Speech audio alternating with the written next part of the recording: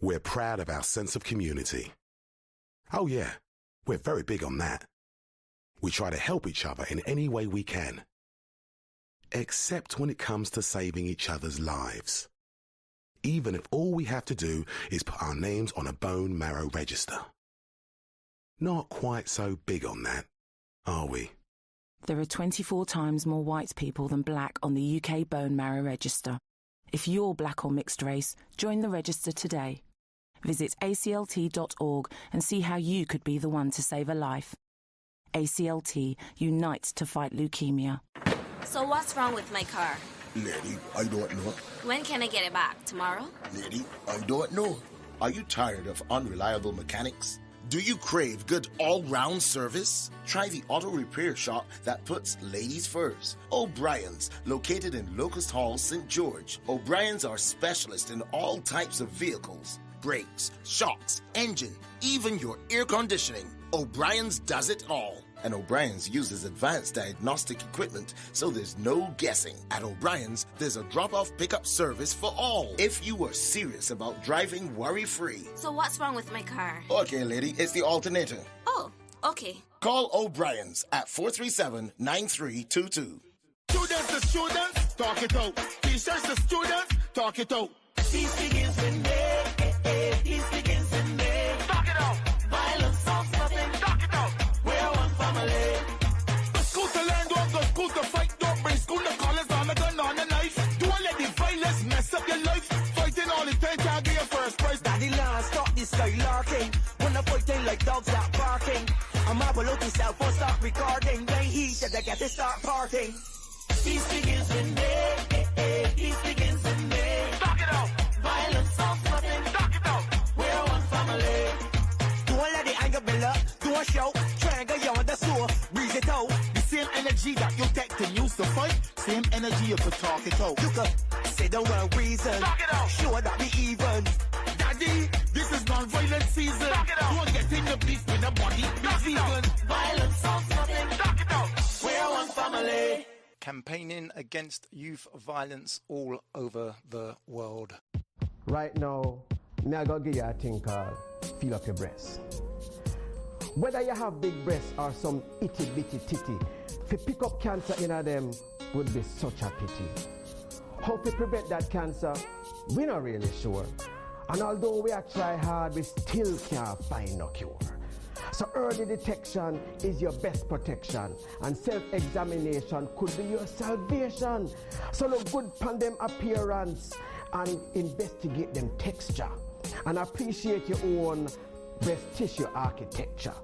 In other words, make sure say you utilize your hands to get yourself acquainted with your mammary glands. So the minute there's a change and you notice something strange, you can pay your doctor a visit so them can find out what is in it. And if cancer is the diagnosis, you could have a good prognosis if you catch it before it starts to spread.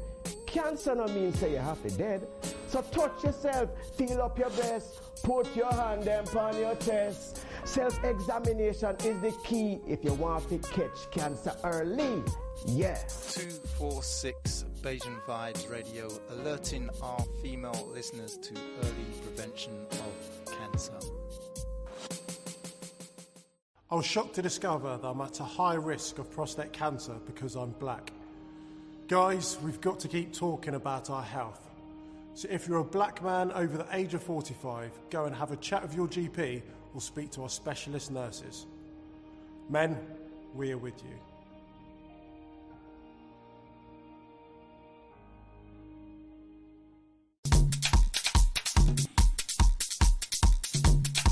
If you would like to advertise your business anywhere in the global diaspora, if you'd like to sponsor, partner 246BayesianVibesRadio.com. All you need to do is go to the website, click on the Get in Touch page, and all the information you need is right there to contact our manager and our marketing and advertising team. So if you'd like to sponsor a show, partner the station, advertise your business anywhere in the global diaspora, go to our website, www.246BayesianVibesRadio.com, click on the Get in Touch page, And all the information you need is right there to contact our marketing and advertising team.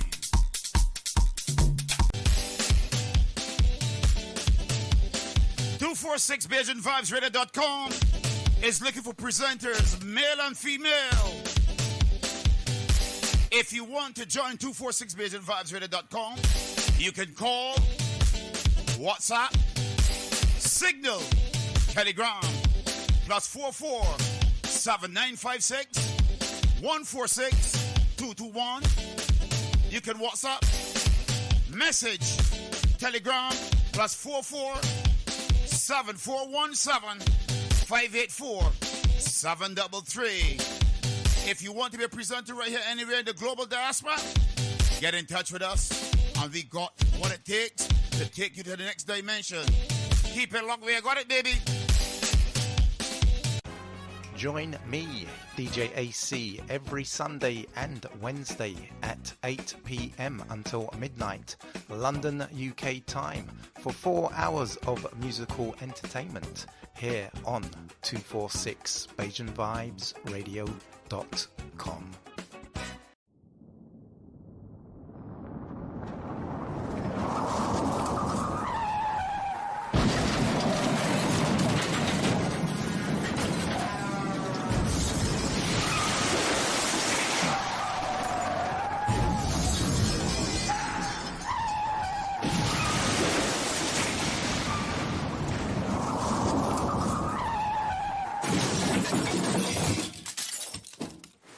Don't drink and drive. You're listening to 246 Beijing Vibes Radio.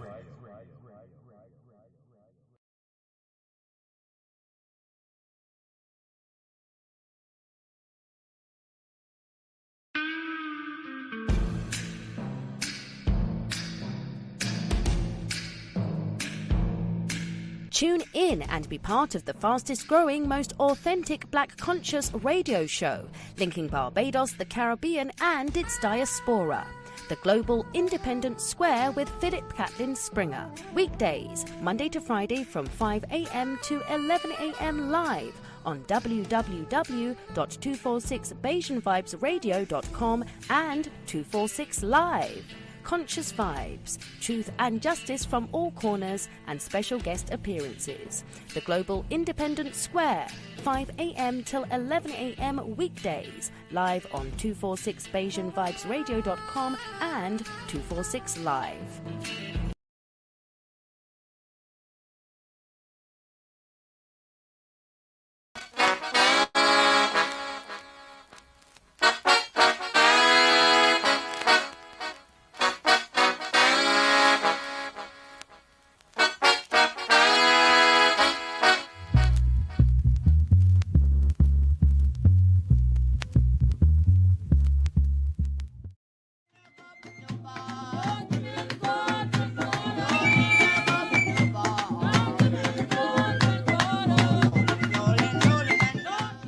For 500 years, there has been a continuous search for identity by people of African descent in the United States, in the Caribbean, and across the world outside of the continent of Africa. Because it's in Africa that we can first find ourselves. It's this deeply held idea that black people would never be a part of the United States or of American society, and therefore should seek a home elsewhere, either in the immediate Western Hemisphere, and more importantly, for many, back to Africa. While Garvey popularized the idea of an African homeland for black people, he hardly invented it. Garvey injected his movement with a very strong ideological, focus, and that was the difference. But blacks, from the very beginning of slavery in this country, blacks have attempted to organize very similar, movements.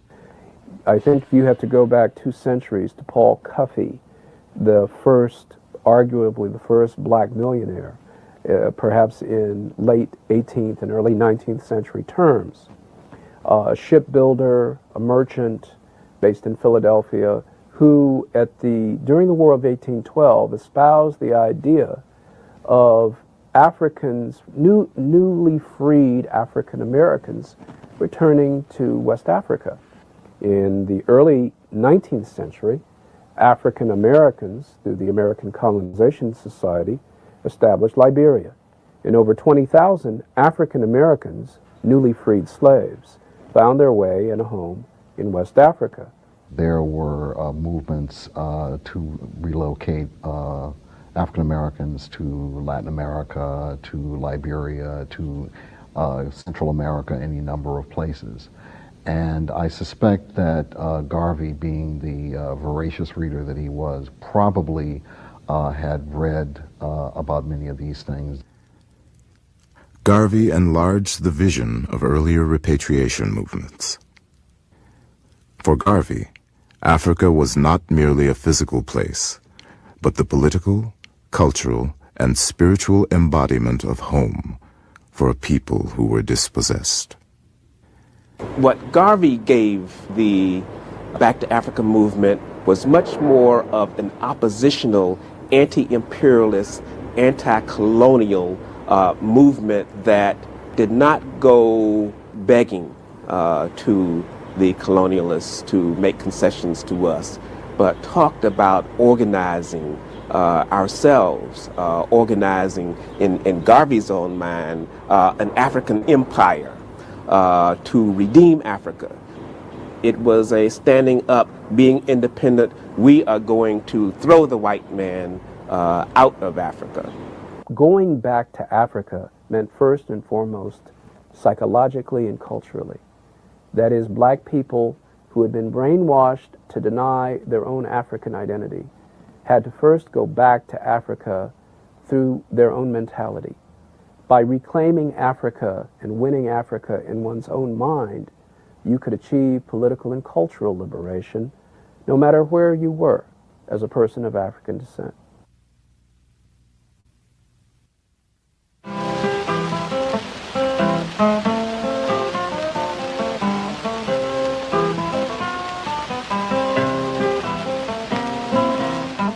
One thing that distinguishes Garveyism from other Pan-African movements that preceded his movement was the large working class base.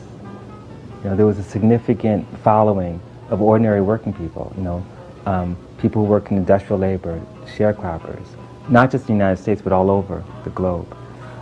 Garvey himself was a labor organizer, and his appeal really reached the masses. Earl and Louise Little, a young working-class couple, were the typical Garveyite family. The Littles were fervent believers in Garvey's ideas and played an active role in the UNIA. Earl Little was from the American South. Louise Little was from Grenada in the West Indies, and she had migrated to Montreal, Canada. They met in Montreal and married. Earl Little was a minister who became involved in the Garvey movement in the early 1920s. He saw in Garvey, I think, the combination of a black messianic figure espousing a philosophy, reinforcing his idea of the destiny and the future of African American or of people of African descent.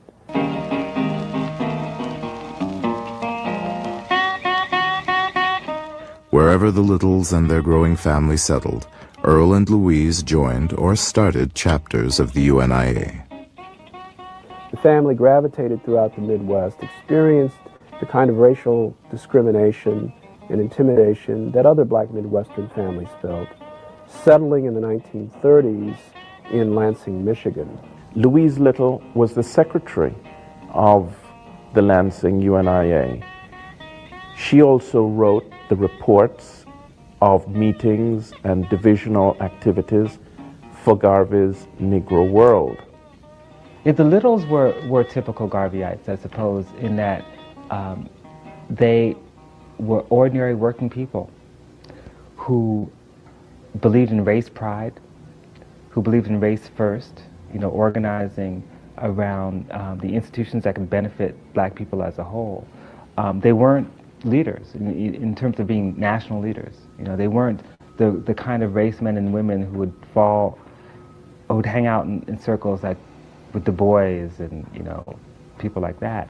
But instead, they were very local, committed, you know, believers. Earl Little preached the Garvey movement. His wife, his family, all of those who were connected to him were Garveyites, because he was talking about doing for self, eliminating oppression against people of African descent, developing their own churches, their own schools, controlling their own community. The white power structure saw this as threatening to the point where he was murdered. But that message was so powerful that it was magnified even in the next generation through his son, Malcolm Little, who ultimately became Minister Malcolm X. Malcolm was infused literally by birth and by experience in terms of going through the rites of passage, if you will, as a young adult, and into being a advanced Garveyite, if you will.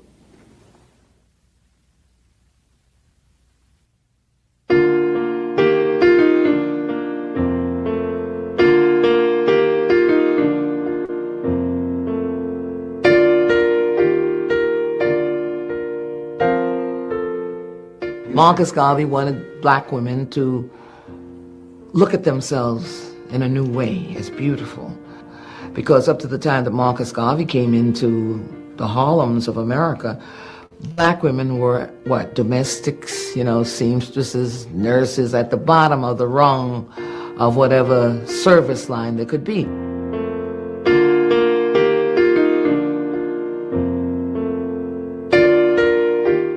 After you joined the government, you are convinced that you were somebody. It made you feel that you was valuable and you were worthwhile, and that you had something to live for. You had something even to die for if necessary. That's how important it was to be a part of the Garvey movement. That's what I felt, and until today, that's the way I feel. The Garvey movement sought to counter negative images of black women.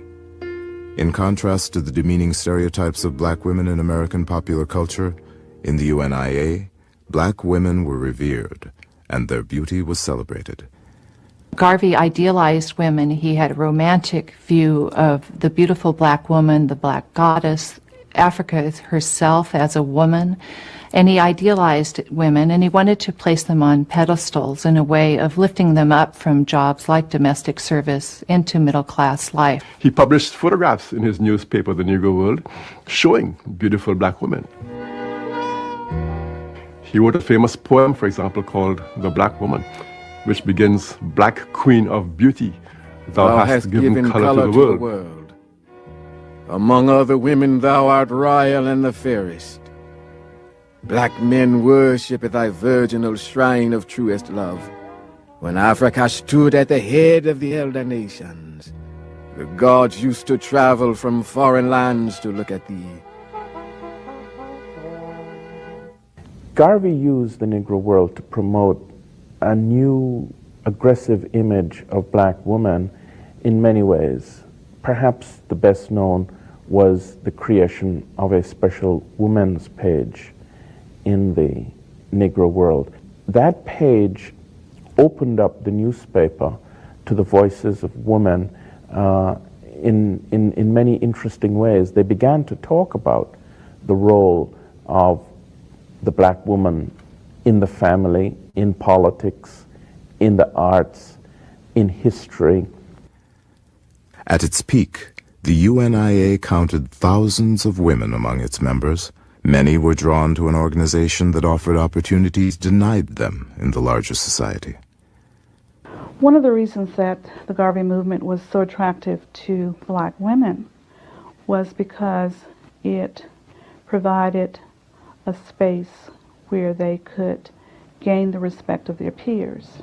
They could imagine themselves in different kinds of positions of leadership where they could be respected. Some organizations, for example, might make dark-skinned black women feel uncomfortable. but women of every complexion, of every background, were embraced, particularly in the women's divisions. At every step of the way, women were extremely prominent in the UNIA, both in its councils as well as in its auxiliaries. It had an official women's auxiliary, and probably the most prominent auxiliary was the Black Cross nurses, who symbolized the activism of women in the Garvey movement. The Black Cross Nurses, a women's auxiliary modeled on the Red Cross, was a highly respected unit of the UNIA. In addition to receiving training in first aid, Black Cross nurses visited the sick, operated food banks and meal programs, and played a major role in recruiting young women to the Garvey movement. If one actually counts noses, probably 2/3 of the core of Garvey's supporters who did the envelopes, who passed out and circulated the Negro World, who actually built on the ground local institutions that reinforced and reached young people for Garvey were black women. And Garvey himself would have admitted this.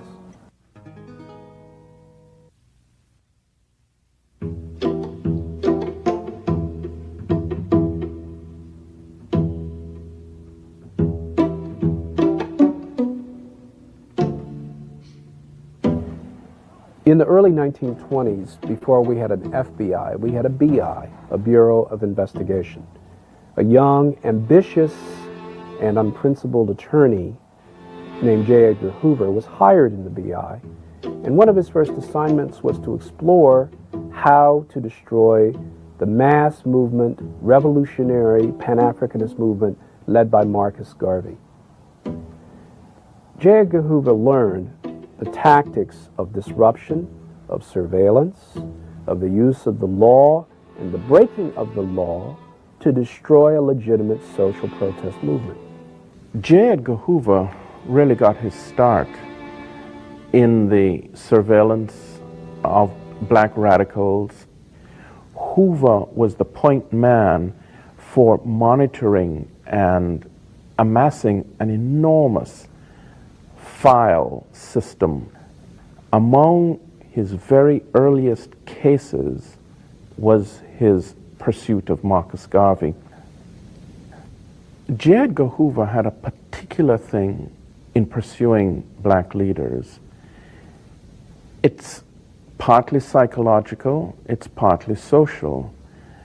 It's also partly a reflection of Hoover's strange sense of morality.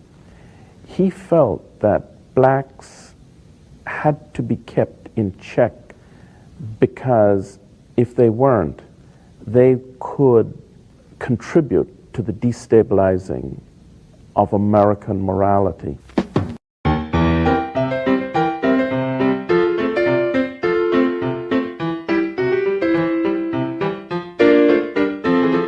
Harlem Stride Piano became the kind of musical soundtrack of Liberty Hall and the Garvey movement.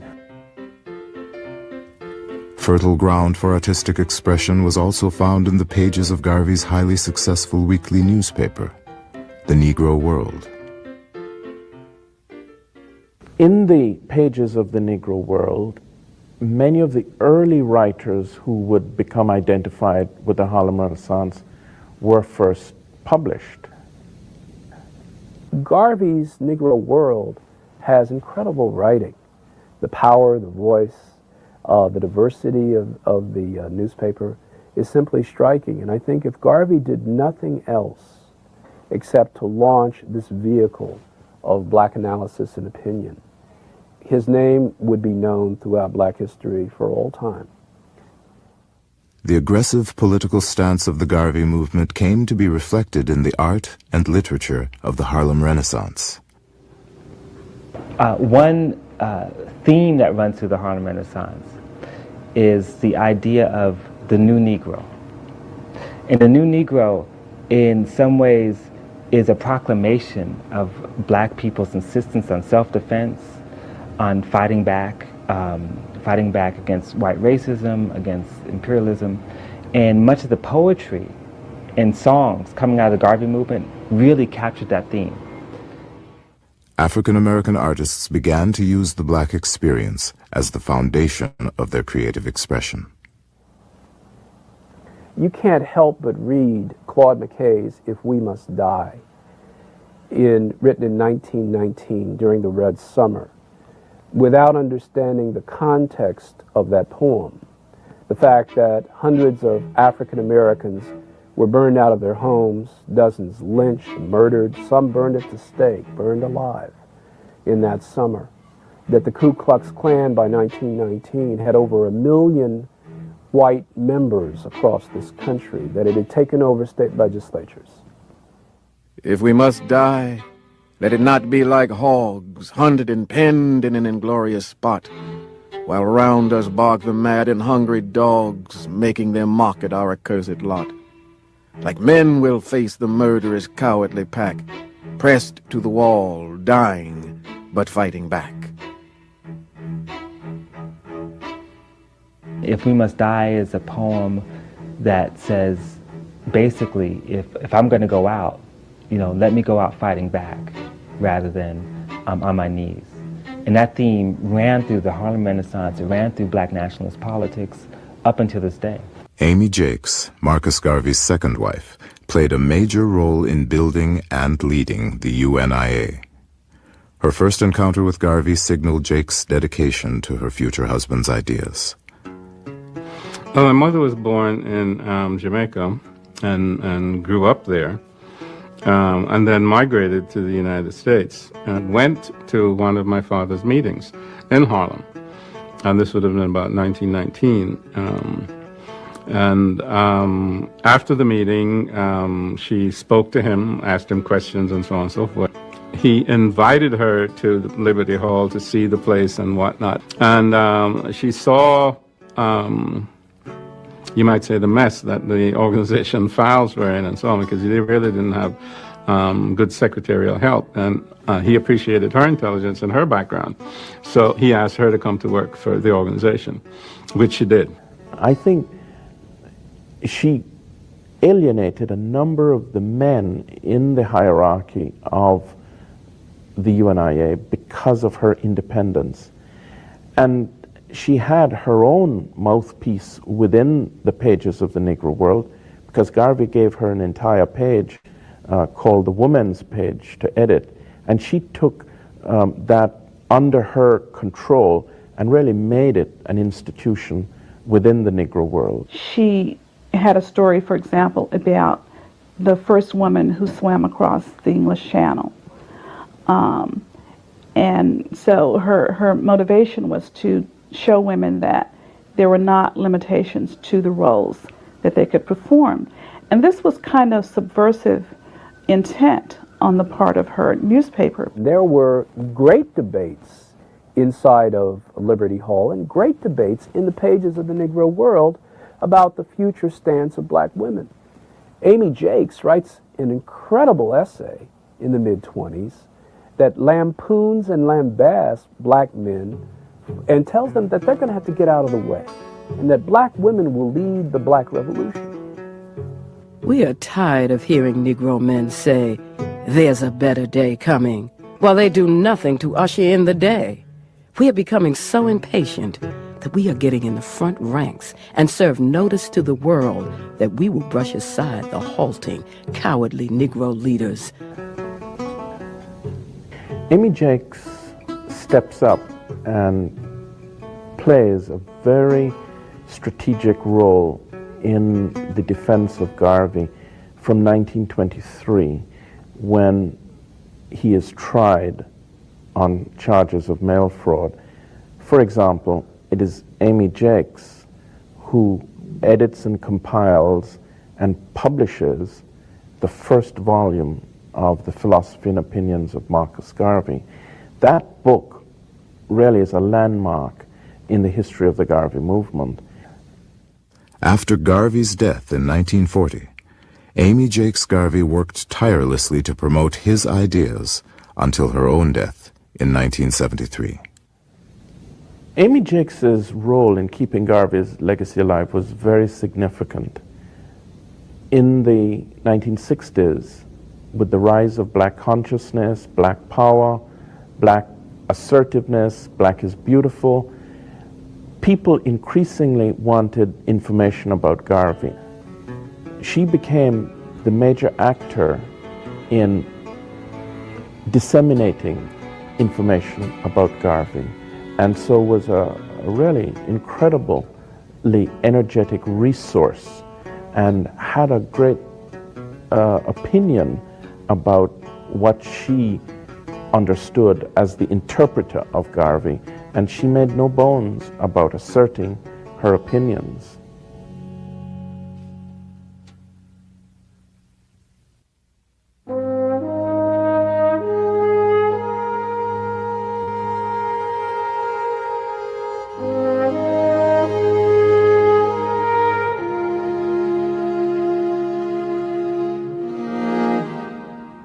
Marcus Garvey changed the thinking of the world.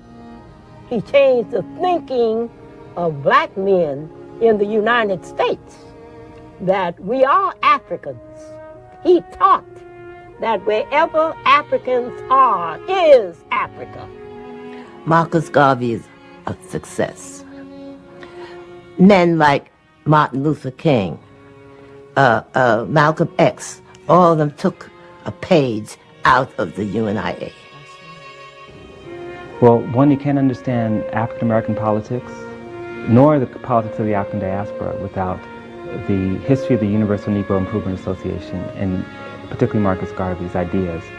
In some ways, Garvey was the template for black politics, whether you're talking about Jamaica and Haiti, for that matter, whether you're talking about the Rastafari movements in London, or if you're talking about organizations as distinct as, say, the NAACP.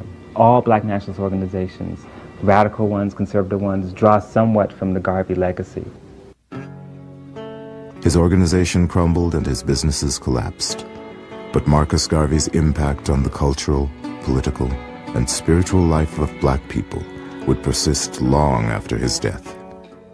One group that played a major role in preserving Garvey's legacy emerged in his native Jamaica in the 1930s. They are known today as Rastafarians.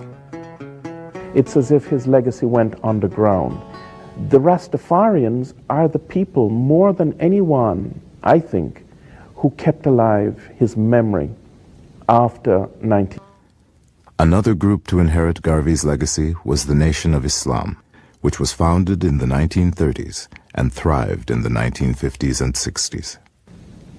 Ideologically, there's a strong correlation between the Garvey movement and the Nation of Islam movement. That movement would take over many of the ideological themes of Garvey's African redemption, African fundamentalism philosophy.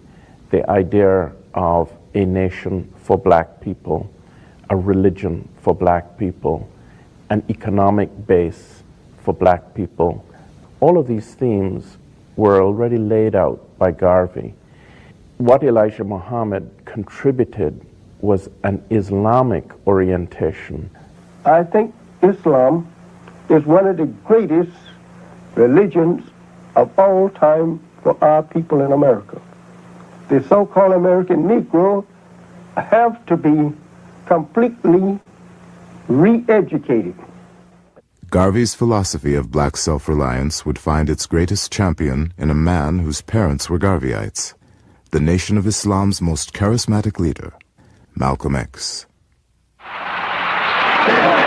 are trapped in a vicious cycle of poverty, of ignorance, of apathy, of disease, and of death.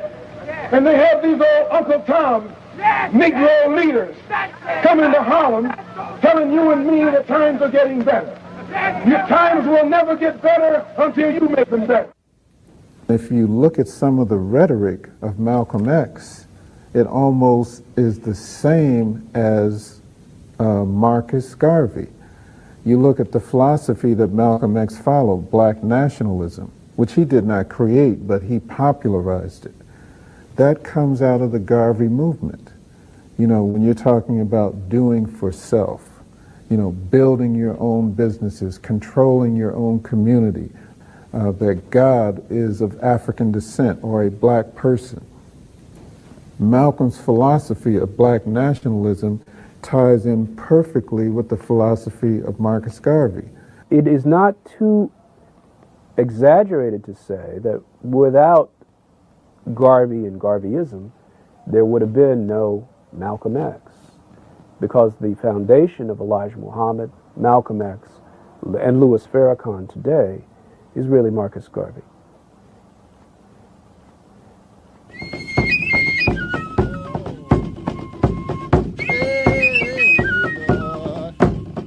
African leaders seeking an end to European colonial rule after World War II would use Garvey's ideas as guiding principles for their own struggles.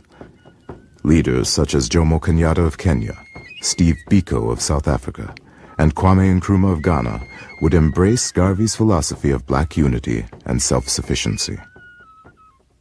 Garvey left a legacy to Africans today of pride in being Africans, of pride in African culture and African civilization, of pride in being black. That is the legacy that he left for Africans. Garvey had tremendous influence in various parts of Africa, not only West Africa, which many people point to, but also Southern Africa, Central Africa, East Africa. He was able to influence many individuals and many movements in these particular areas.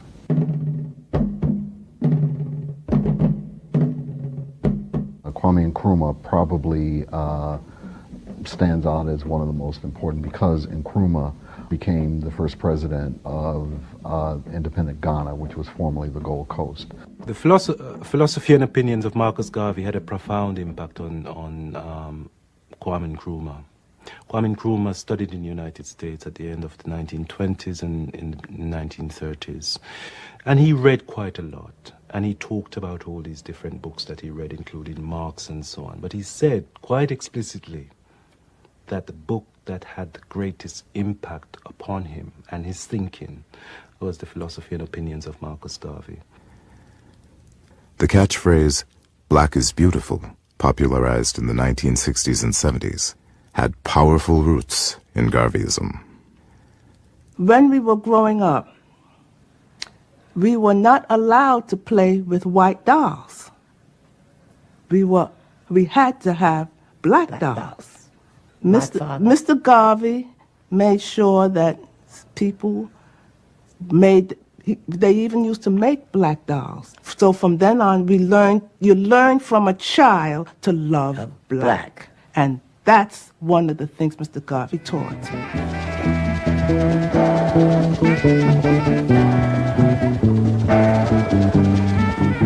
There are three colors on our flag, now brothers. One red, one black, and there's one green.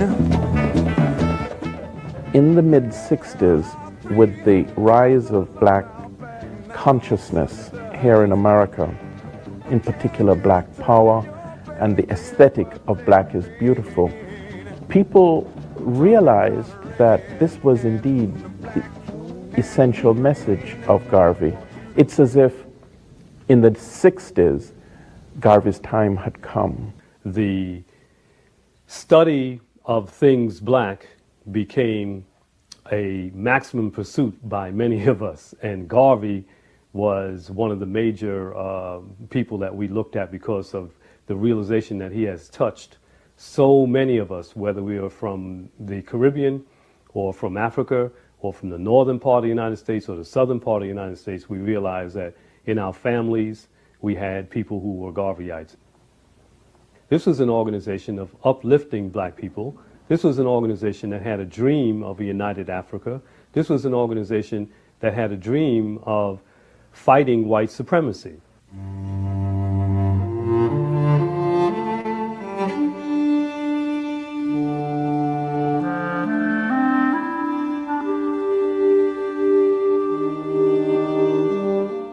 by the 1960s, 70s, and 80s, even if the name Marcus Garvey drops out, the fact is that black nationalism, all aspects of black nationalism, in some ways, is touched by Garvey's legacy. You know, the idea that of African redemption, the idea of black pride and pride in oneself, the idea of a revolution in the mind, that you have to change the way black people think in order to move forward to make any kind of revolution. That is the Garvey legacy. On the morning of August 3rd, 1920, 46-year-old Jacob Mills shined his boots, polished his sword, and headed to Harlem to take part in one of the biggest parades in New York's history. As a young boy, to see my father in the parade was one of the greatest things in the world. I would be right there to see him put on his tunic, and I loved to see that sword that he carried. It really made me feel very proud of him.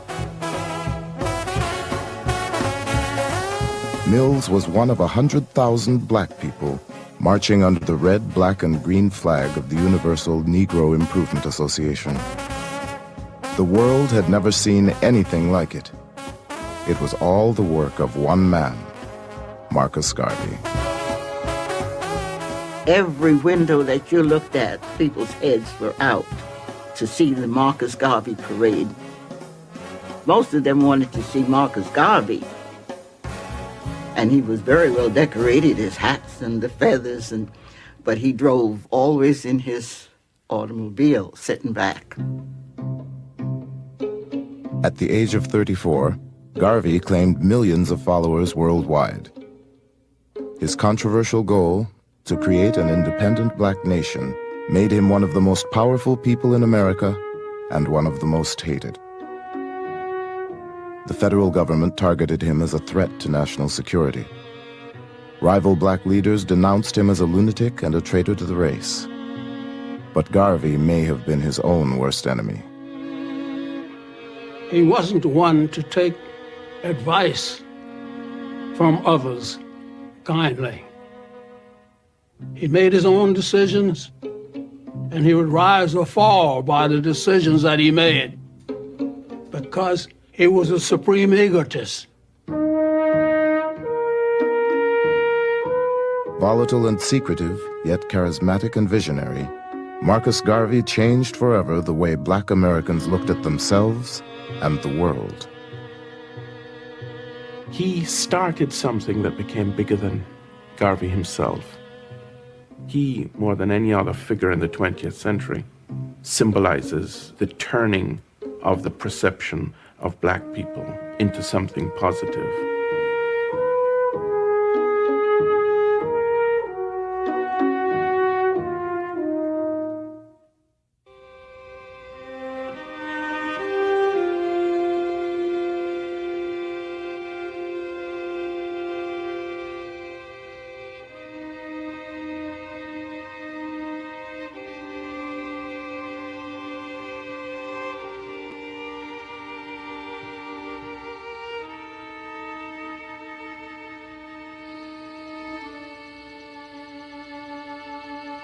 Garvey's father was a mason, a professional mason.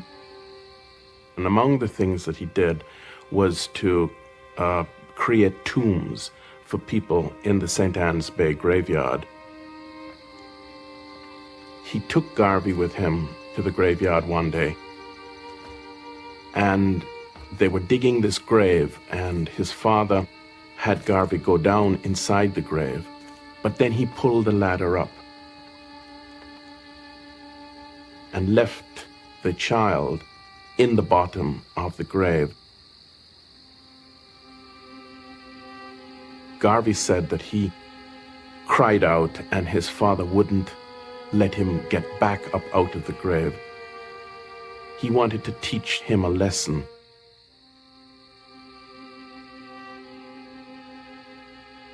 Alone in the grave, young Marcus Garvey learned that he could rely on no one but himself. It was a lesson he would carry for the rest of his life.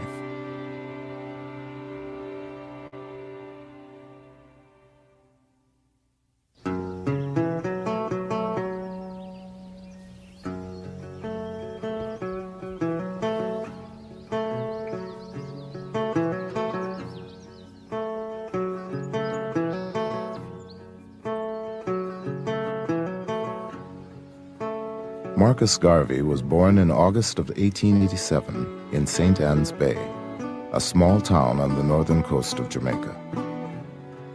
His father, who had been born a slave, withdrew from the family for days at a time and insisted his wife and 2 children address him at all times as Mr. Garvey.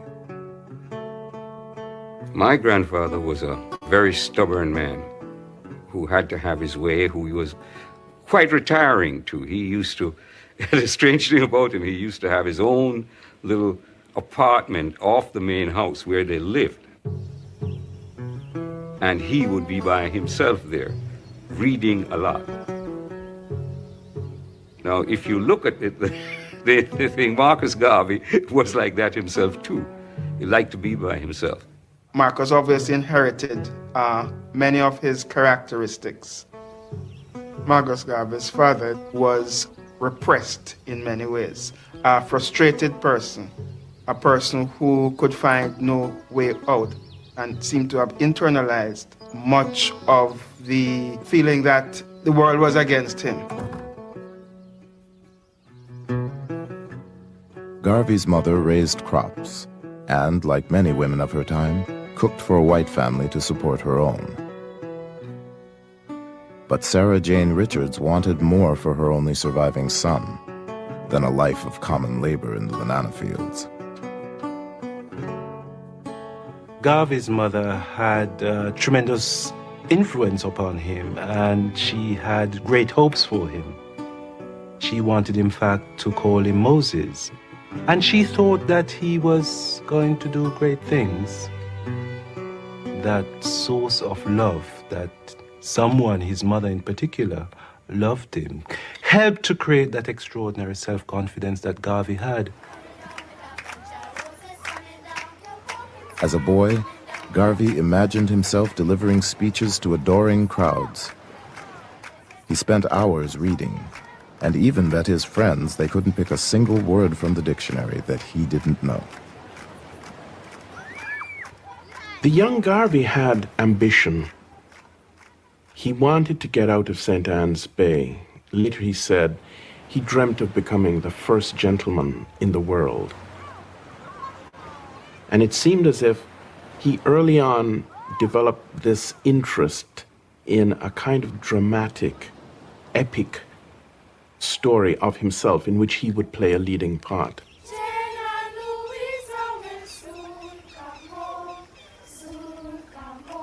But Garvey's grand ambitions were tempered by reality. As children, blacks and whites mixed easily in his community. One of his closest friends was a white neighbor, Joyce Reary. But as they became teenagers, her father put an end to the friendship. At the age of 14, she was sent away to England and told never to speak to him because he was a nigger.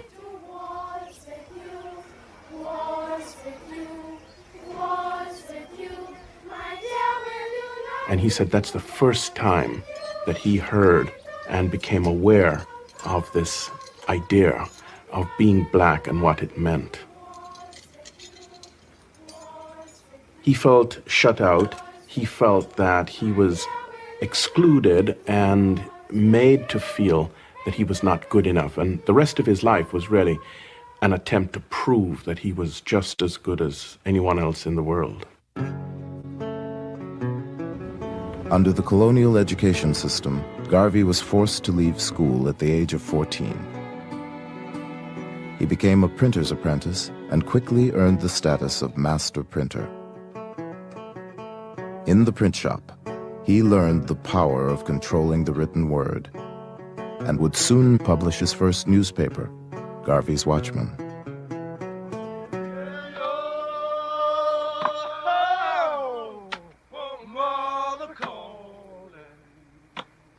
In 1910, 23-year-old Marcus Garvey set out on a journey through Central America. Supporting himself as a journalist and laborer, Garvey saw black workers harvesting plantations, loading ships, and building the Panama Canal. They were the power behind the economy, but in their isolation from each other, black people were powerless.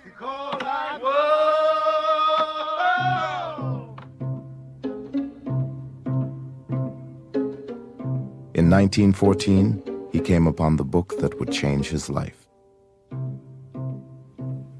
Marcus Garvey's reading of Booker T. Washington's Up From Slavery was an eye-opener to him and pointed the way to his conclusion, which remained with him throughout his life, that the situation facing black people was a global one.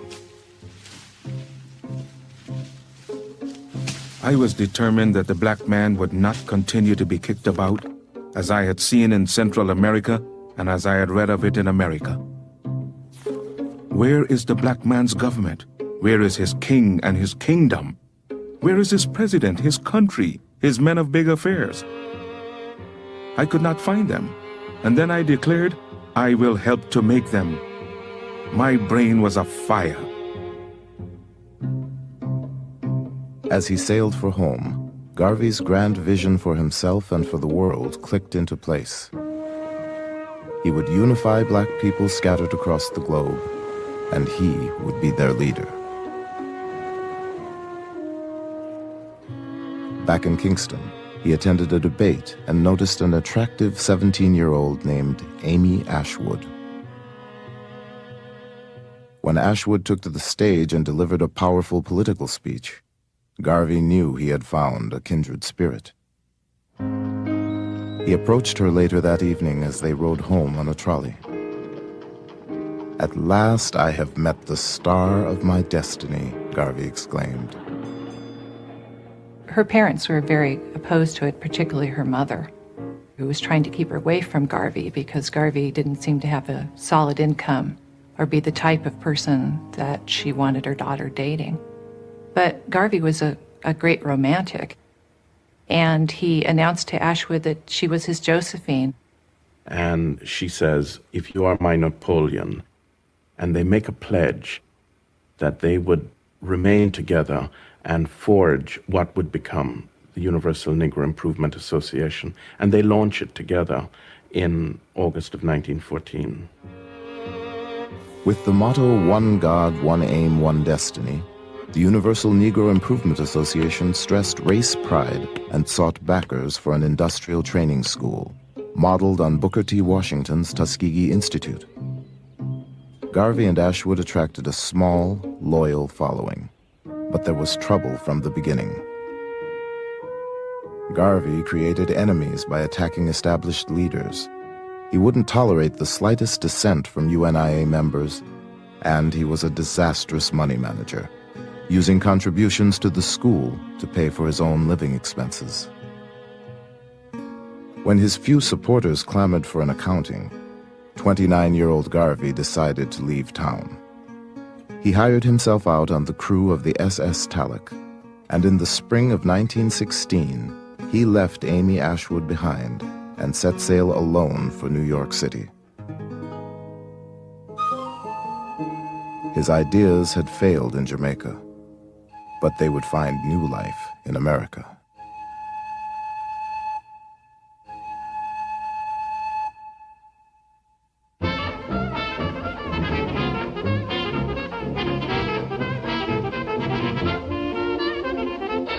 When Garvey comes to the United States, Harlem is a throbbing, bubbling, exciting place.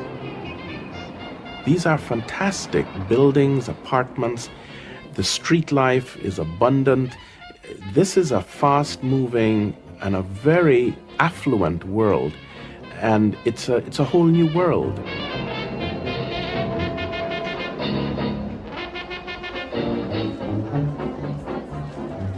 Garvey quickly found lodging with a Jamaican family in Harlem and got a job as a printer.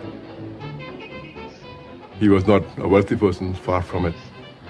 Living in a sort of a hall, little hall bedroom, was the kind of bedroom that was very popular in Harlem in those days. So he was in pretty poor financial shape. But the idea that he had, this great desire to build a great movement, sort of sustained him. A. Philip Randolph, editor of the influential Messenger magazine, heard about the young agitator from Jamaica and arranged for Garvey to deliver his first formal lecture in the United States. Garvey printed his own handbills, referring to himself as the Honorable Marcus Garvey. He painstakingly rehearsed his speech, just as he had as a boy. But when Garvey rose to address the audience, his confidence shattered. He spoke with a tremor and shook like a leaf.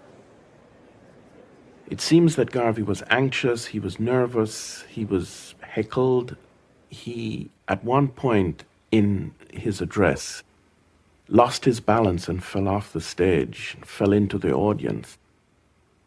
He literally fell on his face.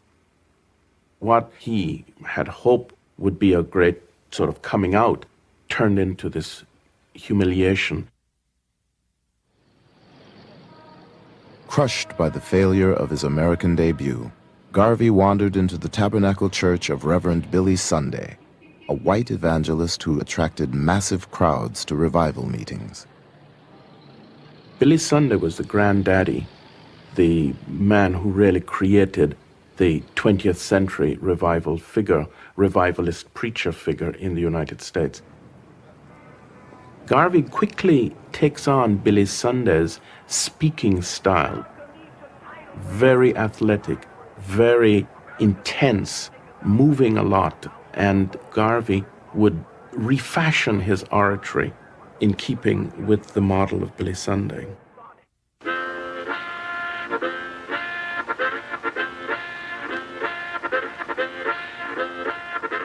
With renewed confidence in his power to move an audience, Garvey set out for a year-long tour of 38 states. His mission was still to raise money for a vocational school in Jamaica. But along the way, Garvey got a first-hand look at the contradiction of race in America, the stunning potential of the most affluent black population in the world, alongside the degradation of Jim Crow and the horrors of lynching.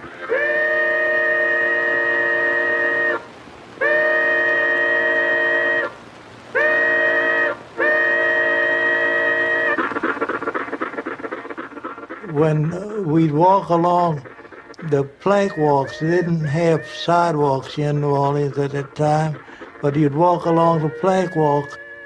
But if a white person came along, no matter who it was, a white child, a white man, a white woman, if they came along, you had to get off the plank walk and stand in the mud until they passed.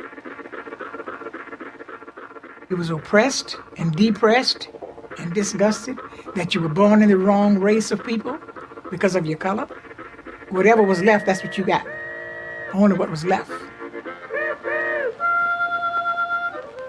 And we were at the lowest ebb at that time. The black people was.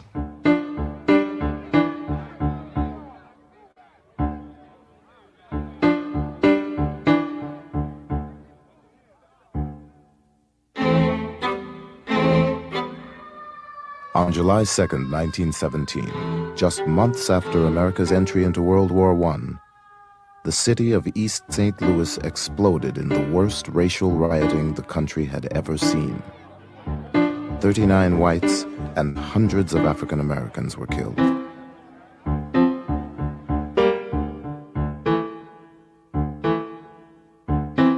You have black troops going off to fight to make the world safe for democracy in April, and in July, you have black people being murdered in the most wanton and barbaric manner in East St. Louis, you know, children being thrown back into flaming houses, people being boarded up in their houses before they're torched.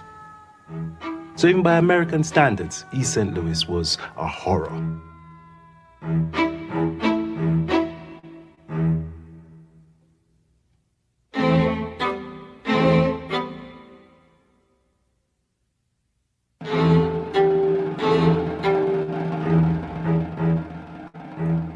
W.E.B. Du Bois, leader of the NAACP and supporter of integration, led a silent march in response to the massacre.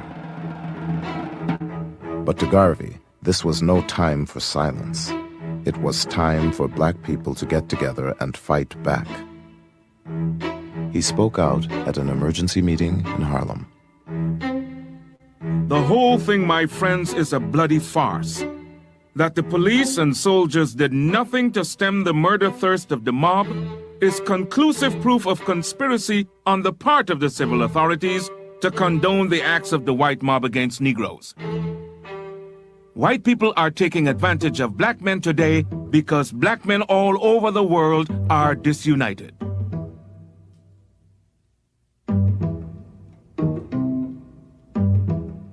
It is that speech that marks the turning point of Garvey away from Jamaica, away from a preoccupation with matters related to the West Indies. And now he's not looking for support for what he is hoping to accomplish in the West Indies, but rather he is now sucked into the vortex of American race relations.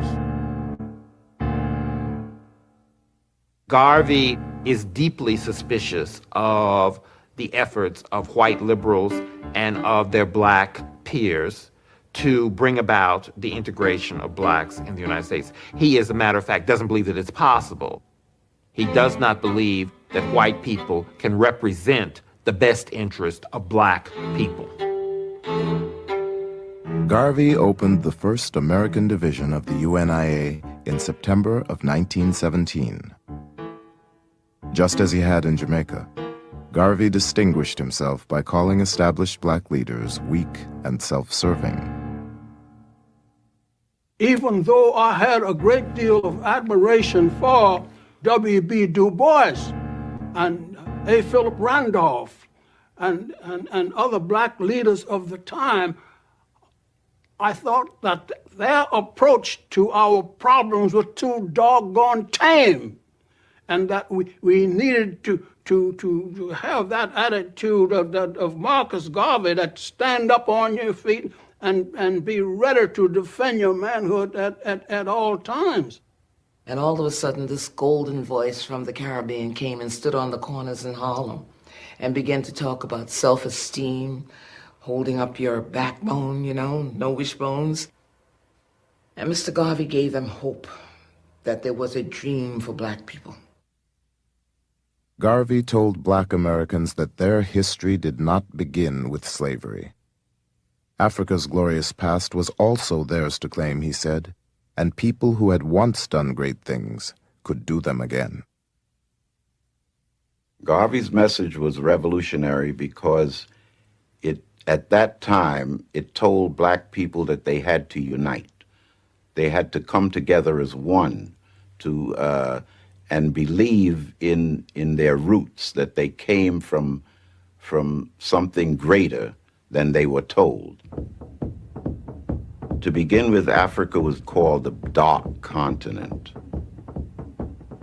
And the pictures that we got of Africa in those days were cannibals running around in the jungles, putting people in pots. Garvey changed all of that. I am the equal of any white man. I want you to feel the same way. We have come now to the turning point of the Negro, where we have changed from the old cringing weakling and transformed into full-grown men demanding our portion as men. He left the impression that the only way there could be a difference in the way black people of African descent could be treated would be for them to have a powerful nation of their own. Garvey toured the country again, this time initiating UNIA branches in big cities and small towns. Sunday meetings of the UNIA soon attracted thousands. A Garvey meeting was a day-long family affair, half political rally and half religious revival. The first time I went to a Garvey meeting was a Sunday afternoon in November of 1900, and 19. It was the first time I had heard the message of the UNIA. The day I met Marcus Garvey was one of the most exciting days of my life. It was filled with anticipation from the earliest part of the day, because I knew that I was going with my father to meet Marcus Garvey. And when Garvey came in the door, everybody stood up in one accord and said, "Speak, Garvey, speak." And it was just like a hush on the room. He said that the pen is mightier than the sword, but the tongue is mightier than them both put together. Before addressing the crowd, Garvey would inhale through a perfumed handkerchief to focus his concentration. The man who once shook like a leaf on stage could now hold an audience spellbound. When he spoke, it was as if you were speaking yourself. It was not like somebody speaking to you, but like he was you, or you was he. And it just was a connecting link, and it was something like fire, like lightning, like something that went through everybody at the same time. Be as proud of your race today as our fathers were in the days of yore. We have a beautiful history, and we shall create another in the future that will astonish the world. I can advise no better step toward racial salvation than organization among us.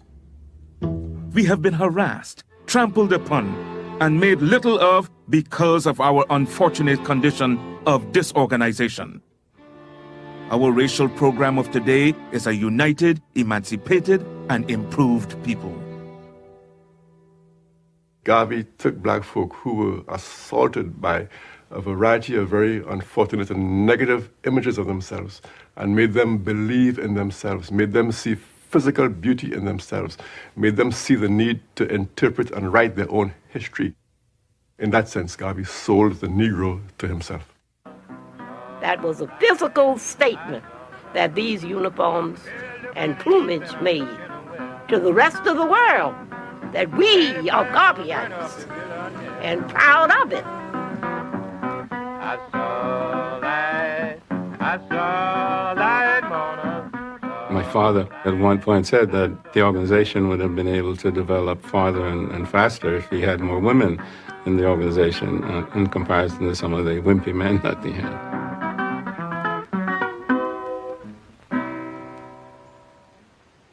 With its elaborate rituals and official songs, Garvey's UNIA was a separate world.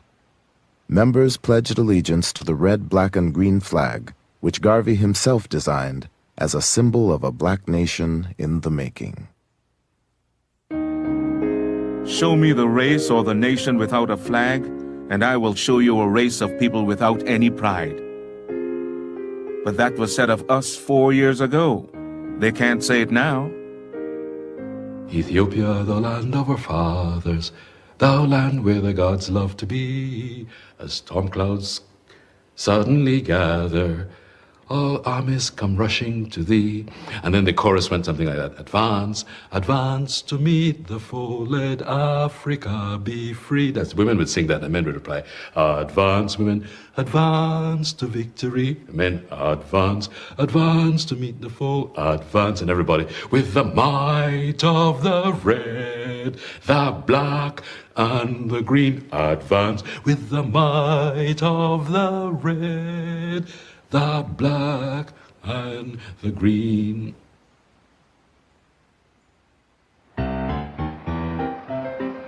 In the summer of 1918, Garvey set out to create a separate economy of black-owned businesses.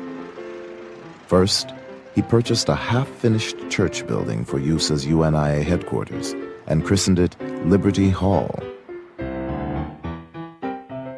Relying on the printing skills he'd learned as a boy, Garvey started the Negro World newspaper with a cover price of 5 cents.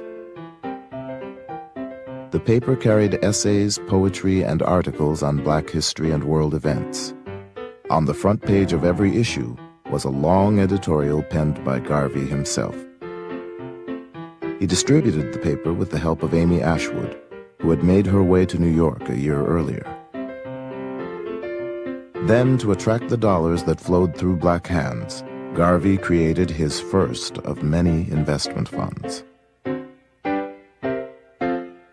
Garvey was aware that blacks had contributed to the war effort by purchasing over $220 million worth of Liberty bonds. And this contribution to the war effort indicated that there was some wealth within the black community in the United States. And his idea was that this black wealth should be converted into businesses that would benefit blacks and projects that would benefit black people. Garvey's idea of the UNIA was that it would teach success. It was going to be a vehicle to communicate and demonstrate that black people could be successful. This idea of success was now translated into a whole series of commercial ventures. Laundries, restaurants, newspapers. Garvey financed UNIA enterprises through the Negro Factories Corporation, which was capitalized with small contributions from his followers. At their peak, UNIA businesses employed as many as 1,000 people in Harlem.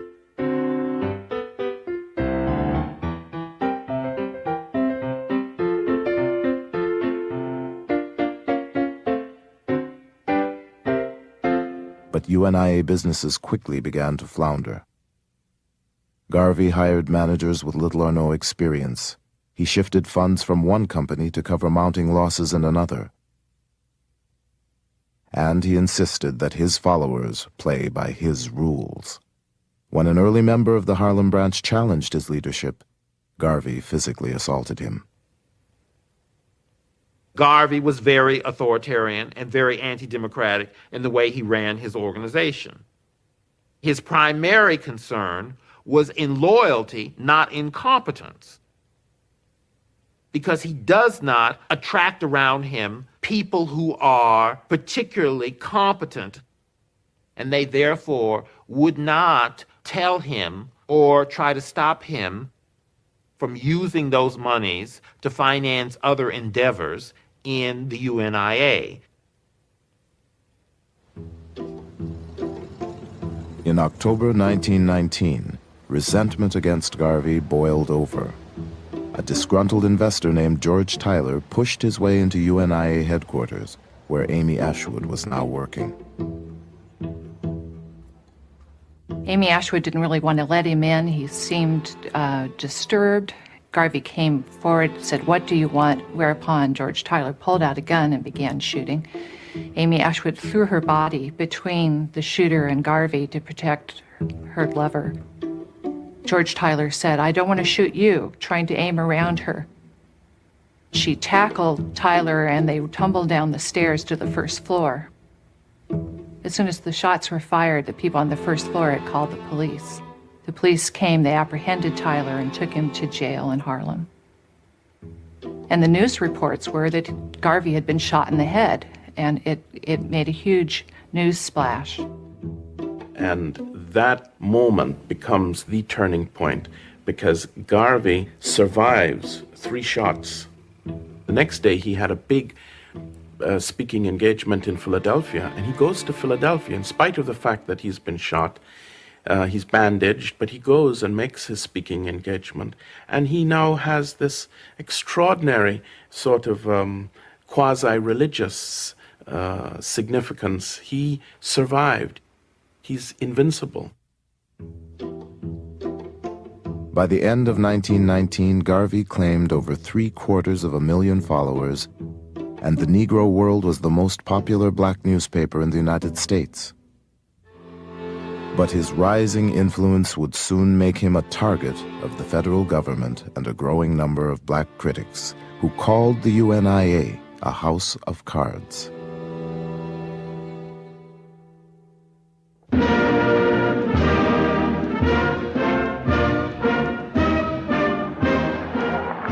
the end of World War I, the war powers descended on Versailles to make peace and redivide colonial territories. From the seat of his self-styled empire in Harlem, Marcus Garvey argued that it was time to give Africa back to black people. Some said it was a ridiculous fantasy, but Garvey's slogan, Africa for the Africans, reverberated around the world as his movement spread through the colonies. In Europe, Garvey began to be seen as a threat. The United States had worked with the British government during World War I, and they continued that after World War I with a focus on Garvey, because the British government was deathly afraid that the Garvey movement was going to spread revolution. They feared the hundreds of thousands of the masses of blacks under his influence. Undoubtedly, Garvey did stir up nationalism. I say this plainly and for everybody to hear. We are organizing to drive every pale face out of Africa. Do you know why? Because Africa is mine. Africa is the land of my fathers. We who make up this organization know no turning back. We have pledged ourselves even unto the last drop of our sacred blood that Africa must be free. Garvey's Negro World, now published in Spanish, French, and English, carried news of rebellion around the world. In Africa and the Caribbean, colonial authorities banned the newspaper. But with over 500 divisions of the UNIA in 22 countries, Garvey's message could not be stopped.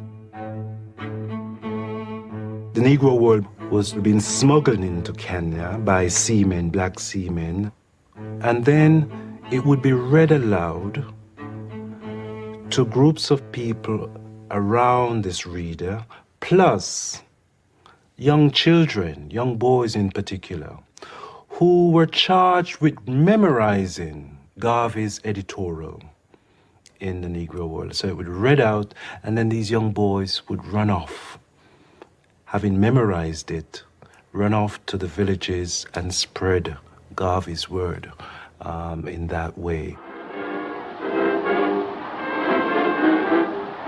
In the United States, black troops returned from World War I with high expectations for change. But they returned to a country that was not ready for equality, a country increasingly suspicious of radical political movements.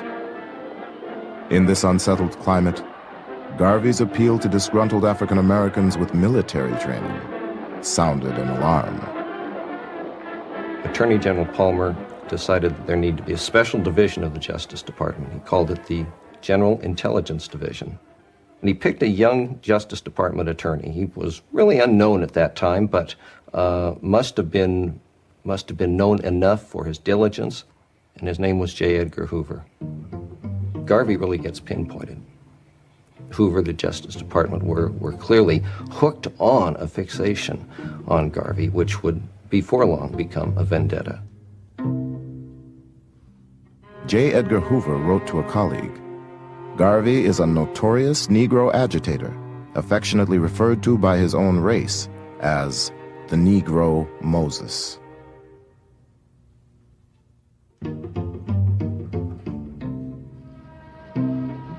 Hoover's agents were in the audience at Carnegie Hall when Garvey bragged that the UNIA would soon be strong enough to exact its own form of justice.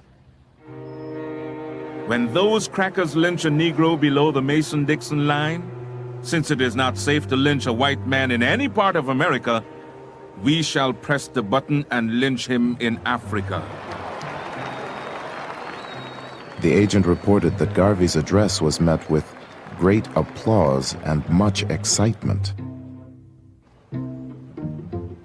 J. Edgar Hoover had long relied on casual informants, but now, in his determination to go after Garvey, Hoover hired the first full-time black agent in the Bureau's history.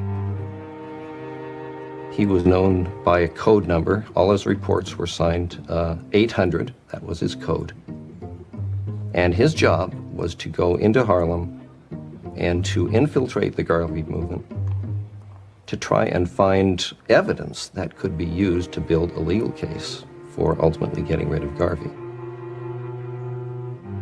Garvey rejected America. They could no more agree to and accept a militant rejection of America by blacks than they could accept a militant demand for full inclusion by blacks.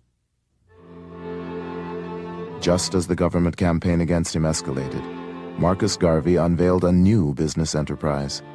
It was his most ambitious venture, but would prove to be the most fateful. Get on board, countryman, get on board, lazy none, get on board, countryman, wine home on the Black Star Line, wine home on the Black Star Line. The idea comes to Garvey that black people need a shipping line. And he bases his idea on the fact that the Cunard family has the White Star Line and the Irish have the Green Star Line. And he says, why shouldn't blacks have the Black Star Line? So it is a vision of grandeur. Black people were routinely Jim Crowed on ocean-going liners. Black folk paying, say, for first-class accommodation often had to travel in third-class accommodation. Black people on ships had to eat after the white people had finished eating. So all of these problems Garvey was trying to address through a shipping corporation. His ships would carry more than passengers. Garvey envisioned commercial trade among black communities around the world, with produce, raw materials, and manufactured goods transported on UNIA vessels. The Black Star Line was in some ways Garvey's Empire State Building. It was this monument to black commerce in the same way that the Empire State Building was this citadel of white capitalism. And it represented the ability of black people to seize the day and to have their own economy.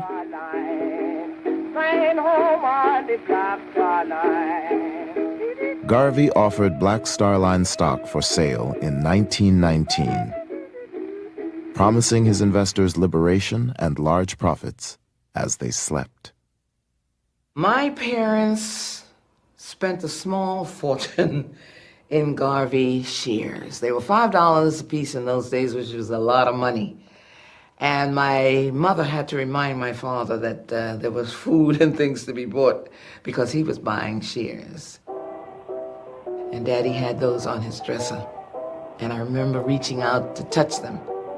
And Daddy said, touch them and feel the power that the black man will someday know.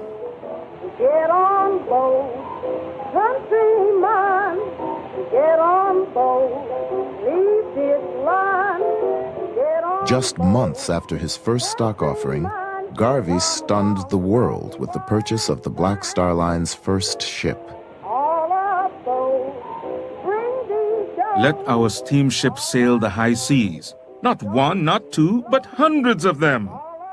The stronger we become upon land and sea, the more will be the respect shown to us, and the greater will be the glory. The SS Yarmouth, a 33-year-old wartime coal boat that Garvey planned to rename the Frederick Douglass, would set sail with an all-black crew under the command of Joshua Coburn, a black captain. One bright November morning in 1919, Garveyites assembled on the pier at 135th Street in Harlem to witness the launching of the Yarmouth. A spectator said, "We watched people jump up and down, throw up their hats and handkerchiefs, and cheer while the Yarmouth backed from the wharf and slowly glided down the North River."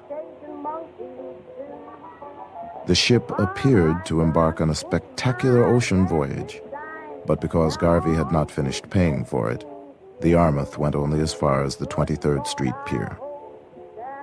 But when the Yarmouth finally made its maiden voyage, it was cause for an international celebration. The president of Cuba threw a banquet in honor of the crew, and members of his cabinet purchased shares in the Black Star Line. In Costa Rica, workers descended on the docks to shower the Yarmouth with fruits and flowers. It was announced that one of the ships of the Black Star Line would be coming to Panama and going through the canal. I was a very small boy at the time, and my brother and I were given packed lunches, sandwiches, and drinks, and were packed off to a place called Christchurch by the Sea, waiting to see this Garvey ship arrive. We got there at about 9, 10 in the morning. Midday, no ship. 3 o'clock in the afternoon, no ship, but we were still there waiting. 9 o'clock, no ship. At about 9:30, 10, my brother put me on his back and we were on the way home. But the ship never actually came. There's no denying the fact that Garvey's Black Star Steamship Line was a wonderful symbol. It was a powerful symbol. But it was nothing more than that, I think, a symbol. The fact that people would come down to the docks waiting for these ships, in some ways is metaphoric for the wishful thinking that was largely at the heart of the Garvey movement. Garvey was betrayed by the few people he trusted to get the Black Star Line afloat. The man he asked to inspect the Yarmouth turned out to be an informant for J. Edgar Hoover. And his hand-picked captain, Joshua Coburn, convinced Garvey to pay 6 times what the ship was worth, and then took a kickback from the purchase price. Yet Garvey quickly raised and spent $200,000 on 2 more ships. And making the purchase of those liners without being led by experts. He was deceived about the condition of those ships and overpaid for on what their value should have been. It was a disaster for the movement and turned out to be a disaster for Mr. Garvey.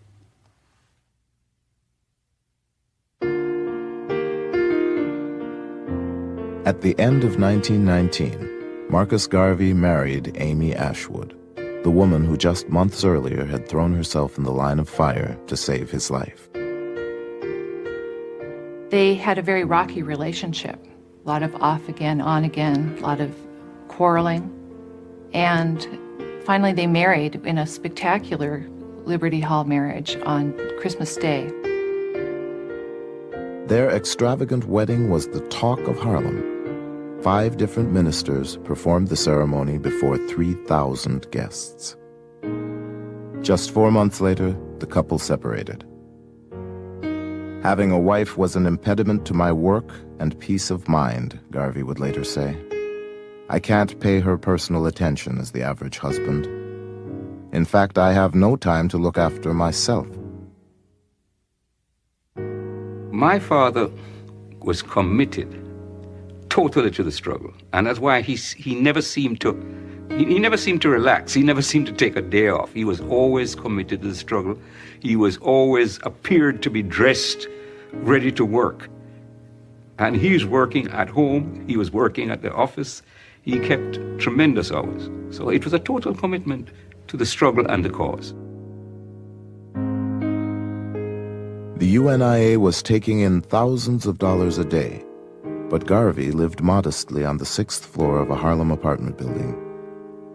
He didn't drink or smoke, and preferred to eat the same food night after night. Garvey spent his few idle hours arranging and rearranging a collection of Egyptian vases and African ornaments, making his home into an orderly private world. Unless it was about UNIA business, Garvey rarely spoke to even his closest associates. I never saw him laugh. I never saw him laugh. At the office, he was serious when we went to visit him there, and at home, well, he was very kind. My father was very kind. He was always bringing things for us as children, but I never saw him. He was always looked serious.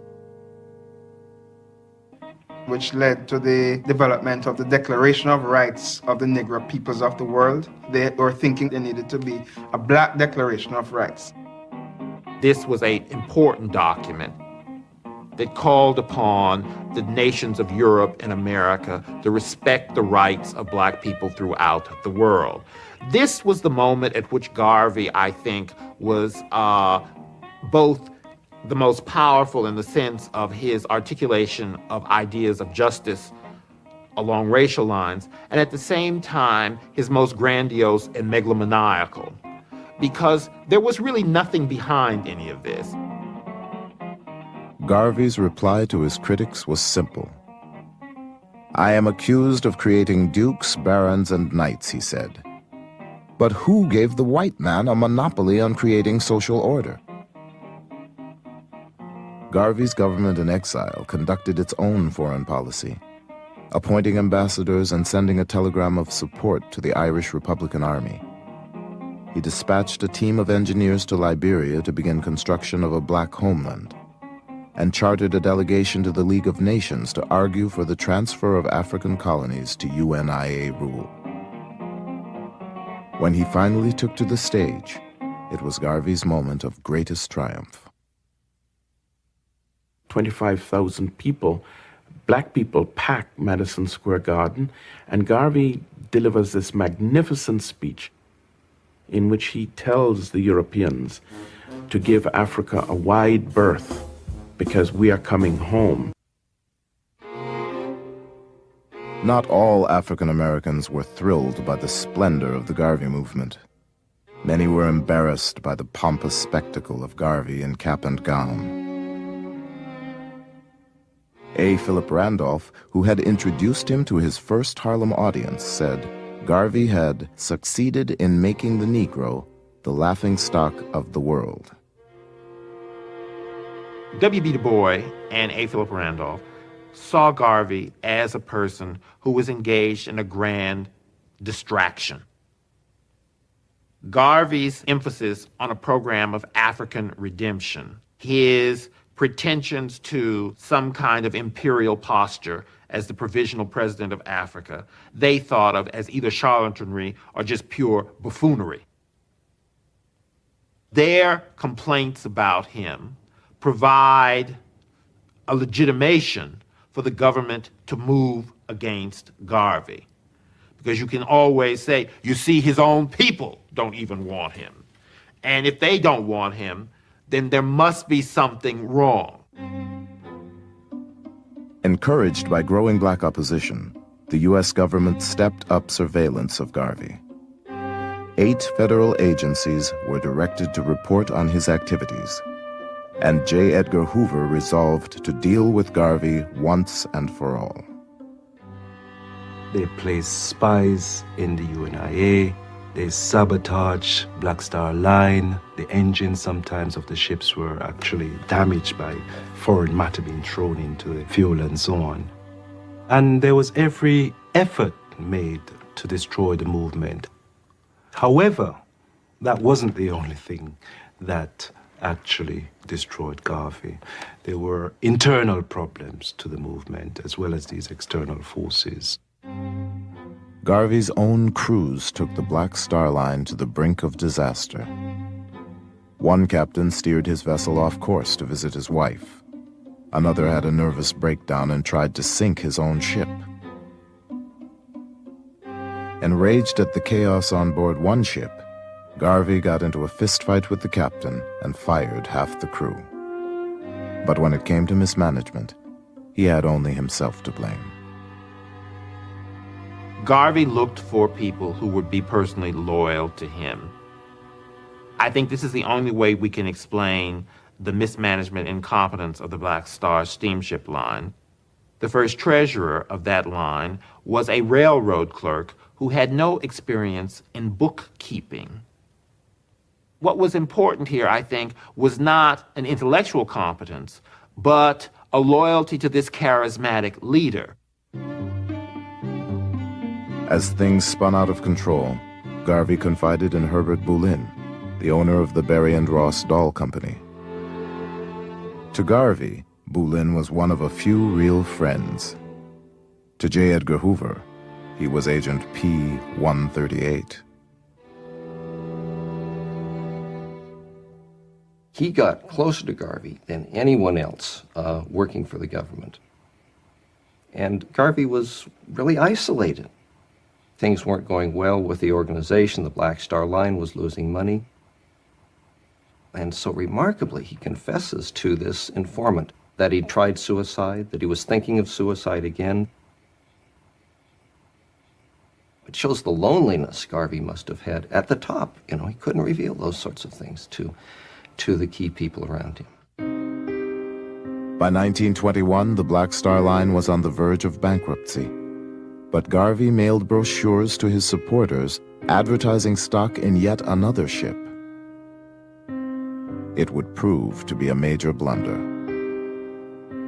In the brochure is a picture of a ship which purports to have been the SS Phyllis Wheatley.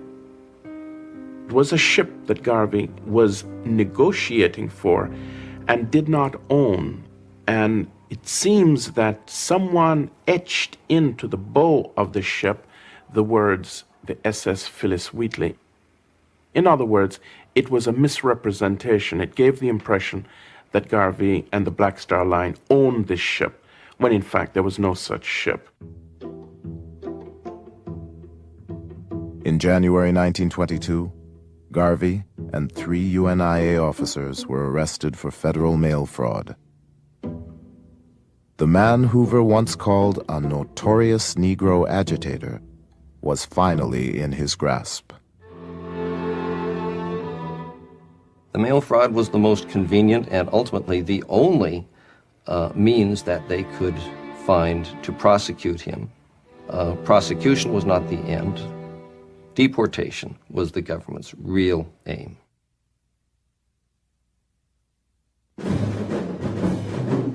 In July 1922, while he was out on bail, Garvey made a move that would lead his black critics to question his sanity. He held a meeting with Edward Young Clark, the Grand Wizard of the Ku Klux Klan. Garvey felt that the Ku Klux Klan represented the invisible government of the United States.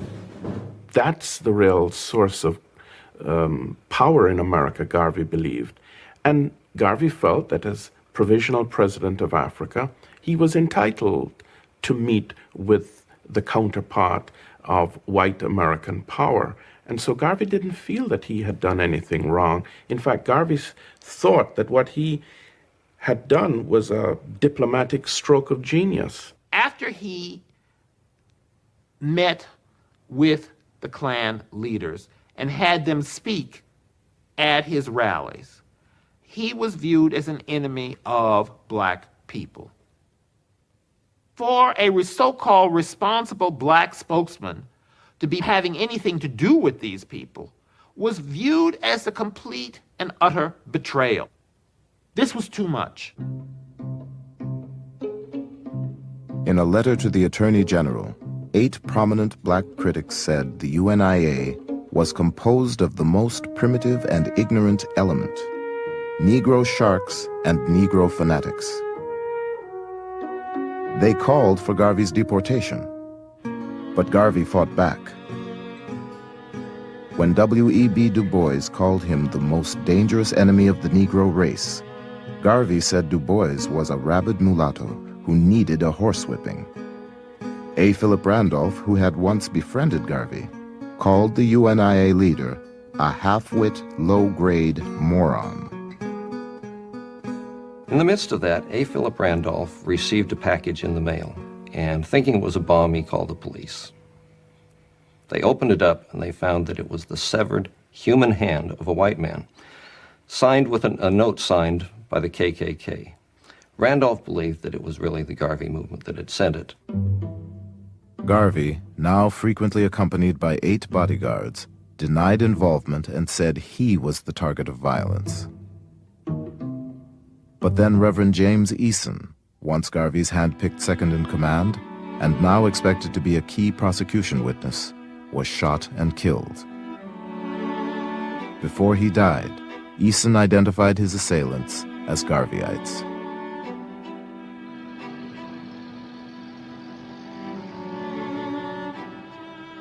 As Garvey's trial began on May 18, 1923, a police bomb squad stood on alert, and UNIA members packed the courtroom.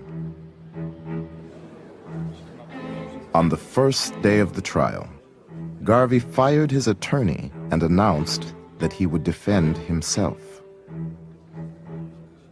I think Garvey believed that his powers of rhetoric and oratory would ultimately sway the court in his favor. He would have ruled the court, in other words, by his superior oratorical gifts. And I think Garvey came, in the end, to rue that decision because it was a disaster.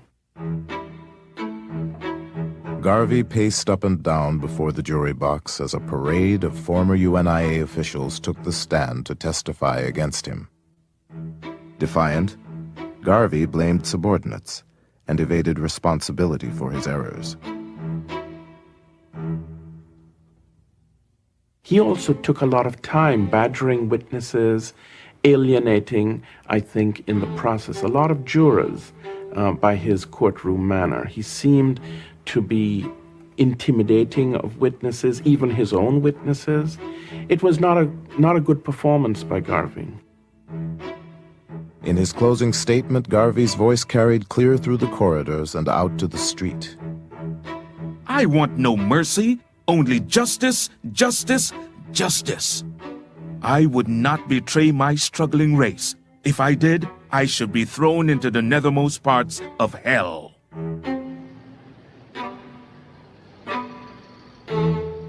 After a 4-week trial, his 3 co-defendants were acquitted, but Garvey was convicted and given the maximum sentence of 5 years in prison. Hoover's agents had the UNIA under surveillance for years in search of damaging evidence. But in the end, Garvey's conviction hung on using the mails to defraud one man, Benny Dancy, of $25.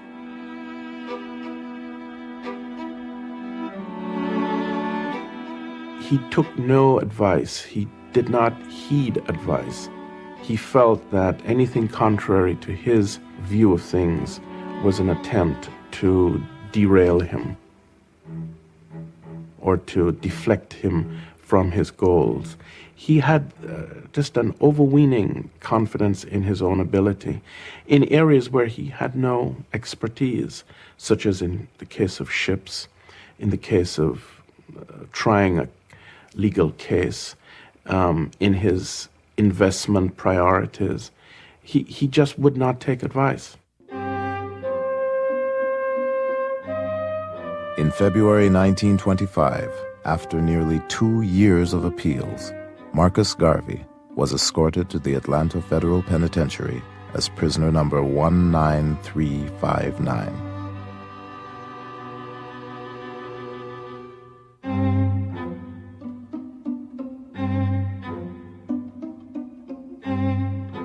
His only personal assets were $40 and a few hundred shares of his own worthless stock.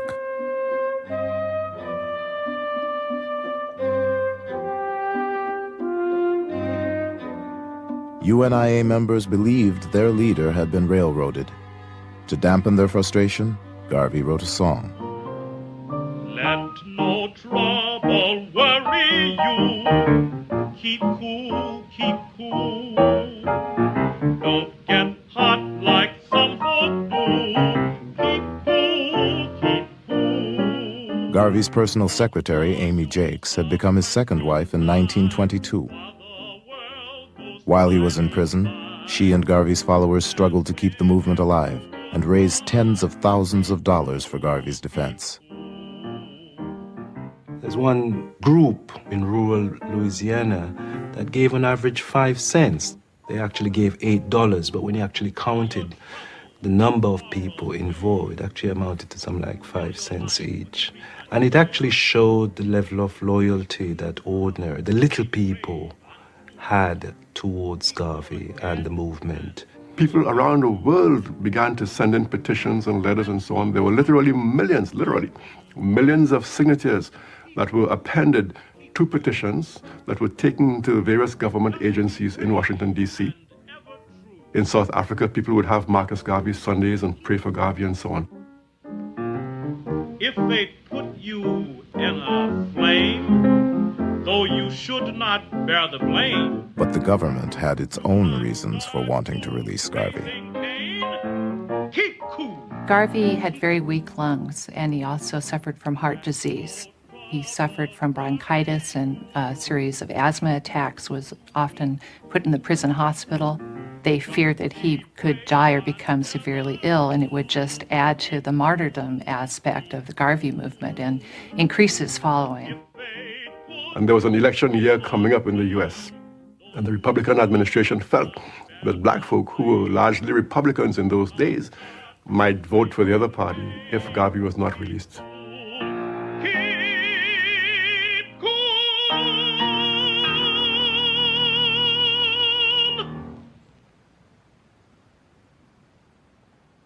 On November 18th, 1927, after serving 2 years and 9 months, Garvey was pardoned by President Calvin Coolidge. But he was ordered immediately deported. He was put on board the SS Saramacca, a ship owned by United Fruit, the same company on whose Costa Rican plantation he had worked as a young man. It was announced that Garvey would sail back to Jamaica from the port of New Orleans. It was a Monday morning in November, a cold, drizzly, damp November New Orleans morning.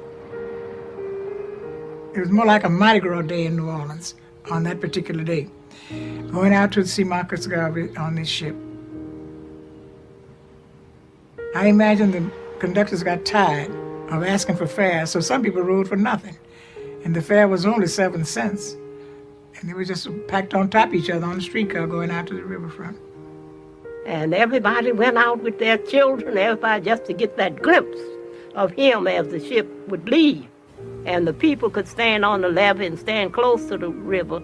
And, they were for miles around, so a lot of people. Mr. Garvey was not allowed to land. He had to stay on board ship. He did not put his foot on land. And he spoke to the people, bidding them farewell and wishing them well and asking them to hold on, keep the fort.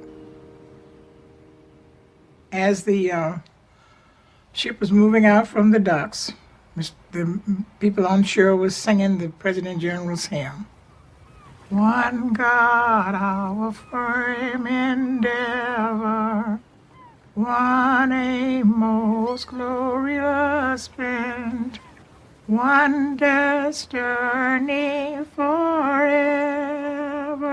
God bless our president. We saw waving, we saw him do that with a handkerchief or something. But the people in general, they just was waving. Waving, waving, waving, and crying and waving, crying and waving. And the waves appeared to have been in harmony with the song as the people were singing, and the boat was moving out to sea.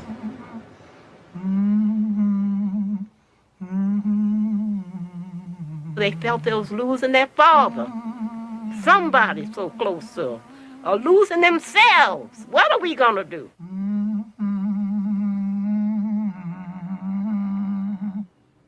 And my mother said until the day she died, she would not forget the sight of Garvey waving that white handkerchief as far as she could see the boat.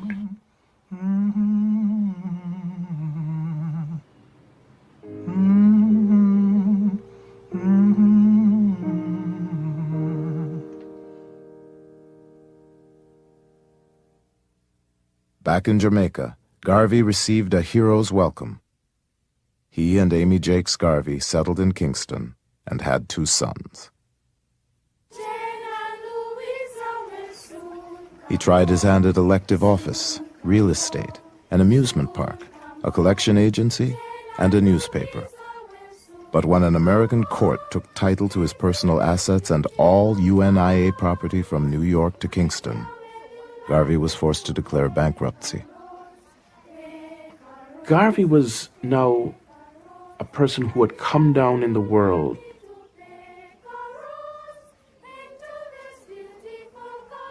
And Garvey would be followed by children on the street, and they would heckle him, and Garvey felt very humiliated by this.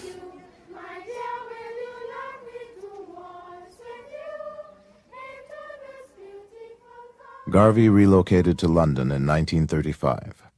For a time, he had regular speaking engagements and managed to publish a newspaper. A handful of UNIA members, including Jacob Mills, migrated to Liberia on their own. But without Garvey's strong hand, his hundreds of thousands of followers in the United States dwindled to a small band of the faithful. The men folk, if they had your names and everything, and you are a member of the UNIA, you'd lose your job. So you had to meet in disguise. That was one of the reasons why the Garvey movement was so thorough in being broke up. You couldn't say, I'm a UNIA member, I'm Marcus Garvey. You whispered it, Marcus Garvey. You could not speak his name. Garvey was alone in London. The asthma and heart disease that had plagued him in prison began to worsen. Garvey had a stroke in January of 1940, and he becomes incapacitated. George Padmore, who was a columnist for the Chicago Defender, had heard a rumor that Garvey had died, and instead of confirming this, he published a premature obituary. The obituary described Garvey as a man whose followers had deserted him, a man who died broke, alone, and unpopular. When Garvey reads it, he lets out a loud moan and he collapses. He suffers a second stroke. And next morning, he dies.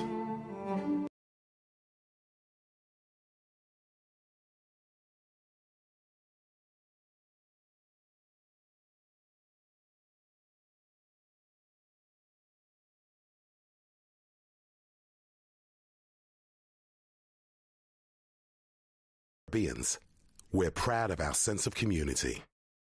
Oh yeah, we're very big on that. We try to help each other in any way we can. Except when it comes to saving each other's lives. Even if all we have to do is put our names on a bone marrow register. Not quite so big on that, are we? There are 24 times more white people than black on the UK bone marrow register. If you're black or mixed race, join the register today.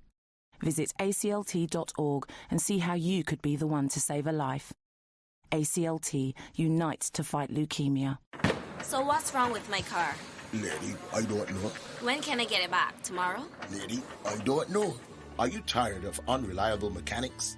Do you crave good all-round service? Try the auto repair shop that puts ladies first. O'Brien's, located in Locust Hall, St. George. O'Brien's are specialists in all types of vehicles. Brakes, shocks, engine, even your air conditioning. O'Brien's does it all. And O'Brien's uses advanced diagnostic equipment, so there's no guessing. At O'Brien's, there's a drop-off pickup service for all. If you are serious about driving worry-free. So what's wrong with my car? Okay, lady, it's the alternator. Oh, okay. Call O'Brien's at 437-9322.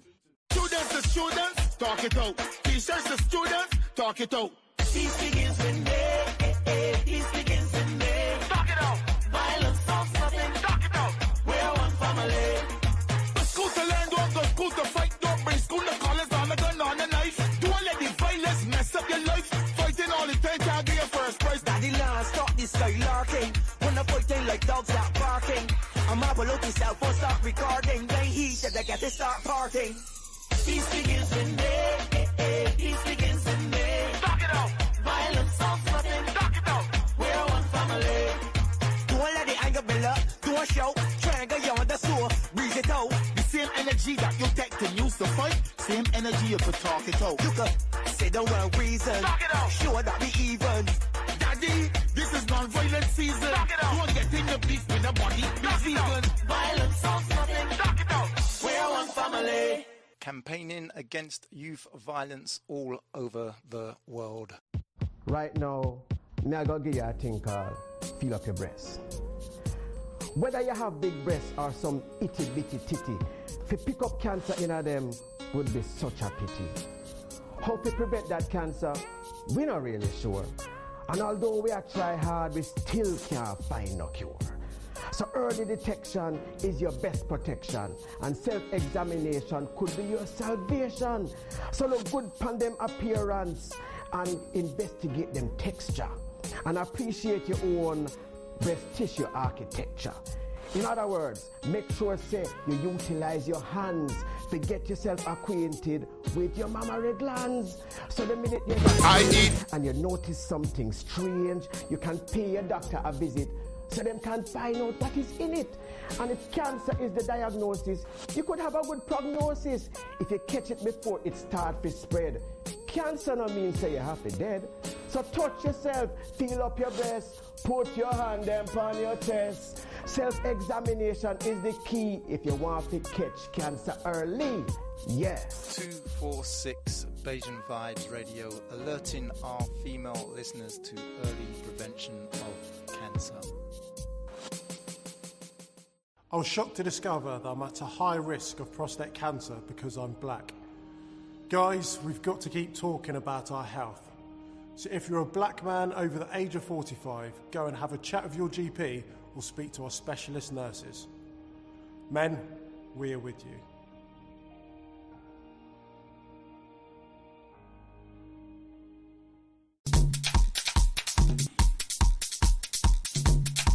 If you would like to advertise your business anywhere in the global diaspora, if you'd like to sponsor, partner 246BajanVibesRadio.com. All you need to do is go to the website, click on the Get in Touch page, and all the information you need is right there to contact our manager and our marketing and advertising team. So if you'd like to sponsor a show, partner the station, advertise your business anywhere in the global diaspora, go to our website, www.246BajanVibesRadio.com. Click on the Get in Touch page, and all the information you need is right there to contact our marketing and advertising team.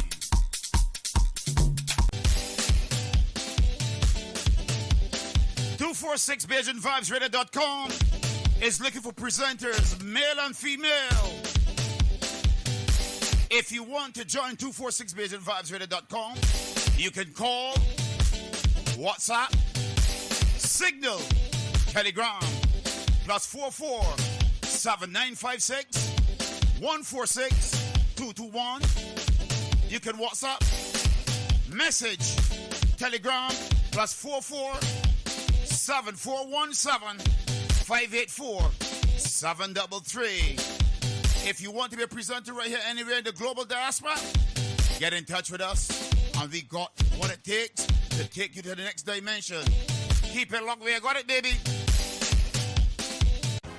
Join me, DJ AC, every Sunday and Wednesday at 8 p.m. until midnight, London, UK time, for 4 hours of musical entertainment here on 246 BajanVibesRadio.com.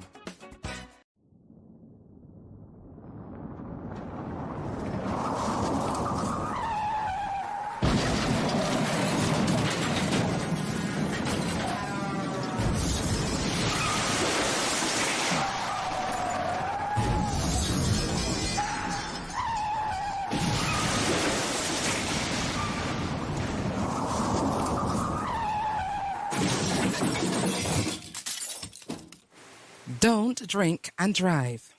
You're listening to 246 Bajan Vibes Radio.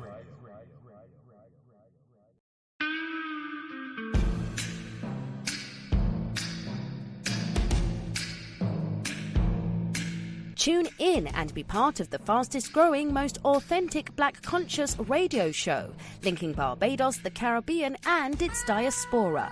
The Global Independent Square with Philip Catlin Springer. Weekdays, Monday to Friday from 5 a.m. to 11 a.m. live on www.246BajanVibesRadio.com and 246 Live. Conscious Vibes, truth and justice from all corners and special guest appearances. The Global Independent Square, 5 a.m. till 11 a.m. weekdays, live on 246BajanVibesRadio.com and 246 Live. Where did God come from? You see, again, when you say God, yeah, which God is the... That's the point. Yeah, that's the yeah, point. yeah. You see what I mean? Like, because everyone has their version of what they consider God. But that's why I gave you the Quran, and I gave you the Bible, and I gave you like the Torah, because if we take each one of those, like obviously in Arabic they're going to say Allah, and when you start to learn Arabic, you have, like I said, the singular. And then you have the plural, which is Allah, and you have Allahumma. And in the Hebrew, you'll have Elo or Elohim. And you know, if you go to the Greeks, you're going to have different names. Like there's different names for what people are calling God. You go to the Hindus, you go to the Anunnaki, you go to the... It depends on what your perception or concept of God is. But I can tell you in the Bible, where if you read Revelations 3:14, it tells you that God was created. Yeah, it says Atum witnessed the creation of God. So if you go off the Bible story then, Revelations, who created God? Atum. And who was Atum? Atum is an ancient Egyptian deity. This is where you got like Atum, Amun. These are all ancient Egyptian names, yeah? This is why in religion, everyone says at the end of their prayers, what? In Islam, they say Ameen. In Christianity, they say Amen, yeah? If you study languages, you will see that the way the phonetics of the language is Amin is Amun, yeah? And Amun is one of the deities of ancient Egypt, or what people call Kemet. So, and he had a wife. You had Amun and Amunet. Yeah, you had different, like what we call the Ogdoads or the 9 Enneads. These are the original deities of ancient Tamaray or Egypt. And so Amun is a being, like they had children. So what I'm saying, the concept of God being this being that is sitting in a throne in heaven doesn't make sense if you really think about it, because he's supposed to be omnipotent, omnipresent, yeah, which means that he's everything, he's everywhere, and he knows everything, right? How can he sit inside a chair? That means the chair is bigger than him. Like you couldn't fit into that chair if you was too big for the chair, right? So for the concept of a God sitting in heaven, the fact that he's sitting down means he's got a bottom. And if he's got a bottom, he's got to have legs, because you can't just have a bottom floating in heaven. You see what I mean? Like when you start to piece it together, so he's got to have legs. If he's got legs and he's got a bottom, that means he's going to have hands and he's going to have, do you know what I mean, a full body. And then when you go into the scriptures, he's talking, he's walking in the garden, he's asking questions, he's saying things. And like, so the concept of God through a religious perspective is just dealing with higher beings that have evolved and quite intelligent to a different level. Do you know what I mean? But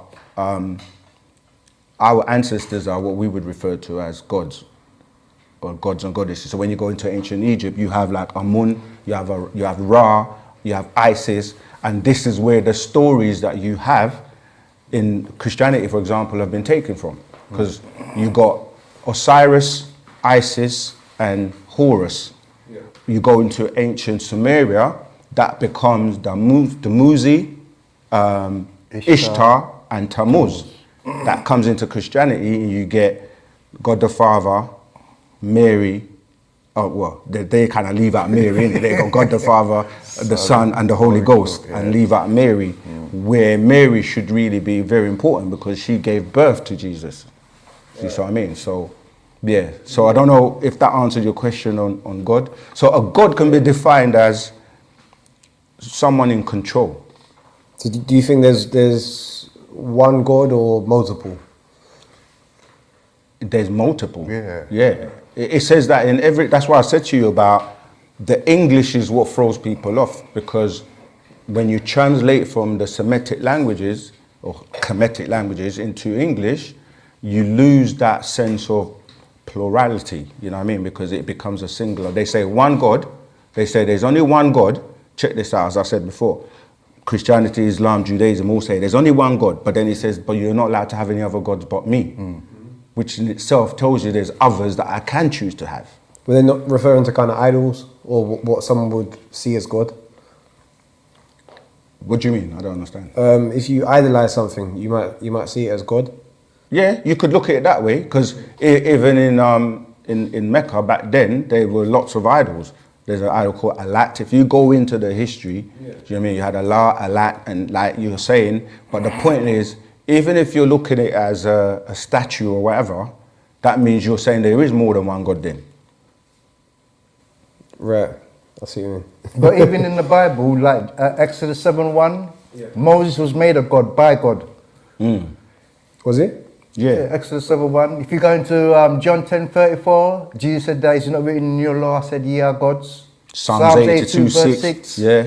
Ye are gods. All of you are gods and children of the Most High. So it's written in there. But in the English, they give you that small g. Little g and big g all stuff. Which is not true either. In Greek and in English, there's no such thing as a little g, a big G when you go into the languages. You see, it's a trick. Like, for example, if you started reading the Bible from the beginning, you get words like Elohim, Adonai, what's the other ones? There's so many. I see Adonai.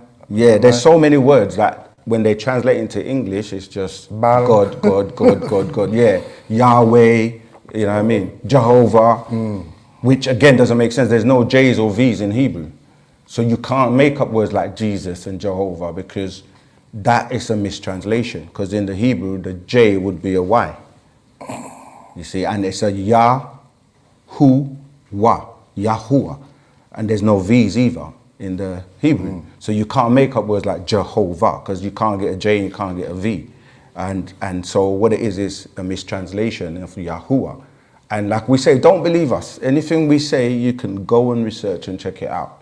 Do you know what I mean? Because we're not really here to put down anyone or whatever. We just come with the facts and, you know what I mean, just basically teaching for people that want to learn and know. Yeah.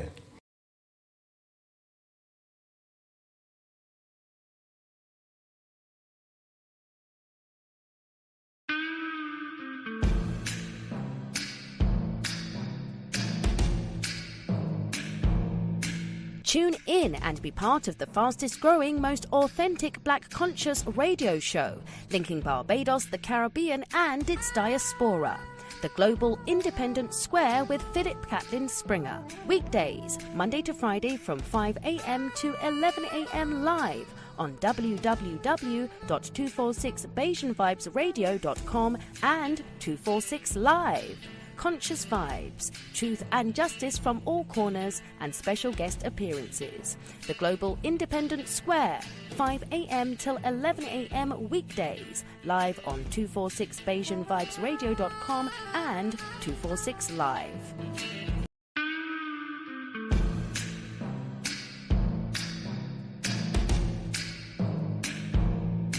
Tune in and be part of the fastest growing, most authentic black conscious radio show, linking Barbados, the Caribbean and its diaspora.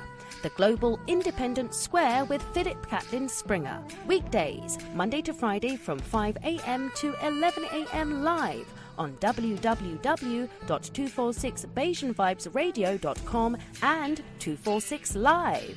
Conscious Vibes, truth and justice from all corners and special guest appearances. The Global Independent Square, 5 a.m. till 11 a.m. weekdays, live on 246BajanVibesRadio.com and 246 Live.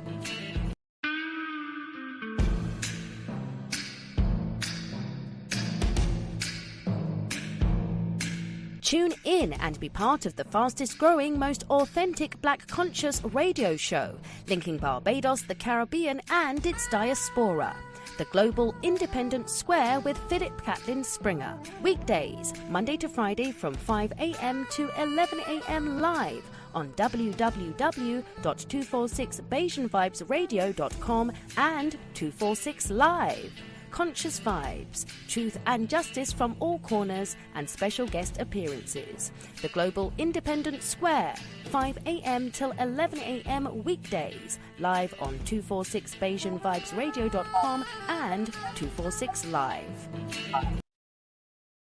Greetings, family, and welcome to 246 Bajan Vibes Radio 246 Live. This is the Global Independent Square, coming to you live from Bridgetown in Barbados. I'm your host, Philip Catlin Springer, and it is Wednesday, the 28th day of February, 2024, 6:59 a.m. I was trying to time that moment almost to as perfect as I could get it to 7, so that we could come in and have a little discourse, and also to prepare for the remainder of the show. Folks, I want to thank you all for being here. If you're new here for the first time, welcome aboard. This is an educational opportunity. We try to bring consciousness to our own and about our own. And we also always try to present the facts as best we know and available to us. It's all a learning experience for each and every one of us here. I want to thank you for being here. And if you are a regular to this show, I want to thank you for logging on again today. And I want to give Most High God thanks and praises for breathing another day of breath of life into your body, as well as into my own.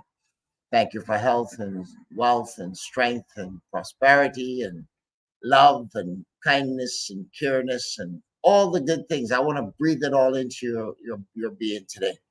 There's an old an old TV show I used to watch when I was a kid growing up called Mr. Rogers' Neighborhood. And I know people say Mr. Rogers was gay or whatever, funny, whatever he was. I don't know.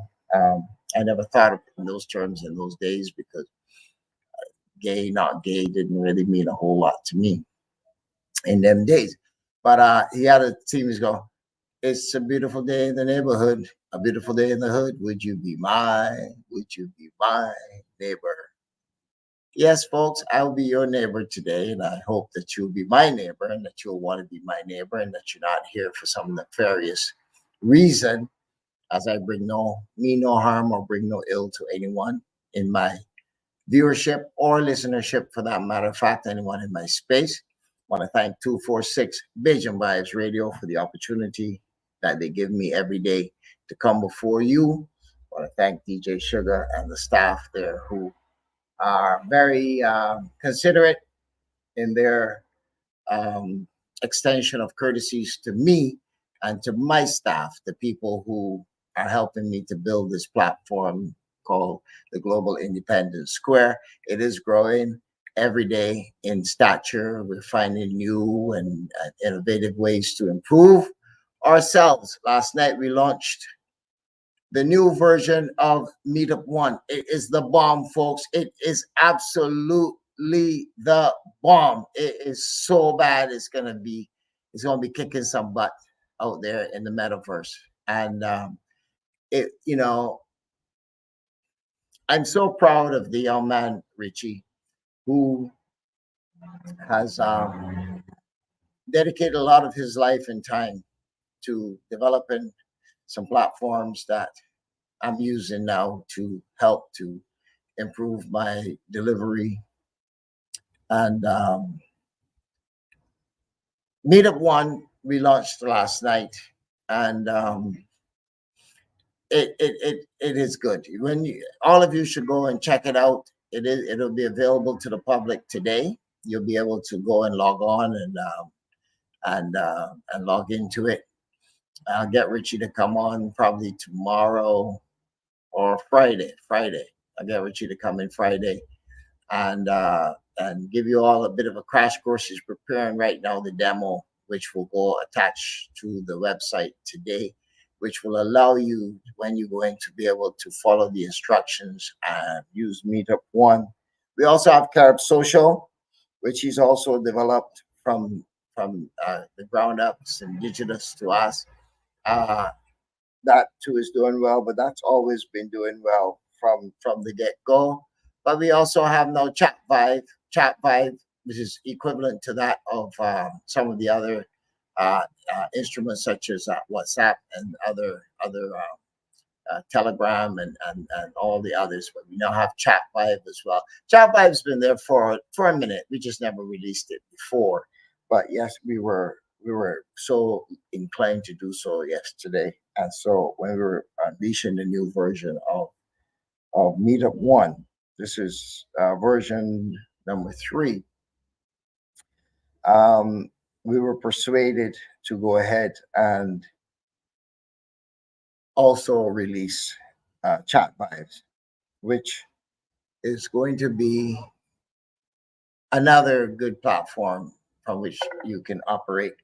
Also, the beauty about it is that Her Excellency and the team at ADDI have now officially endorsed Meetup One as the official provider of service for ADDI. That was a major coup, and that gave us a bit of a shot in the arm to go to the stage that we're at now.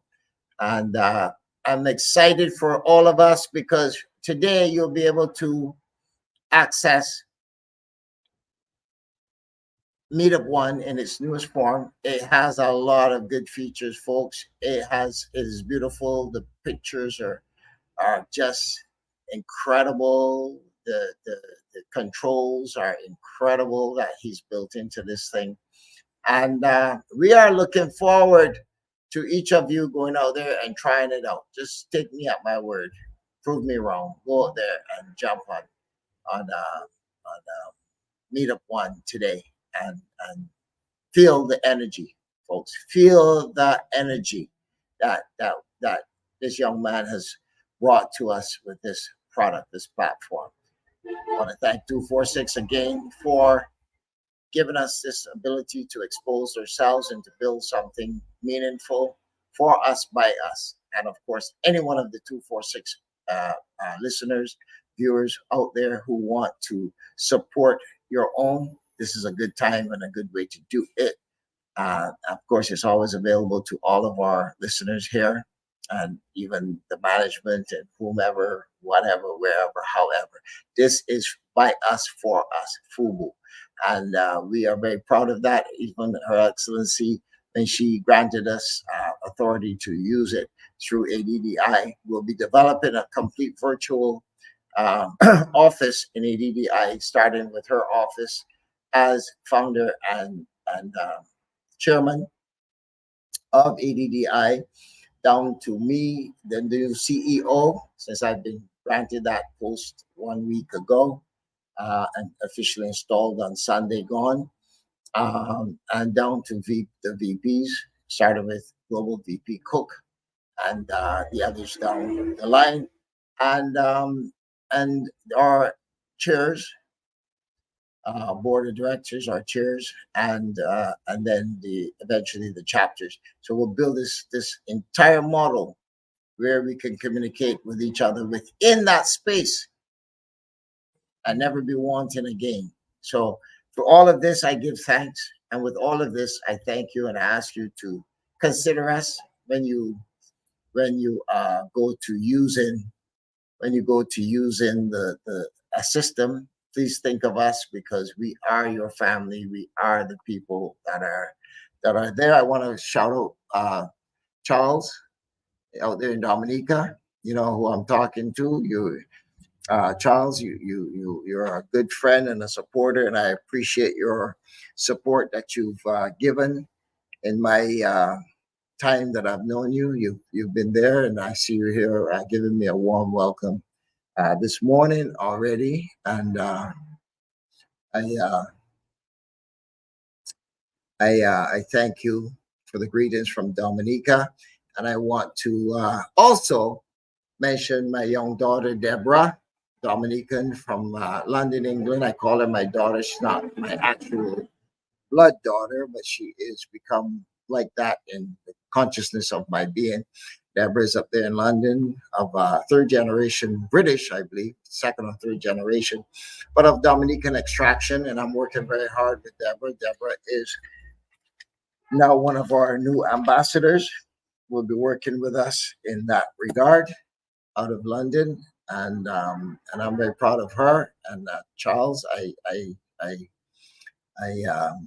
would love for you to embrace this young lady in her Dominicanness as her Caribbeanness, and give her some guidance there. And also, you and I would need to have a conversation. I'm speaking to you directly here on this because we're a big team now. We're not a little team. We're not minor leaguers. We're the big team. And my ascension to the CEO role of this organization is significant. That the leadership is now coming from that capacity in the Caribbean. It's not to be taken for lightly or taken for granted. We Caribbean people have been ignored and left, a wanting for so very long. But now we can say we have a voice here at 246 Bajan Vibes Radio, 246 Live, as well as Meetup One and Carib Social and Chat Vibes. All of those are us for us.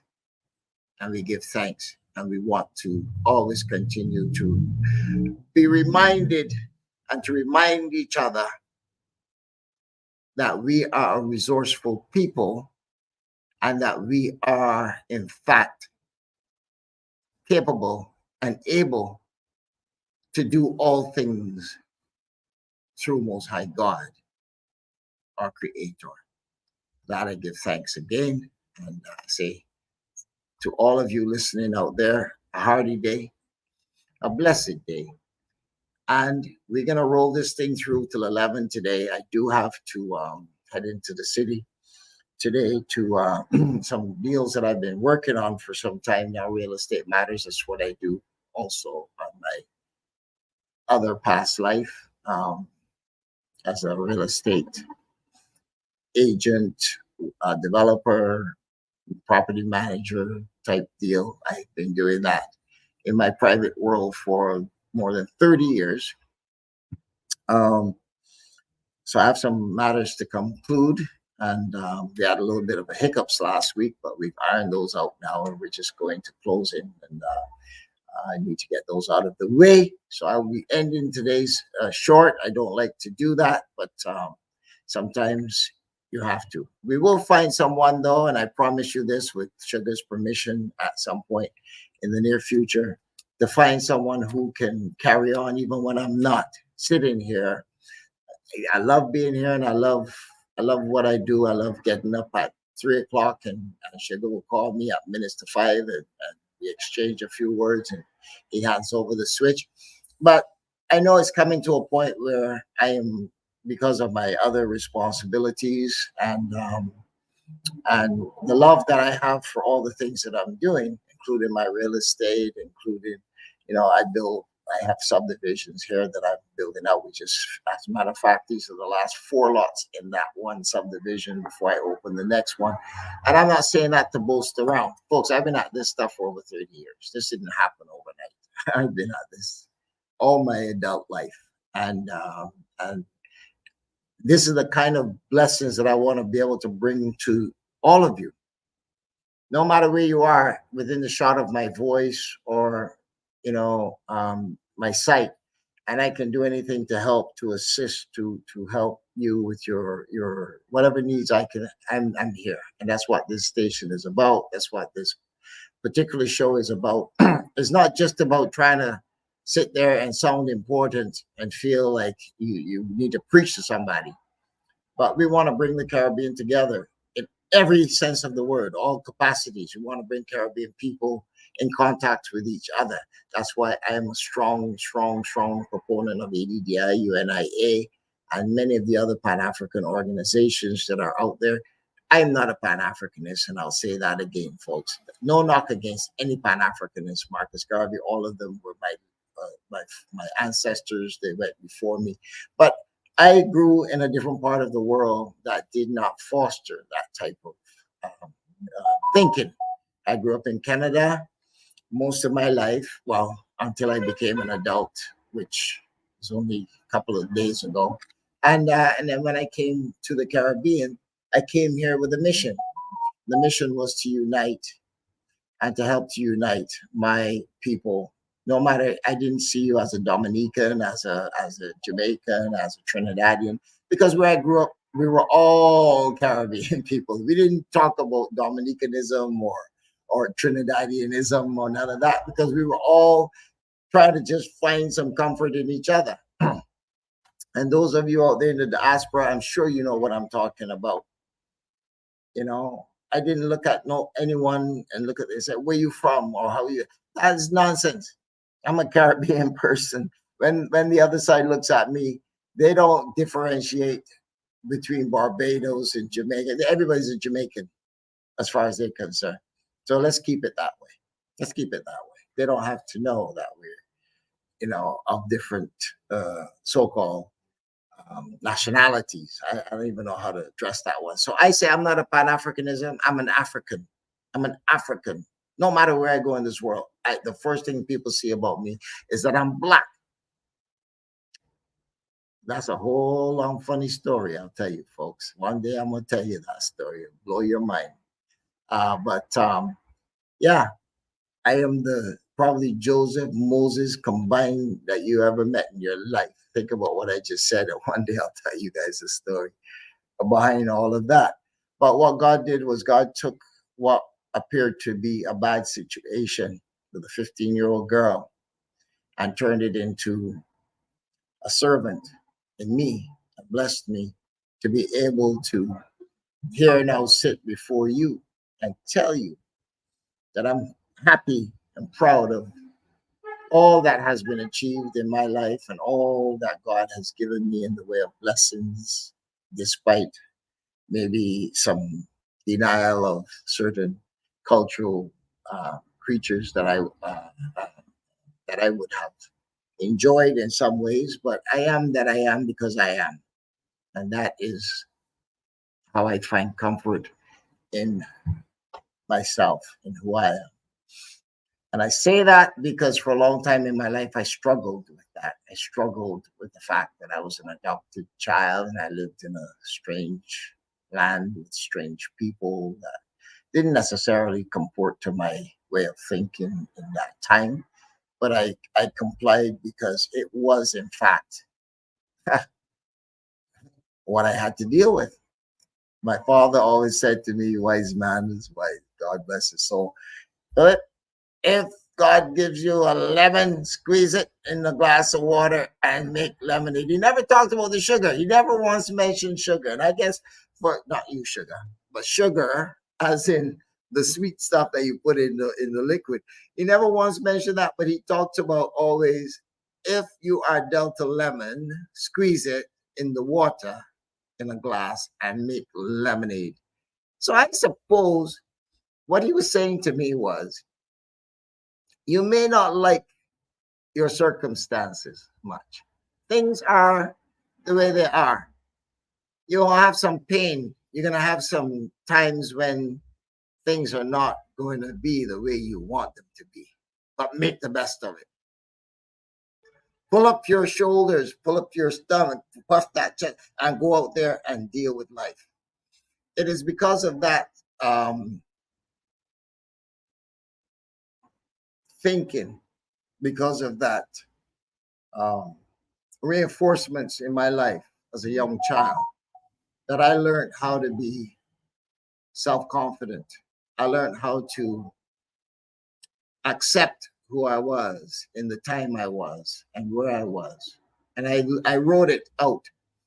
I got education. I got everything given me from the creature comforts all the way through. But I always had this weak spot inside of me that yearned for my own.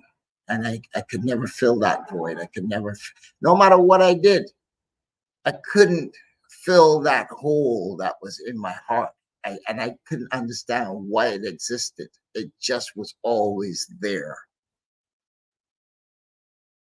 And I could never feel, I never knew. I would pray to God. I said, God, what is this? Why do I feel this thing like I'm missing something? Something there's a big old hole in my life that I can't fill it. What is going on? And about 25 years ago, one day, I remember the day specifically. I remember the time, 11 o'clock in the morning. It was a Monday morning.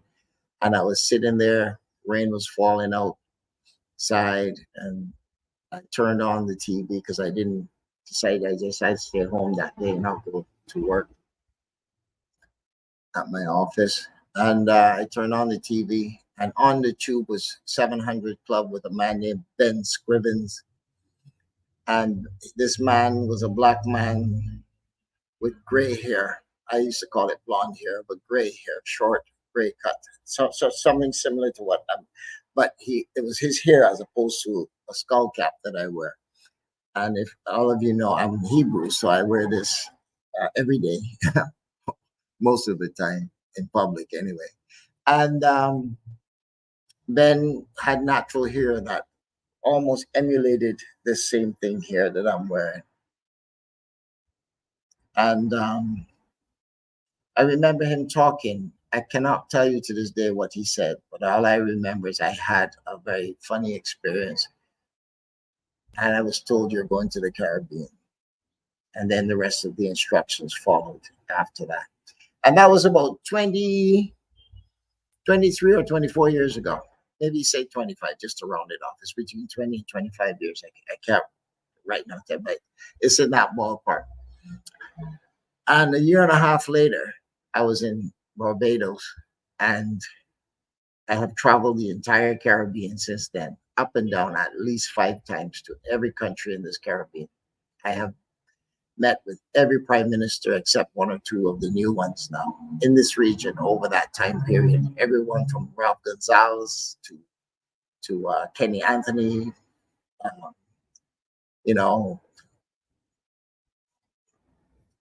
all of them. In Barbados, Owen Arthur to Fundle Stewart, up in Antigua, the Prime Minister of Dominica Roosevelt, when he was just a young fellow, Scarrett. I remember meeting him. And I also attended the funeral in Cuba of the Commandant. And he was there too. I was so impressed with him. I used to really look up to him a whole lot. I don't know why, but he was the most eloquent speaker when he delivered that speech there in Havana. And I was like smitten by this man. He was young and charismatic, and he probably still is. I think he's younger than I am, for Pete's sakes. But I looked up to him so much, and I knew God was doing a work in my life even then. And that has now come to a whole big fruition by being appointed as the CEO of probably the world's largest Pan-African organization in the world right now. It's only a 5-year-old organization, but I'm the first CEO. Her Excellency held the post of CEO and founder, president. All the time it has been in existence, with our VP Cook as being the global VP, along with PLO Lumumba. And he also, VP Cook, this was the daily operations person of ADDI. Well, a week and about 2 days ago, I was approached by VP Cook to take the role as the CEO, and I was conferred by the board and now installed as of Sunday. And I say all that to say this. I'm a Caribbean person, first and foremost.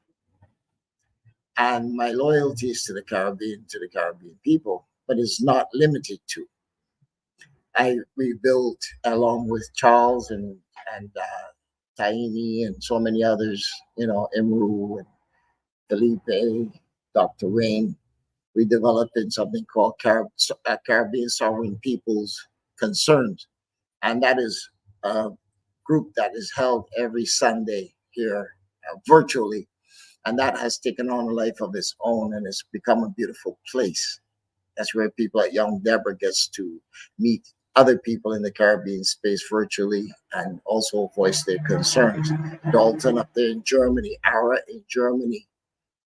We have people from the United States, South America, Latin America, Britain, all over the place that are joining that.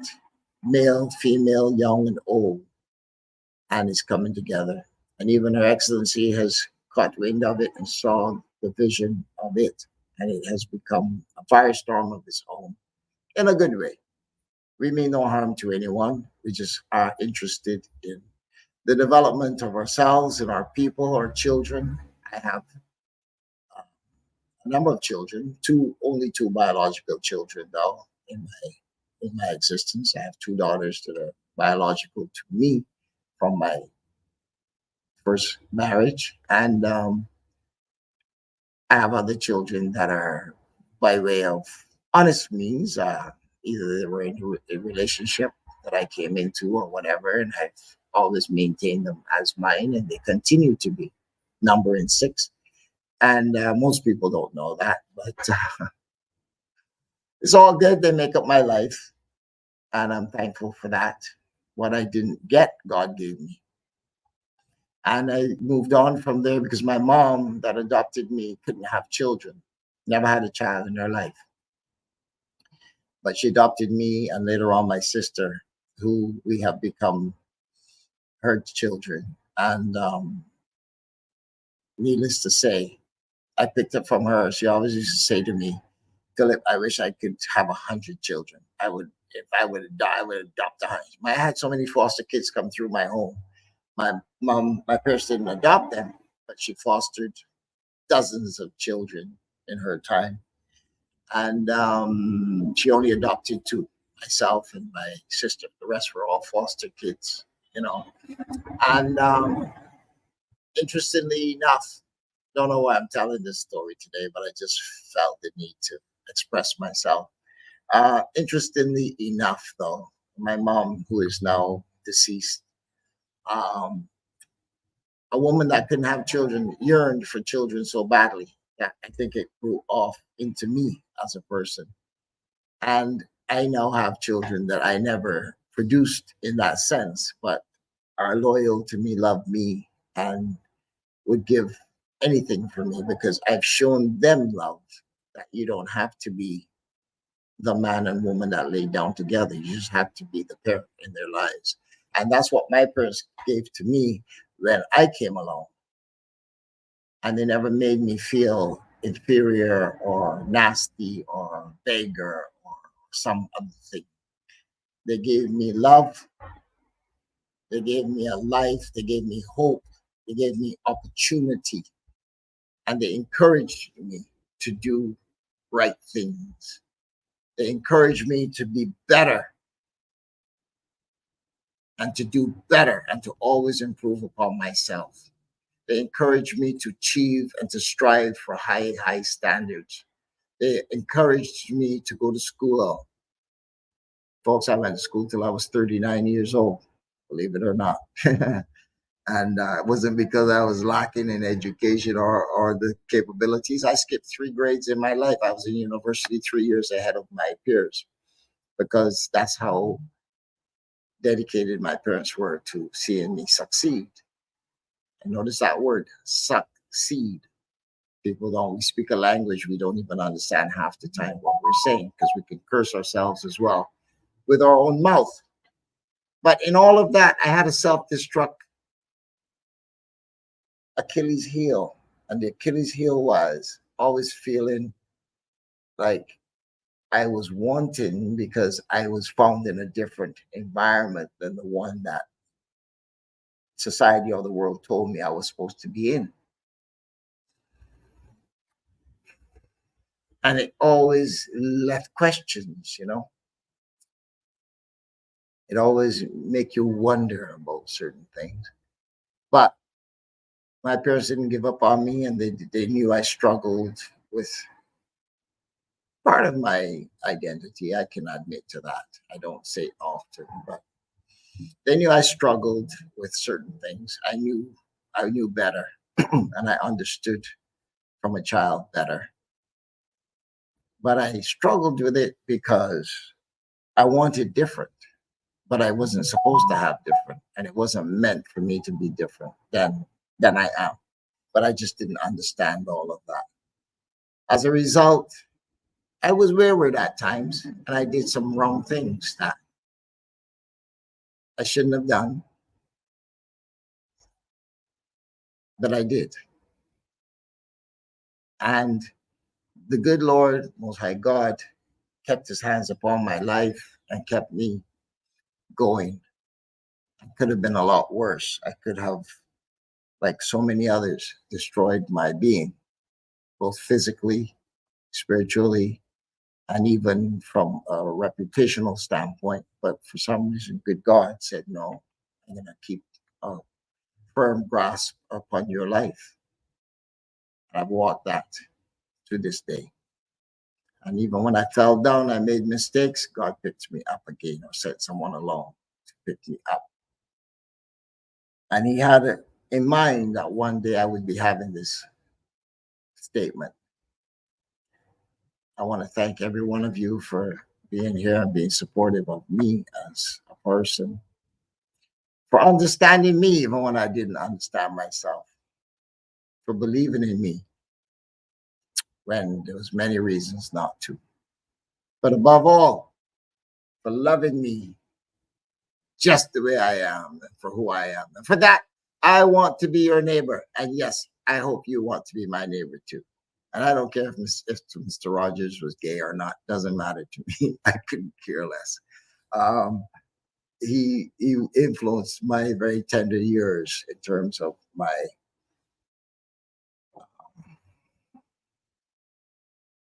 perception of the human person, human animal, the human construct. We're all human. We all just want to be loved, and we all want to love.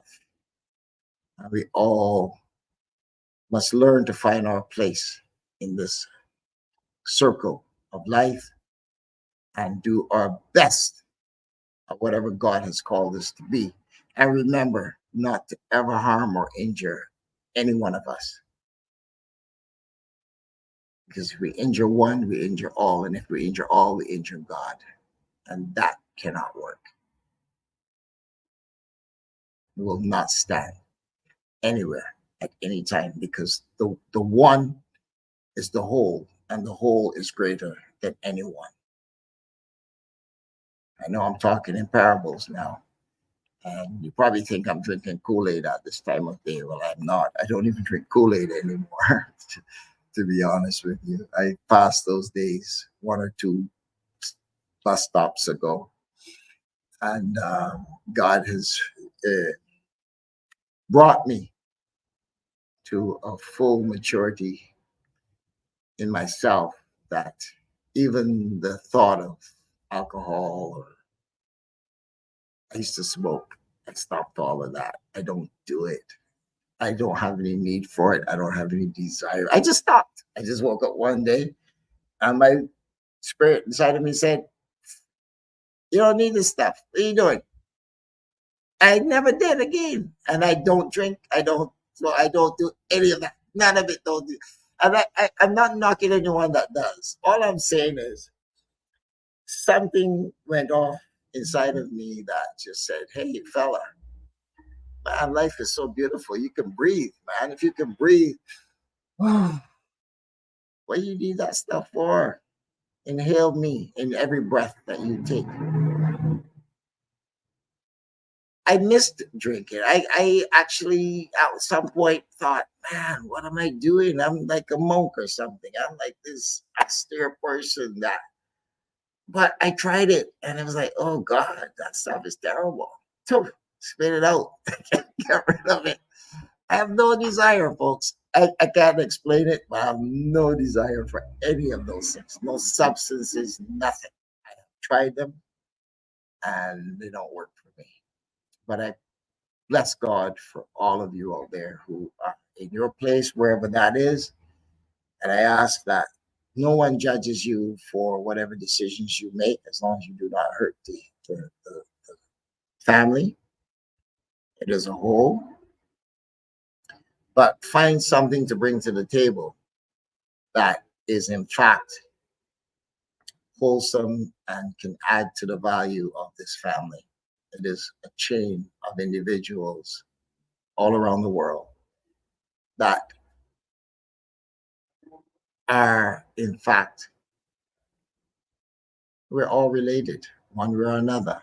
We are all related. Check your DNA anytime soon. You'll find out that you and I are related, and I and you are related. We just may have come from different strands of the family, but we are related. And it's because of that, that I can sit here today and tell you a little bit about my story, tell you a little bit about who I am. Apologize to those of you that I have injured somewhere along the way. My parents, first of all, first and foremost, because they are my creators. And the Bible admonishes me to love your parents, honor your parents, that your days may be long in the land of the Lord, land which the Lord thy God giveth thee. Honor thy mother and thy father, it says. I am a very strong proponent of the laws, and I follow to the best of my abilities. 271 right here above me, that sits there every day, and that sits there for a reason. 613 thou shalt nots, but 271 laws right here. Right here. That's the little secret behind my being. And if God wants me to be the spokesman that I have to be, then I'm okay with that. I accept my role. I accept my life. I didn't always understand it, but it's getting clearer to me every day. And God has provided all of the tools I need. He did provide my parents when I didn't have much of a really landing ground. My mom, 15, 16-year-old, homeless, couldn't do a damn thing. But she did the wise thing, which was to have me given to a family that could, in fact, desired me, wanted me to be a part of their lives and part of their being. And they accepted me without condition and raised me with all the love a child could desire. My needs were met, my wants, many of them, and I needed for nothing. And I'm thankful for that, because God took that, what could have been a bad situation. What could have been a bad situation? He turned it into a situation. And he said, Philip, make it as best you can now. I gave you a chance to live. Now you take that life and do something positive with it. Do something with it that is going to be meaningful. And I didn't always want to. I wanted, like every young person, to go out there and hit the bars and carry on and whatever, all hours of the day and night. And but God plucked me out about 20 something years ago and said, hey, all right, it's time for you to take that next step now. Time for you to leave Pharaoh's house. Time for you to go out into the desert, find yourself your path. And I have been doing that. And I am here now to say to you that this journey has only just begun. And I want to thank you all for your support in me. And I want to thank you for whatever you do today. I don't want you to pray for me necessarily, but just give God thanks for my being. That's all I ask you to say. God, thank you for Philip and bless him. That's all I want you to do. If every one of you do that for me now, I would appreciate that. With that, I will yield this conversation because it wasn't planned. It wasn't written to be what it is. It's just I got inspired during the last break. I was doing a little commercial thing there, and something just kept letting it ran on my little intro thing there. And I was just kind of like, what are you feeling inside right now? What is this thing that you feel? And somebody said to me, just open your mouth and speak. And I just did, without a script, without anything. I spoke exactly from my heart. And that's what Sugar always tells me, Philip, you're not a professional presenter, but just be honest, truthful, and let it come from your heart. Folks, if I never opened before to you, I just did. And you see a glimpse of who this boy is. And I thank you for being there. It takes a whole village, you know. It takes a village. I know what I'm talking about.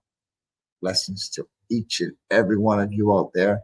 And I'm seeing you some point in time in my travels, because there's a lot of that on the horizon. I will be traveling quite a bit. I always have. That's the funny thing. But now I'm doing it with a voice and with a platform. And I will be coming to some place near you very soon. And we will talk. And we'll have a good time. And we'll meet each other. And we will be family for real. I mean, we are family, but you know what I mean. English language is very poor, actually. It doesn't really speak to the meat and potatoes. It is a decorative language that actually has its share of problems if you're not careful with it. But this is what they gave us.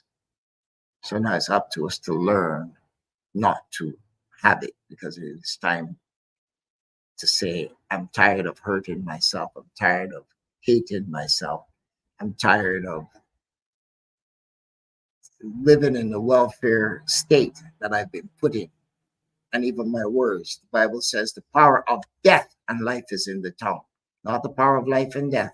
We get that wrong because some people want to tell us it says life and death. But if you pick up your Bible, which I could go right now 3 feet to the right of me and pick it, open it, it'll tell you the power of death and life is in the tongue. You must understand the reason why it says that. You must understand that it is not life and death. That's the reverse of the reality. Death and life, you can speak it into being.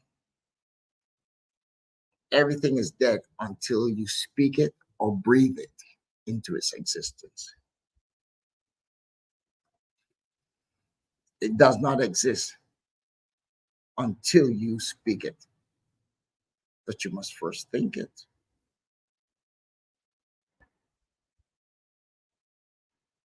Then it becomes the Word, and the Word in the beginning was God, and the Word was with God. Yeah, you get it? Life is spoken. Then it is breathed into that which is clay. That is the Spirit of God.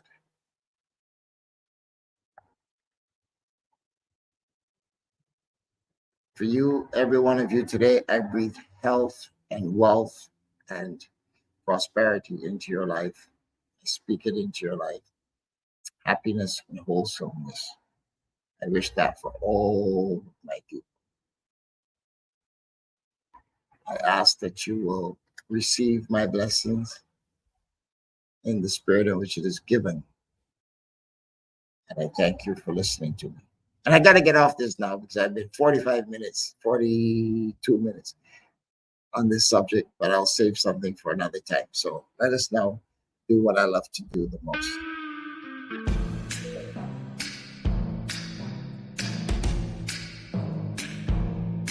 Tune in and be part of the fastest growing, most authentic Black conscious radio show, linking Barbados, the Caribbean and its diaspora. The Global Independent Square with Philip Catlin Springer. Weekdays, Monday to Friday from 5 a.m. to 11 a.m. live on www.246BajanVibesRadio.com and 246 Live. conscious vibes, truth and justice from all corners, and special guest appearances. The Global Independent Square, 5 a.m. till 11 a.m. weekdays, live on 246BeijingVibesRadio.com and 246 Live.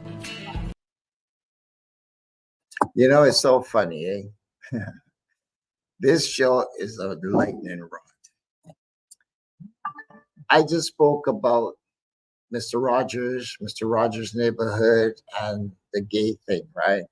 I'm not gay. I never have been, will never be. But I have a lot of friends growing up, even and now in my life, that do practice alternative sex. And some of them have been in my life from time immemorial. But someone listening here sends me this.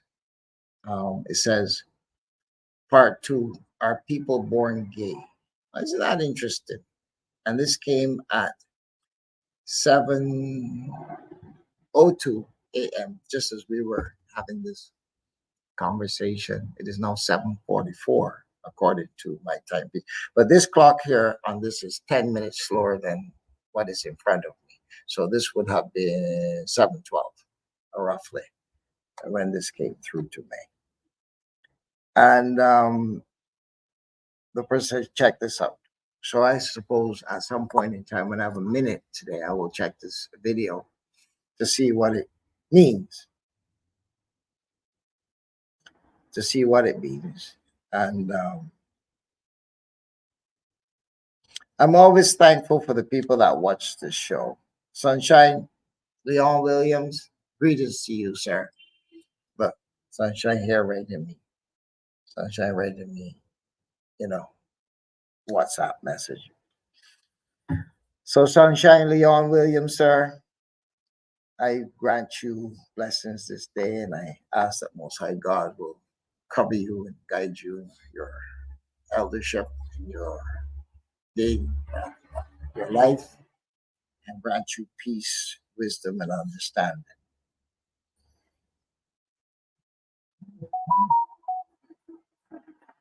Yes, there's some other people that are writing me here. Professor Clyde Dalton up there in Germany. Dr. Wayne, and even my good boy Gabriel there in Ghana says, "Good morning, big boss. How are you doing?" And that's it. Good morning, big boss. How are you doing? Listen, God is good, and I'm always going to be thankful for that which I receive.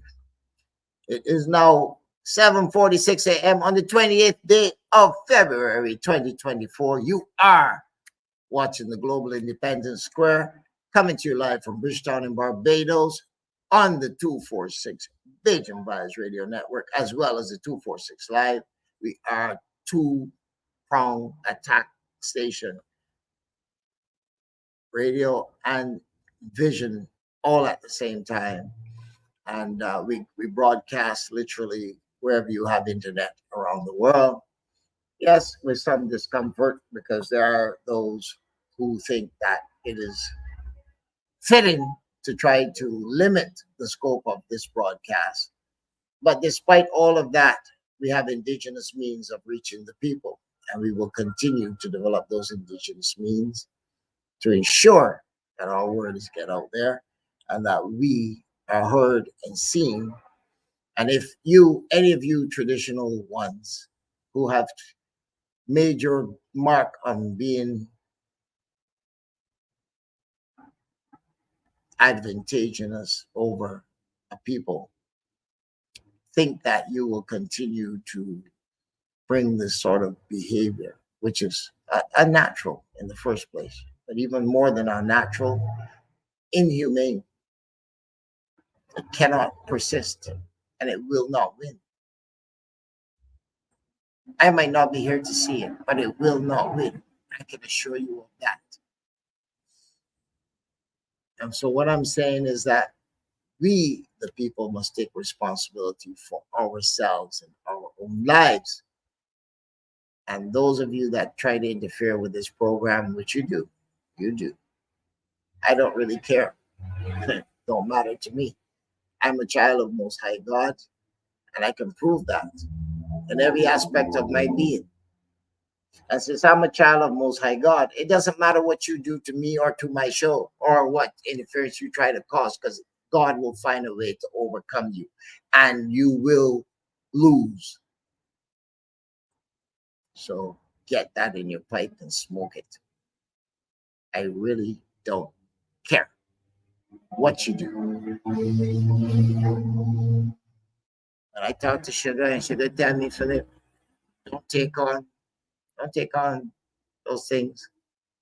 Present your show. Do your best. Do your best presentation. That man has given me, he must be an angel or something. I really don't know. I don't know him that way, but I don't know him any other way either. You could give somebody a switch every morning at 5 o'clock in the morning and tell them, go do your best. Go do your best, Philip. Do it.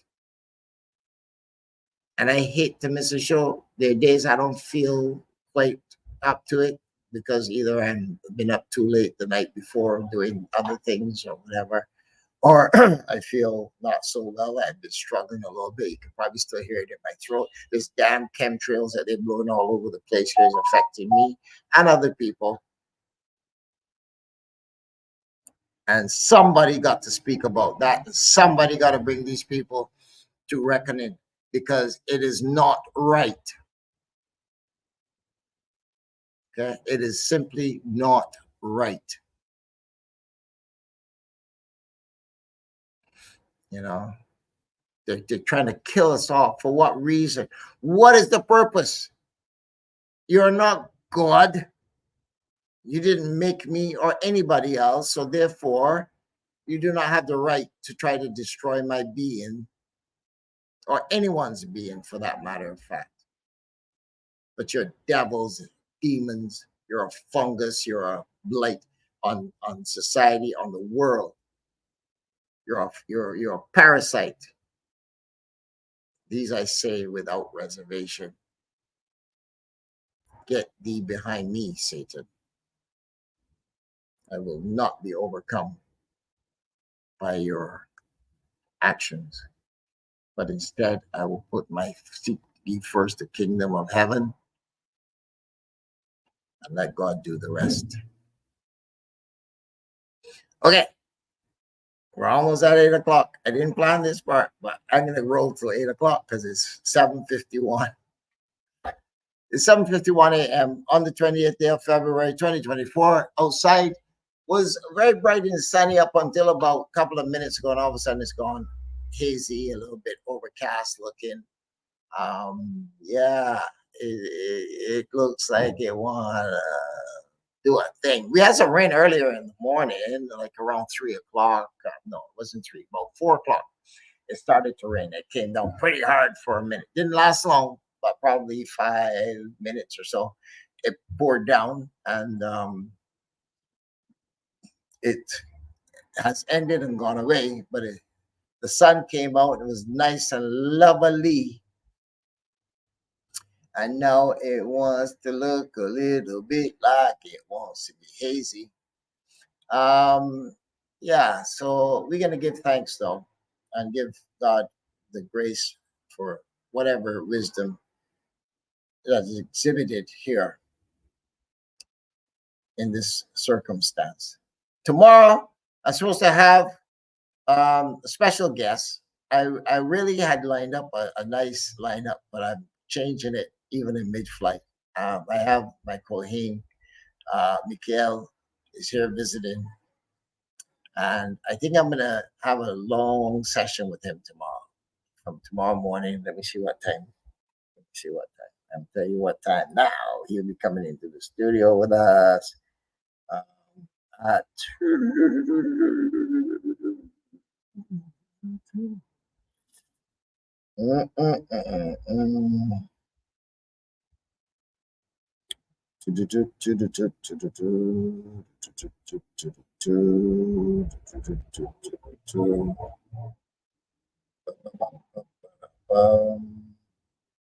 bear with me, folks. Can't find the message, but looks like I think he's going to be here with us from 8 o'clock tomorrow morning. From 8 a.m. I know it's here. I just got to find it. So many messages came in since then. Ba ba ba ba ba ba. Okay. I can't see it, but he'll be here tomorrow morning. It looks like from 8 o'clock till 1 o'clock tomorrow. Is what I'm told he will be attending with us. Sorry. From 9 o'clock a.m. till 1 p.m. Confirmed. I was going to bring in a team, including Her Excellency, and a couple of others from the continent, in light of my ascension to the CEO's position, and let Her Excellency speak to that. But I've now decided to move that into next week, probably Tuesday or Wednesday, because there'll be other people accompanying her on that interview. So we wanted to give it enough time to promote it a little bit. And we're going to do that on Facebook and other places. I don't like to have to do that, but I got to do what I got to do. And so tomorrow will be Cohen. Cohen will come in and spend a good long time with us. And you'll start to understand a little bit more about my being from the program and about, well, I'm going to leave it. I'm not going to tell you. And let him come in and do a thing. And next week, I'm probably going to bring him back when I have the folks coming in. But I just wanted to do this one with him separate and apart for now, to allow for the message to sink in. Yeah. So let me see here now. Yeah, to allow for the message to sink in and for him to be uninterrupted in the process of so doing. And so I am excited to bring him to us tomorrow, and we'll have a discussion, not an interview, a discussion about what Hebrewism is, what it means, and how it is a lifestyle as opposed to religion. Everybody thinks it's a religion because we involve our spiritual identities to be recognized in it, but in fact, it is a nation, a people, culture, and it's because of that that we are who we are. And I'm thankful that I found that in my life, and I was able to easily adapt to it and live it to its fullest, even now.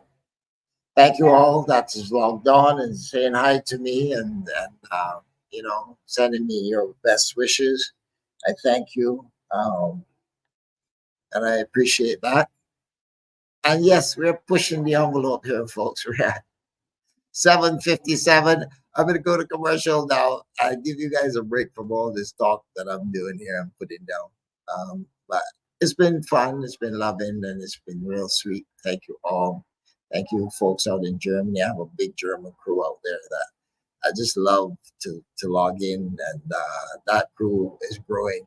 I mean, if there's been a growth bigger than anyone else demographically, I see a tremendous lean in Germany in particular.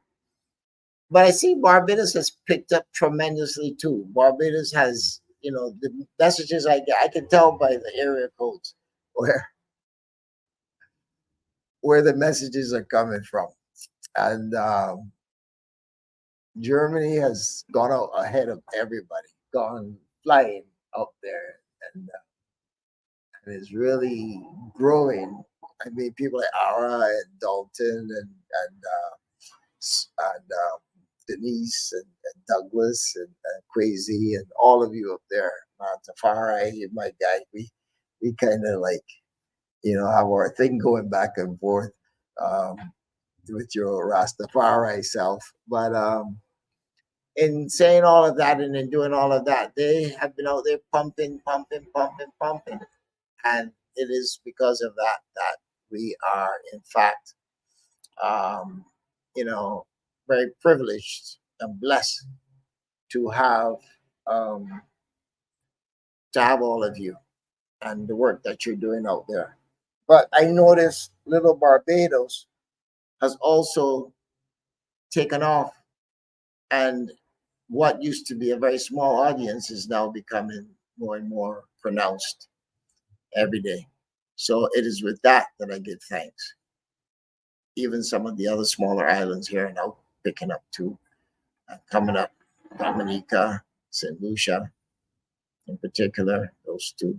Trinidad is also taking a big swing. So I'm very thankful to all of you listening in those spaces and all of the spaces. Because even Finland, we get a good following coming there. And Netherlands, oh my goodness, I didn't know that there were that many Caribbean people in the Netherlands, but there are. And the messages that are coming in are heartening. And so I'm thankful. Anyway, without further ado, it's 8 a.m.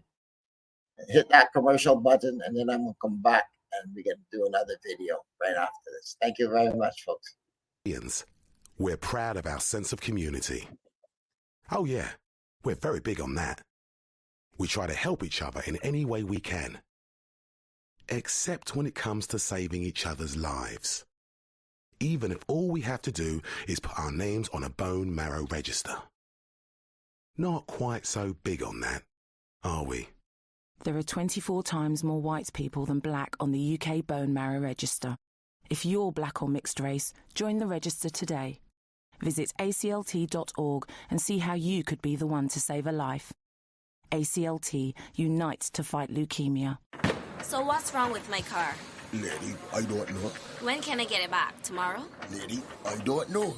Are you tired of unreliable mechanics? Do you crave good all-round service? Try the auto repair shop that puts ladies first. O'Brien's, located in Locust Hall, St. George. O'Brien's are specialists in all types of vehicles. Brakes, shocks, engine, even your air conditioning. O'Brien's does it all. And O'Brien's uses advanced diagnostic equipment, so there's no guessing. At O'Brien's, there's a drop-off pickup service for all. If you are serious about driving worry-free. So what's wrong with my car? Okay, lady, it's the alternator. Oh, okay. Call O'Brien's at 437-9322. Students to students, talk it out. Teachers to students, talk it out. Peace begins with me. Peace begins with me. Talk it out. Violence solves nothing. Talk it out. We're one family. The school to learn, don't go school to fight. Don't bring school to college on a gun on a knife. Don't let the violence mess up your life. Fighting all the time, can't get your first prize. Daddy Lance, stop this skylarking. When I'm fighting like dogs out barking. I'm up below yourself, won't stop recording. Then he said they get to start parting. Peace begins with me. Peace begins with me. Talk it out. Violence solves nothing. Talk it out. We're one family.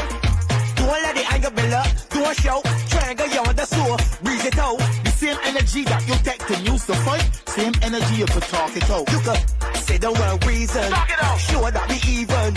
Daddy, this is non-violent season. Talk it out. Don't get in your beef with nobody. Be vegan. Violence solves nothing. Talk it out. We're one family. Campaigning against youth violence all over the world. Right now, I gotta give you a thing called feel up your breast. Whether you have big breasts or some itty bitty titty, to pick up cancer in them would be such a pity. How to prevent that cancer, we're not really sure. And although we are try hard, we still can't find no cure. So early detection is your best protection, and self-examination could be your salvation. So look good upon them appearance and investigate them texture, and appreciate your own breast tissue architecture. In other words, make sure say you utilize your hands to get yourself acquainted with your mammary glands. So the minute there's a change and you notice something strange, you can pay your doctor a visit so them can find out what is in it. And if cancer is the diagnosis, you could have a good prognosis if you catch it before it starts to spread. Cancer no means say you're happy dead. So touch yourself, feel up your breast, put your hand them on your chest. Self-examination is the key if you want to catch cancer early. Yeah. 246 Bayesian Vibes Radio, alerting our female listeners to early prevention of cancer. I was shocked to discover that I'm at a high risk of prostate cancer because I'm black. Guys, we've got to keep talking about our health. So if you're a black man over the age of 45, go and have a chat with your GP or speak to our specialist nurses. Men, we are with you.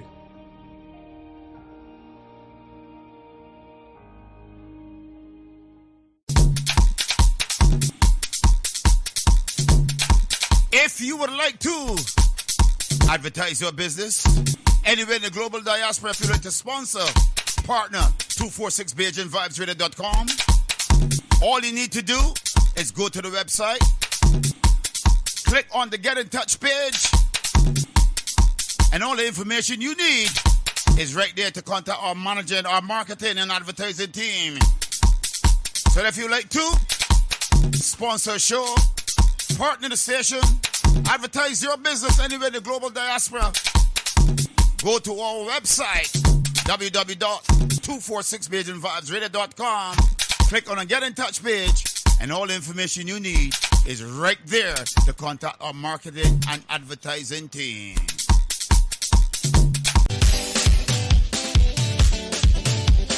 BayesianVibesRadio.com is looking for presenters, male and female.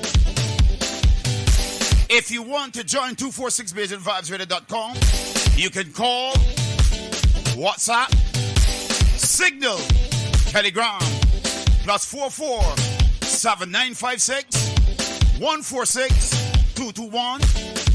You can WhatsApp, message, Telegram, +44 7417 584 733. If you want to be a presenter right here anywhere in the global diaspora, get in touch with us, and we got what it takes to take you to the next dimension. Keep it locked, we got it, baby. Join me, DJ AC, every Sunday and Wednesday at 8 p.m. until midnight, London, UK time, for 4 hours of musical entertainment here on 246 BayesianVibesRadio.com.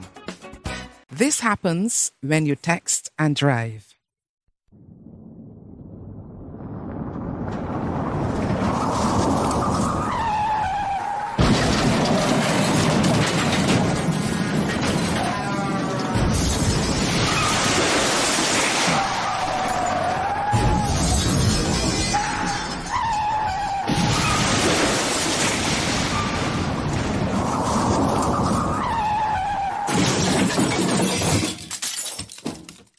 You're listening to 246 Bayesian Vibes Radio.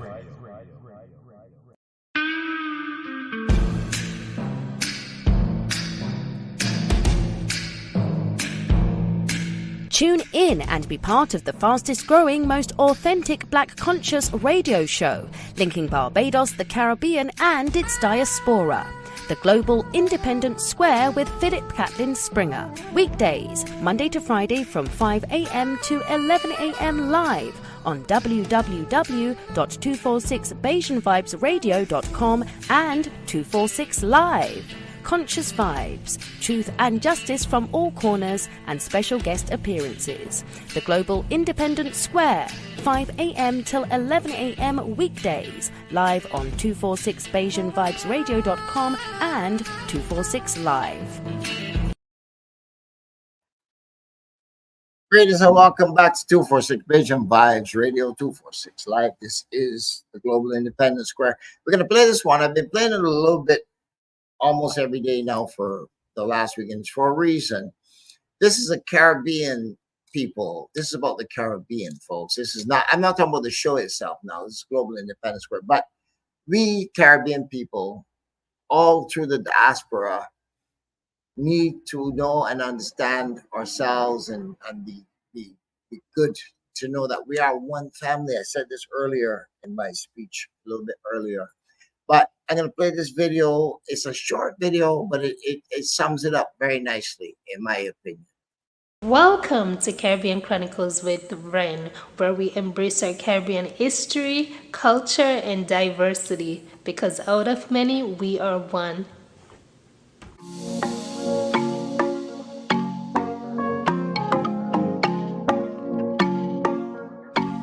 Be sure to like, share, and subscribe to Caribbean Chronicles with Ren. Sit back and enjoy the rest of this video. Today, we will be listing the 15 CARICOM member states and when they gained their independence.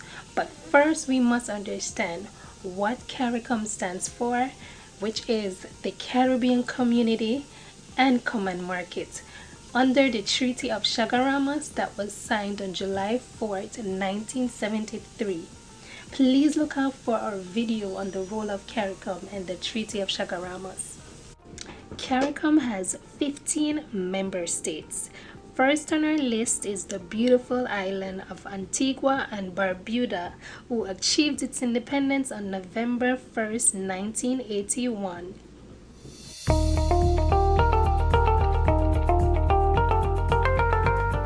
Next, we have the Bahamas, who gained its independence on July 10, 1973.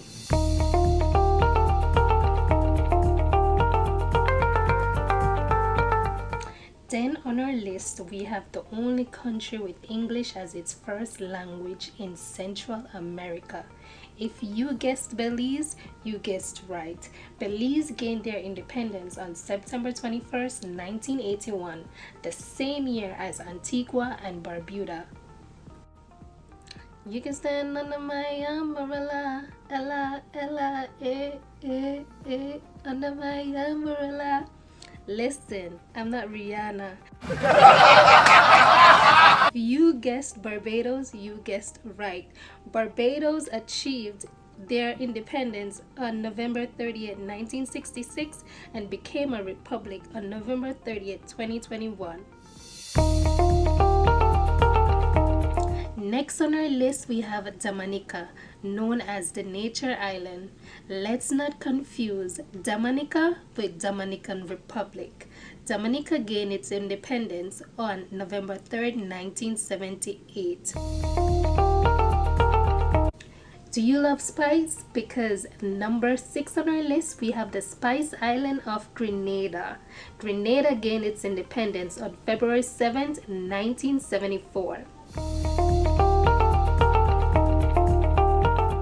Following Grenada, we have Guyana, formerly known as British Guiana. Guyana gained its independence on May 26, 1966 and became a republic on February 23rd, 1970. Number 8 on our list, we have the first independent Black republic in the Caribbean and the second independent state in the Western Hemisphere. If you guessed Haiti, you guessed right.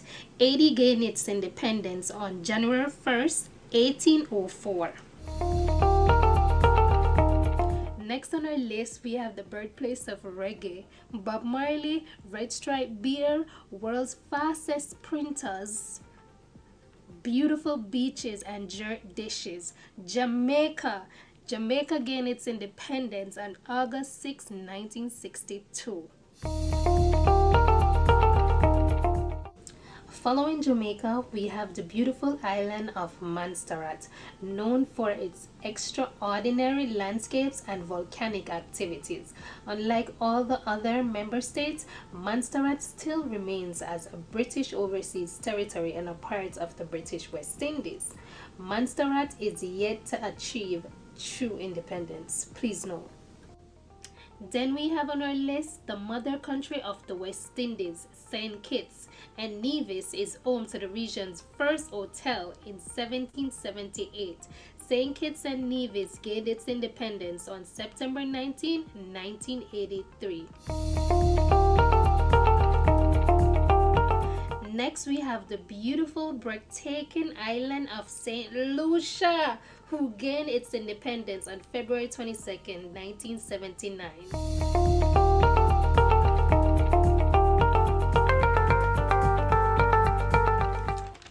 We've almost made it through our list. Number 13, we have St. Vincent and the Grenadines, who gained its independence on October 27, 1969.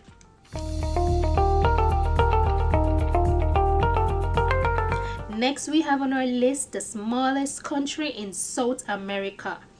This is none other than Suriname. Suriname gained its independence on November 25, 1975.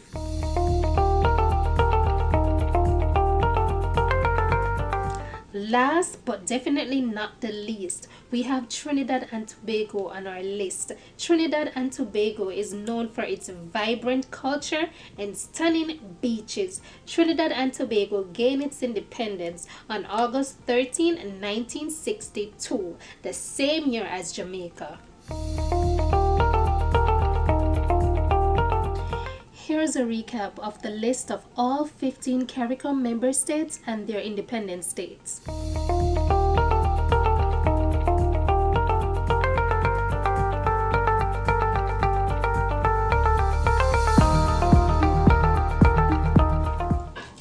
Don't forget to like, share, and subscribe to get notifications whenever we post videos. Thank you for watching Caribbean Chronicles with Ren. See you next time at a destination near you.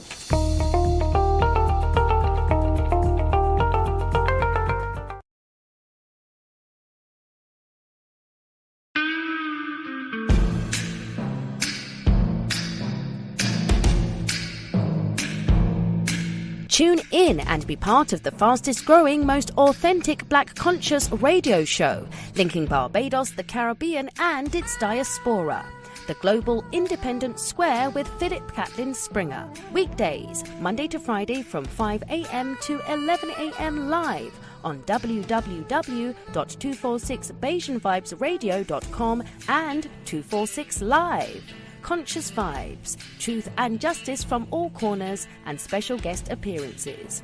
The Global Independent Square, 5 a.m. till 11 a.m. weekdays, live on 246BajanVibesRadio.com and 246 Live. Time, our beloved continent was this beautiful tree of life that gave life not only to humanity, but to life in general as we know it. Invaders came to our beloved continent centuries ago, and they started messing with this tree of life that is Africa. Hello everybody, welcome once again to AfriPost. I believe wherever you're watching us from, you're doing great. Dr. Arikana Chihombori Kwao is one of the firebrand speakers in African continent.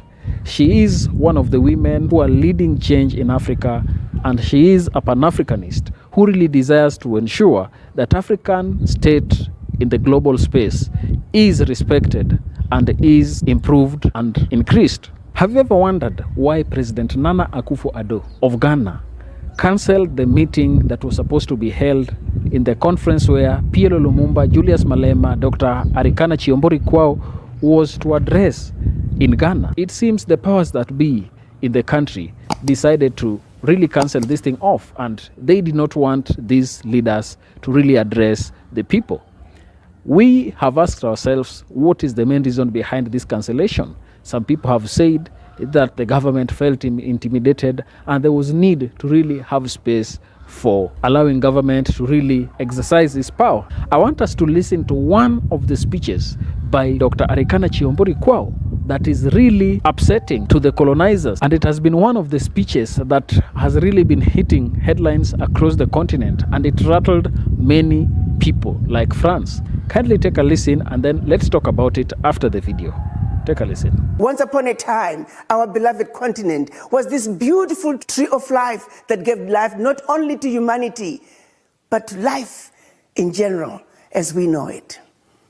Invaders came to our beloved continent centuries ago, and they started messing with this tree of life that is Africa. We must understand the tree that was, the tree that gave life to the world. We need to understand what has been done to this tree to take it to where we have the Africa that is no longer the center of the world. When we understand what has been done to Africa, it makes it easier for us to strategize on how we can undo the damage, the destruction that has befallen our motherland, the African tree of life. I think it's clear that we understand for this tree to have issues.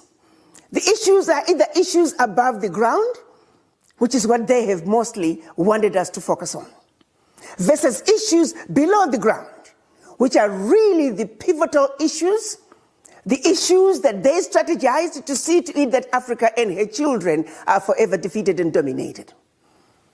Allow me to classify the issues, the reasons why this tree of life that is Africa is ailing. And I'm going to divide the issues between the two. Problems that are causing this tree to ail, but problems above the root, above the ground. And issues that are making this tree ail that are below the ground, issues of the root. Quite often, we are focusing on the issues above the root, issues above the ground. Issues like the leaves and the flowers and the fruits and the branches that are falling off one season after another. Those issues like leadership, issues like corruption, issues like poor access to healthcare, poor education, poor infrastructure. Those are all issues above the ground. They come and they go. We change leaders every day in Africa. But tell me one African country that changed a leader and things changed. We might see some improvement, but fundamentally, nothing changes. This was all by design. Where we are lacking in our understanding of our Africa is the issues below the ground, the issues of the root, the issues that were predetermined by those who came to colonize Africa, those who came to settle in our beloved continent. Remember, when they came to Africa, the settlers, they found an amazing continent with everything and anything the world could ever need, well-established religious and educational systems. And they wondered, how on earth can we ever conquer such an amazing continent unless we come up with a strategy that will see to it that Africa and her children are forever defeated and dominated. I repeat, unless they came with a strategy that would see to it that Africa and her children are forever defeated and dominated. To start with, when the colonizers came to Africa, we didn't have the issue of color. Black and white did not exist in our languages. We were Africans. The missionaries were sent in with specific instructions to make the Africans believe that everything African was bad and everything European was better and more desirable.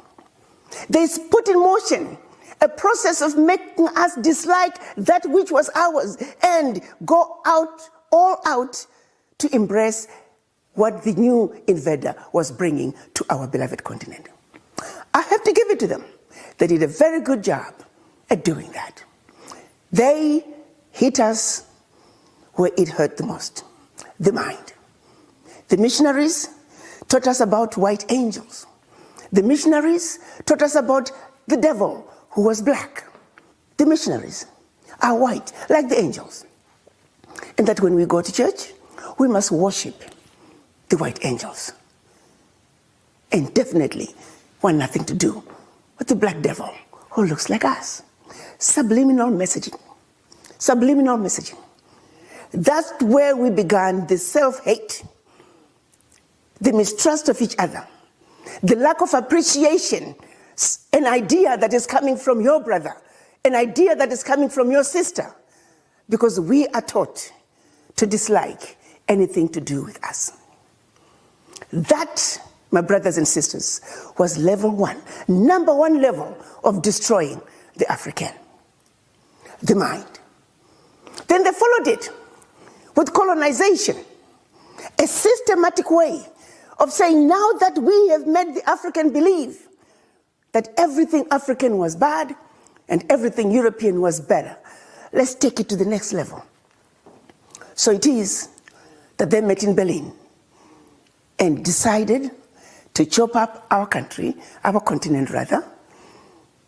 So it is they met in Berlin, Germany, at the invitation of the then Chancellor of Germany, Bismarck, specifically to come up with a strategy that once again would see to it that Africa and her children are forever defeated and dominated. They spent 4 months, 4 cold months in Berlin, Germany, from November of 1884 to February of 1885. And by the time they were done, our Africa had been chopped up into the tiny little countries that we see today. Countries that were intentionally divided in such a way that individually they will never survive. That individually they are easy to exploit. The whole purpose was to see to it that they can continue to exploit the rich natural resources that we were endowed with in our beloved continent. A united Africa is an Africa that is difficult to exploit. An Africa that speaks with one voice is an Africa that is difficult to exploit. So it is what they came up with, their strategy of 1884 during the Berlin Conference, is what gave us the Africa that we have today. An Africa that has countries like Benin, countries like Togo, countries like Central Africa Republic, Niger. As a matter of fact, all African countries. Then they turned around and said, okay, here we are. You are independent countries. Of course, during the Berlin Conference and during colonization, every one of those countries was controlled from those capitals in Europe until independence, when our Pan-African fathers began to say there's something wrong with this picture. We can no longer continue to be subservient in our own continent. So they began to push back. And this is what led us to get the fake independence, where we were given political liberation, limited political liberation to this day. But what they kept and never let go, which brings me to issue number 3 of the root, was the economic liberation. You see, you got to understand that when we were under colonization, the companies that ran the economies of all African countries were companies that belonged to the colonizer. If a country was colonized by the British, the majority of the companies that controlled the economies of those countries were British. If you were colonized by the Germans, German companies. If you were colonized by the French, French companies, and so forth. That, my brothers and sisters, they never gave up. They still continue to control the economies of their former colonies to this day. Let's go back and summarize where we are so far. The issues of the root. They messed with our mind. Berlin Conference. They divided us up, chopped up into tiny little economies that simply cannot survive on their own. And thirdly, in the name of giving us liberation, they never actually left our beloved continent. Economic liberation was denied the Africans to this day. If you go into any African country today, the majority of the employers are multinational companies from those colonies, former colonies, who never left at independence in the 1950s to 60s. The colonizers have never left Africa. Issue number 3 of the root. In the 1940s, They created the Bretton Woods institutions. The Bretton Woods institutions were created with the fair understanding that their success was based on the failures of the developing countries, the majority being in Africa. So it is the international monetary policies are skewed in such a way that African countries are forever going to be paying debt they will never finish paying off. The average African country, as we speak today, spends about a third of their GDP on loan repayment. How can a country survive? It's all by design. Countries that have never defaulted on their loan repayment, and yet the rating agencies continue to give them poor ratings so that they can justify giving them high interest loans. We must understand the international finance system and how it is keeping their knees on the necks of the African countries. The international finance system must be analyzed, and we're asking those involved to give Africans a break, and that we must treat Africa fairly. We must demand that. Issue number 4 of the route, the international trade policies. You see, the continent still has 80% of its natural resources. Africa is the continent where the rest of the world is going to for their needs. Gold, check. Diamonds, check. Oil, check. Coltan, check. Copper, check. The list goes on. It's all in our beloved Africa. And the world wants it. The world wants our natural resources. Now, if you've watched that video fully, you would really appreciate the fact that Africa is a resource-rich continent. And as it is, it seems Africa is the richest continent in the world. And that is why everybody has to poke their nose towards Africa. Everybody really wants to have a piece of Africa. Right now, you understand that the Gulf countries are also preparing themselves to really take up parts of Africa. For instance, there is a UAE company that is really taking up forest land in Africa.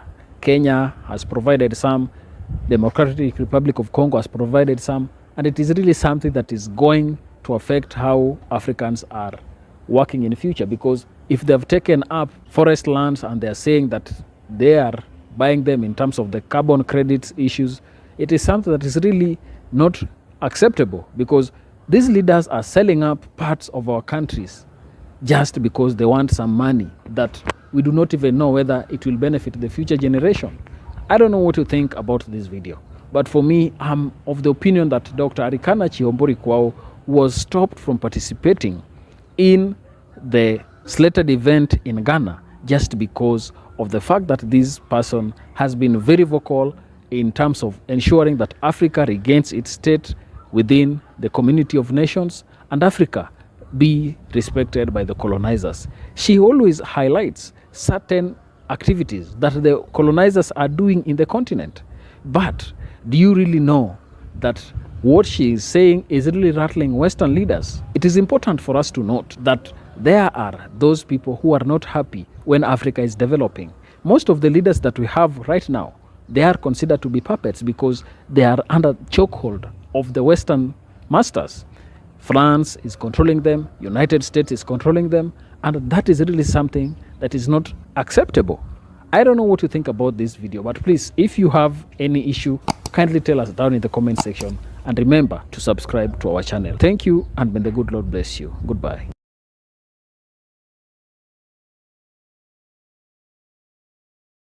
Caribbeans, we're proud of our sense of community. Oh yeah, we're very big on that. We try to help each other in any way we can, except when it comes to saving each other's lives. Even if all we have to do is put our names on a bone marrow register. Not quite so big on that, are we? There are 24 times more white people than black on the UK bone marrow register. If you're black or mixed race, join the register today. Visit aclt.org and see how you could be the one to save a life. ACLT unites to fight leukemia. So what's wrong with my car? Lady, I don't know. When can I get it back? Tomorrow? Lady, I don't know.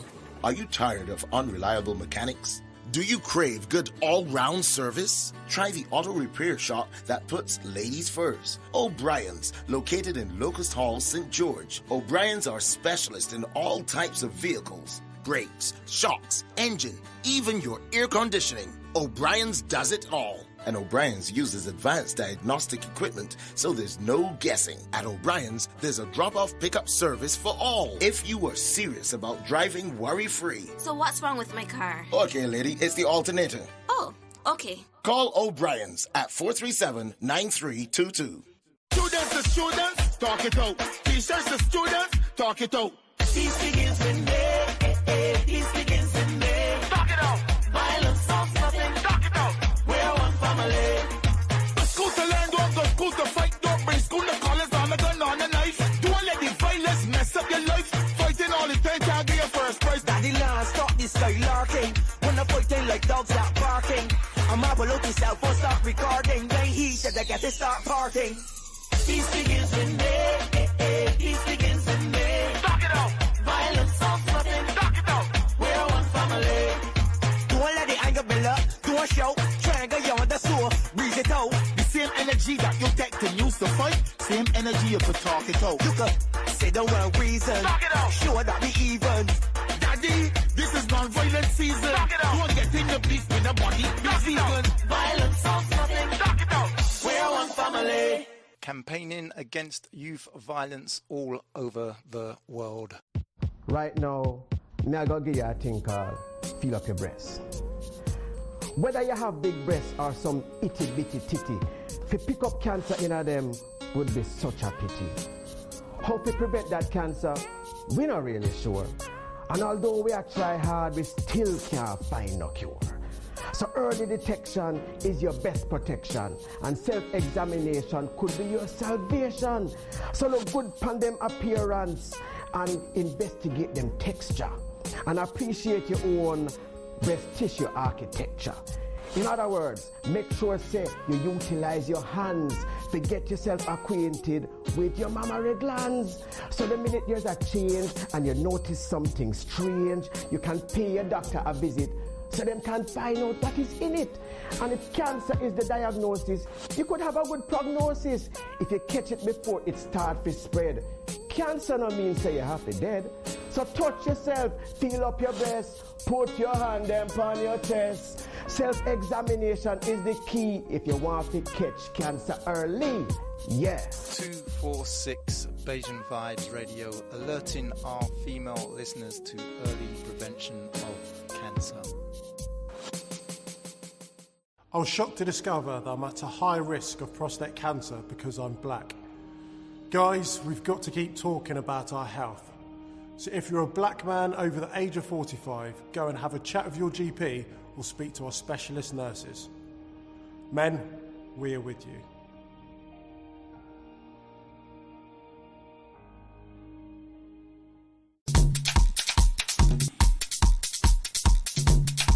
If you would like to advertise your business anywhere in the global diaspora, if you'd like to sponsor, partner 246BajanVibesRadio.com. All you need to do is go to the website, click on the Get in Touch page, and all the information you need is right there to contact our manager and our marketing and advertising team. So if you'd like to sponsor a show, partner the station, advertise your business anywhere in the global diaspora, go to our website, www.246BajanVibesRadio.com. Click on the Get in Touch page, and all the information you need is right there to contact our marketing and advertising team.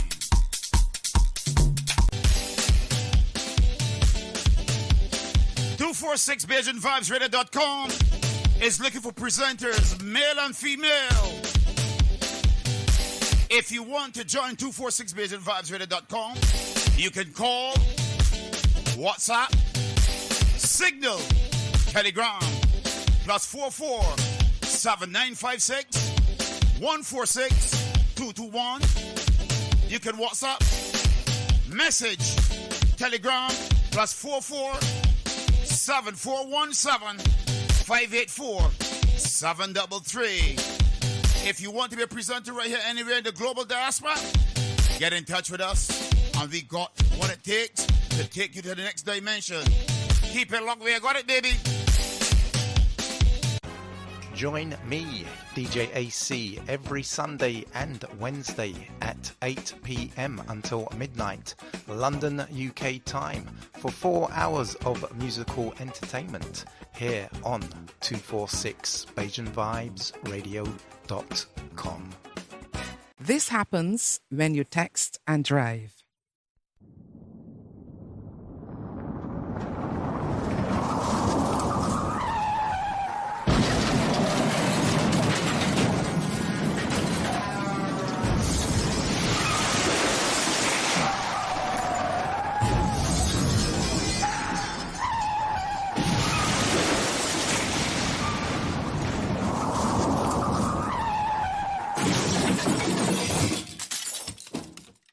You're listening to 246 Bajan Vibes Radio.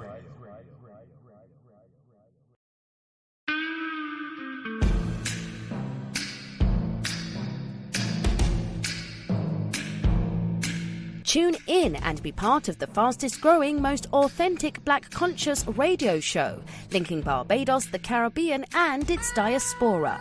The Global Independent Square with Philip Catlin Springer. Weekdays, Monday to Friday from 5 a.m. to 11 a.m. live on www.246BajanVibesRadio.com and 246 Live. Conscious vibes, truth and justice from all corners, and special guest appearances. The Global Independent Square, 5 a.m. till 11 a.m. weekdays, live on 246BajanVibesRadio.com and 246 Live.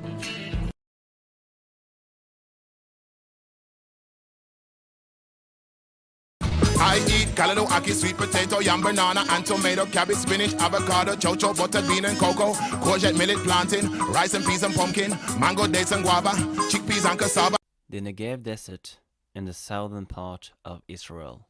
There is a place called Dimona that has about 33,000 residents, which about 5,000 of them is a part of a community called the Black Hebrew Israelites, which are a group of ex-African American people who claim to be descendant from the Hebrews from Jerusalem.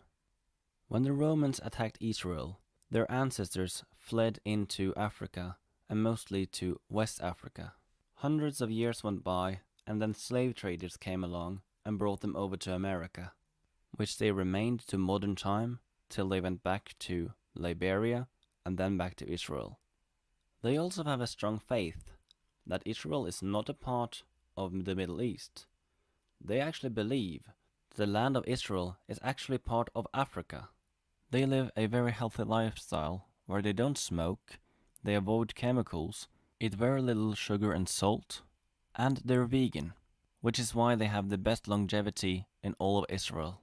They made a community for themselves, an idyllic vegan society, a full-on vegan population, which is why we figured out we had to go and visit them ourselves. First came to Dimona, we were given 13 apartments. Okay? Yeah. And of course, we continued to grow, but the apartments didn't expand. Oh, yeah. You know, these apartments were like 2-bedroom apartments for, what, 4 people? 4 or 5 people? But because of the more of our people coming from America, natural births, we began bursting out of those 13 apartments, Yeah. okay? You know, we would have maybe 20 people in an apartment that was for 5 people, okay? So that made it kind of difficult because we had to share space, we had to share resources. Gradually, we began to get a few more apartments, but we had, our spiritual leader, Ben-Ami, befriended the mayor of the city. His name was Jacques Amir. And Jacques Amir was so impressed about our mission to the land of Israel that he gave us an opportunity to move here. And this was, like I told you, an abandoned absorption center. Yeah. Which means that many of the windows was gone, the doors was gone, electrical wiring had to be redone, plumbing. So we had to invest almost $1.5 million shekels. Oh, wow. Which we had to do collectively. And we took each area of this particular absorption center and began to upgrade it. So today, it has become one of the model communities of Dimona. Okay, we have many tour buses that come and visit us, just as we hosted you today. Yeah. Many people receive the historical overview, and then we take them on a tour of the community. And one of the stations that they always want to go to, and like now they always want to go there first, we produce the best glida, the best ice cream in the world. Oh, really? Non-dairy, no cholesterol, okay, no additives, you know, no synthetic artificial flavoring. Everything is natural, okay? Yeah. So they always want to go to the ice cream parlor first because they always learn that we always sell out. Oh. Okay? So you're going to get a chance today. Sounds great. Shalom, shalom. I was absolutely impressed with the amount of meat replacements that they were able to produce, and also the amount of food that they were able to grow in the desert. It sort of felt strange to find a vegan convenience store in a place that is so isolated. It was more inspirational than anything else. We have entered Gan HaSignon, or the Garden of Style, okay? And this is our On Kifar boutique of high fashion of our community. High fashion. This is the high end. This is the Saks Fifth Avenue and the, Nordstrom. And this is our high class boutique. And if you pan, you will see everything is handmade here. Most things are handmade. Wow. We do get some things from the continent, from some of our brother and sister jurisdictions on the continent, Kenya, Ghana.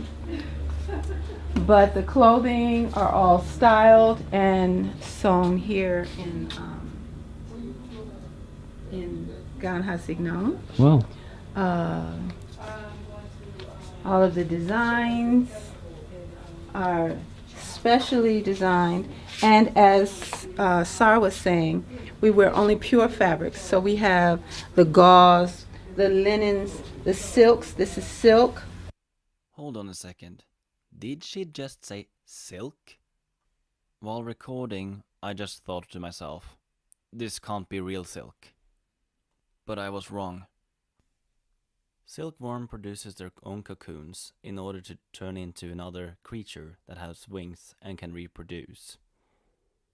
In original silk production, they waited till the cocoon was empty, but today that is no longer the case. Today they boil the cocoons with the live insect inside, and then they're harvested, and this is done on small scale and in really huge scales. Silk is not classified as vegan, and this is something the Black Hebrew Israelites should know about. 100% cottons, and on the borders of our clothes we have the fringes, and as you see on mine, the cords of blue. Yeah. So the fringes and the cords of blue are to remind us of the law, Yeah. the 10 Commandments, to remind us of the law and to spread that truth to the four corners of the earth. So you will see the cords of blue on the four corners of our garments. I got a really interesting question, Yes. because many of the anti-vegans in Norway say that, oh, but you can't make real clothes unless you have synthetic without using animal products. What would you say to that? No, cotton is 100%. Yeah. There's no synthetics used in cottons.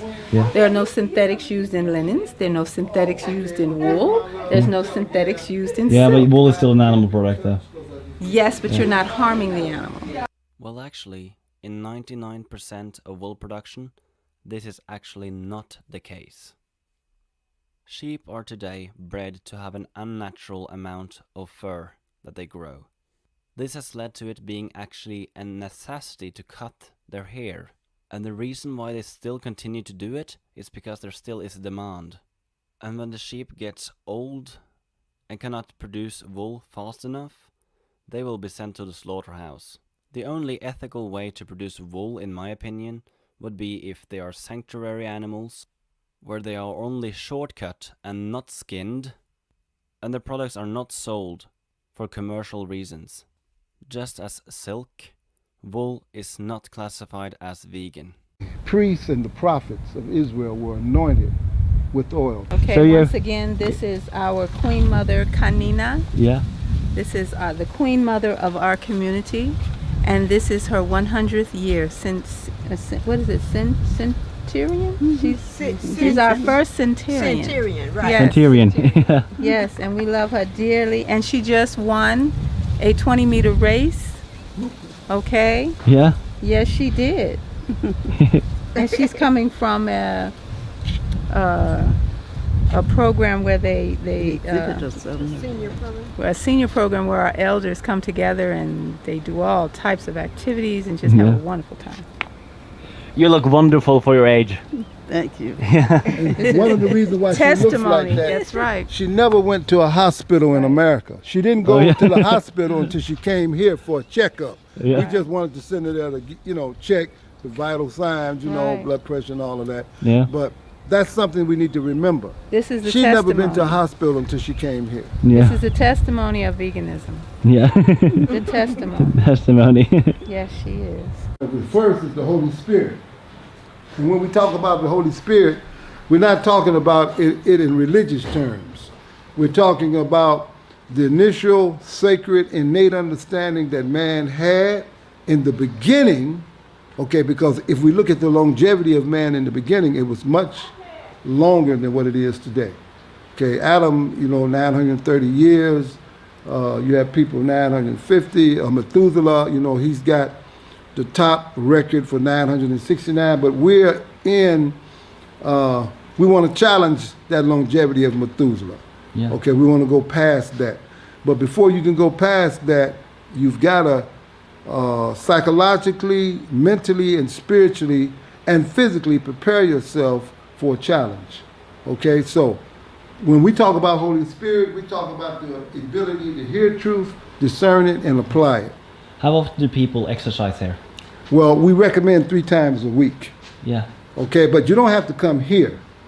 You can have a regimen at your home, and then what makes it easier for us, brothers and sisters, they go and get one another to join them, because when you got that collective energy that gives you the initiative to continue to develop good habits and continue to apply them. This is basically the studio they use for like workout, training, dancing, and whatever. It's I would say it's a mid-size one, but it's very well put together. Nothing is better than joining a dancing class for a little exercise. As you've seen, this is only one of many types of exercise these people are doing every single week. They run, they go to the gym, they do all sorts of activities. For them, it is more than just diet. It's living. Stay as healthy as physically possible. They even have a mandatory monthly massage. Never before have I seen such an enthusiasm to stay healthy. So these were midwives, right? These are all midwives. The midwife in the white was the head midwife. She still is one of our head doctors. This is Dr. Ofra, Crown Dr. Ofra, and she was one of the first midwives, as well as the other 4. This was the first team of midwives that we had here in the community. So behind you is our spiritual leader. I don't know if you've taken a picture of him yet. No, I don't think so. This is our spiritual leader. Before 1972, our sisters went to the hospital to have their babies. Yeah. And in the earlier days, we were not treated as nicely as we would have wanted to. And so the sisters really had apprehension about going to the hospital. Yeah. So this sister decided that she was going to put her baby in the hands, her life and her baby in the hands of our midwives. So our midwives is the first baby delivered in the House of Life, 1972. And from this point on, I would say 95+% of all of our babies are born here in the House of Life. The other 5%, there may be special circumstances that they may need to go to the hospital. But at this time, we have a very good relationship with the midwives in the hospital in Soroka, which is the only hospital in the Negev region, in the southern region. Yeah. And so when we do have to go to the hospital for any special circumstances that may happen with our mothers, we go to Soroka Hospital. And we're at a point now that when we walk in, the first thing they say is, "Why are you here?" Because they know it has to be something that might be wrong. The process here in the Bakeheim is, and I'm going to bring it to the diet, is that along with the regular vegan diet that we have a very special vegan diet for our expecting and nursing mothers. What does that mean? When we speak about diet in a general sense, but also in a specific sense with our mothers, we don't speak of just food consumption. Diet is anything you ingest. What you think, what you eat, what you do with your body. Every aspect of what you do is part of your diet. It's a holistic way of life. Okay. The mothers would let us know that they're in conception, and then we would put them on this very special expecting and nursing mother's diet. And what makes it special is that it focuses on her making sure she gets her supplements, making sure she's eating properly throughout the day, getting enough water, juices, and exercise and rest. Because when we think of, as Sar mentioned earlier, our system of health is not a curative system. Our system of health is a preventive system. So we go at everything trying to prevent it before it becomes a dis-ease in the body. Okay? So even with pregnancy is not a sickness. Pregnancy is a natural occurrence for women that are blessed to have that occur with them. And so the mothers will let us know that they're in conception. They will come here when it's time to have the babies. And the team of midwives will be here to receive her. And she will birth in this room or one of the other rooms that we'll show you in a moment. And she can birth in whatever position she would like to. This room can be transformed into a wonderful atmosphere of lights, candles, scents, aromas, music. My sister, my biological sister, is a sound therapist, and she works with all types of percussion instruments. And she will come and she will soothe the mother. She plays the Tibetan bowls, and she'll place them on the mother's stomach and help to stimulate surges so the baby can come out. It also helps to calm and relax the mothers. This is a solar cooker, and why would you want to cook food with the rays of the sun? First of all, because it maintains the integral structure of the vegetables and your grains, okay? It will not totally disrupt the nutritional value that's in food. But when you usually cook food on gas or electric stoves or even with wood, you destroy the integral integrity of the food, okay? Here, you got another taste by cooking with the sun, okay? And we require our families at least to have 2 meals a week cooked by the sun because it maintains and preserves the nutrients, okay? Real simple parabolic panel that just reflects the sun rays, and there's a pot that goes there, usually an iron pot, because in an iron pot, our elders used to cook in iron pots a lot. Why? Because iron actually is absorbed by the food in the pot, and with the sun hitting these special pots from the bottom, the food actually absorbs more of the nutrient value of the iron that's in the pot. Okay. So this is the garden, right? Right, that is a garden. Yeah. But we also have behind our school, we have a greenhouse that was awarded us because of the organic agriculture work that we were doing. Yeah. We were awarded this greenhouse in order to teach African students how to use greenhouses, on the continent. Yeah. Okay, so we bring African students up here, like it's a change program. And we train them of how to grow various herbs and vegetables in their indigenous countries like Ghana, like South Africa, like Kenya. Yeah, that's exactly what I want to talk to you about, because in Norway there are many people who says that you can't grow enough vegetables to feed the Norwegian population due to that the soil is too scarce and such. Would you think that it's impossible to grow food in places where there grows a lot of rocks and such? All right, well, I think in terms of places like Norway, see, this is where the common concern for one another has to come in. Some lands have more than enough land that they need to propagate food for themselves. Maybe in Norway, you couldn't propagate, or the foods that you would grow would sustain you, but you've got other countries that have plenty of land, for instance, like Africa.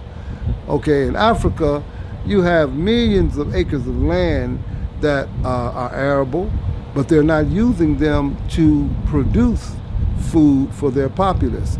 So one of the principles that we are advocating is sharing resources. Some lands will be better, suited to grow certain things, and other lands will be better suited to everything. But the idea is to share these things. Yeah. Okay. Or you could put up a greenhouse or something like that. Absolutely. Yeah. So you wouldn't say that it would be impossible to grow vegetables up north as far as you just put the right intention into it, with the greenhouse, you can control the environment. Yeah. And also I actually calculated this, and Norway actually has enough if people go vegan, but we don't have enough to produce enough meat.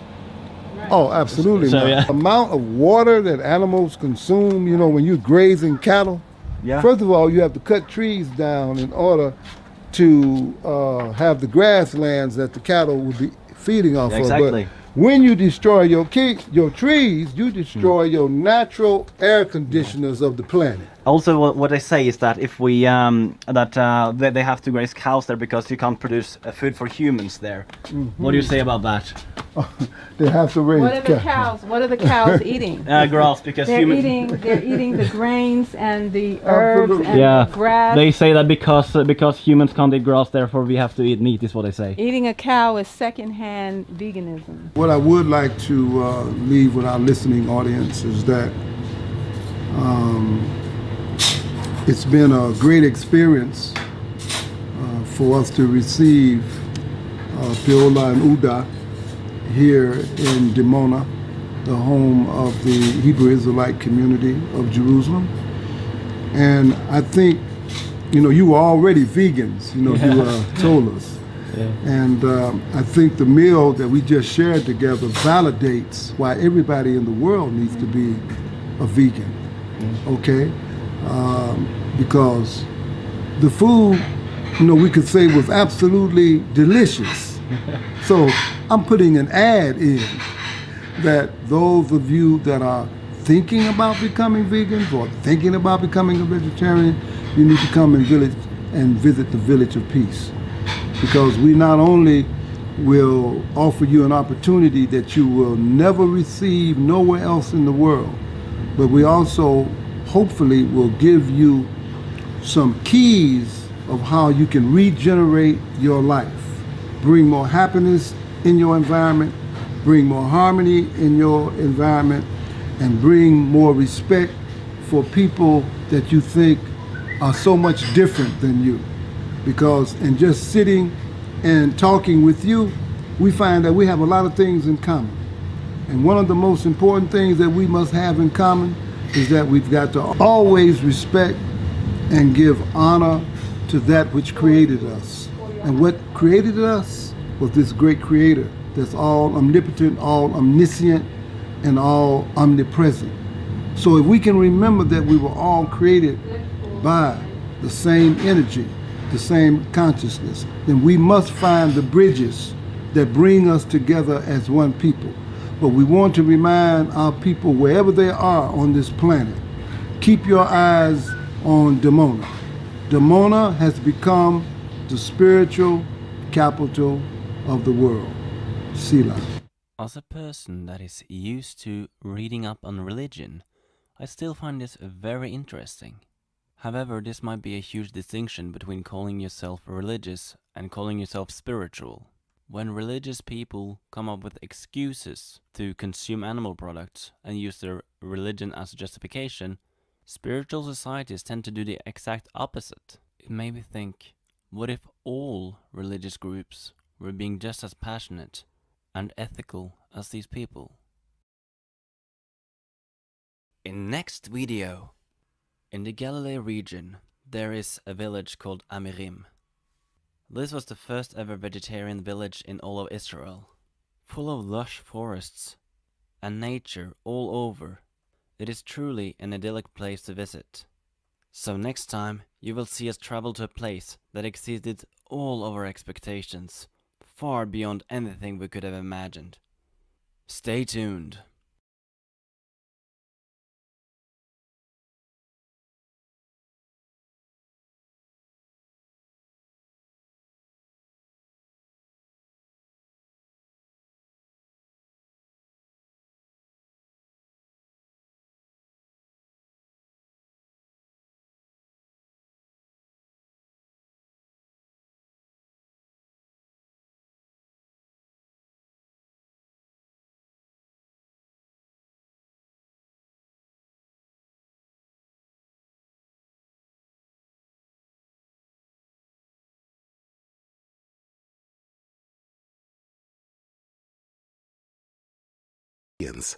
We're proud of our sense of community.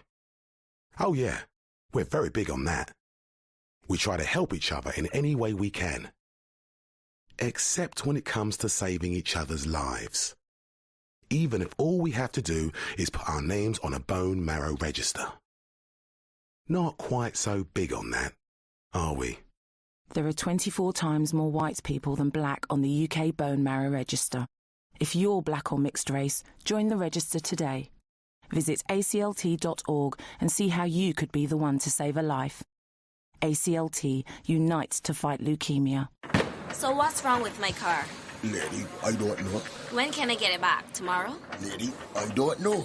Are you tired of unreliable mechanics? Do you crave good all-round service? Try the auto repair shop that puts ladies first. O'Brien's, located in Locust Hall, St. George. O'Brien's are specialists in all types of vehicles. Brakes, shocks, engine, even your air conditioning. O'Brien's does it all. And O'Brien's uses advanced diagnostic equipment, so there's no guessing. At O'Brien's, there's a drop-off pickup service for all. If you are serious about driving worry-free. So what's wrong with my car? Okay, lady, it's the alternator. Oh, okay. Call O'Brien's at 437-9322. Students to students, talk it out. Teachers to students, talk it out. Peace begins with me. Peace begins with me. Talk it out. Violence solves nothing. Talk it out. We're one family.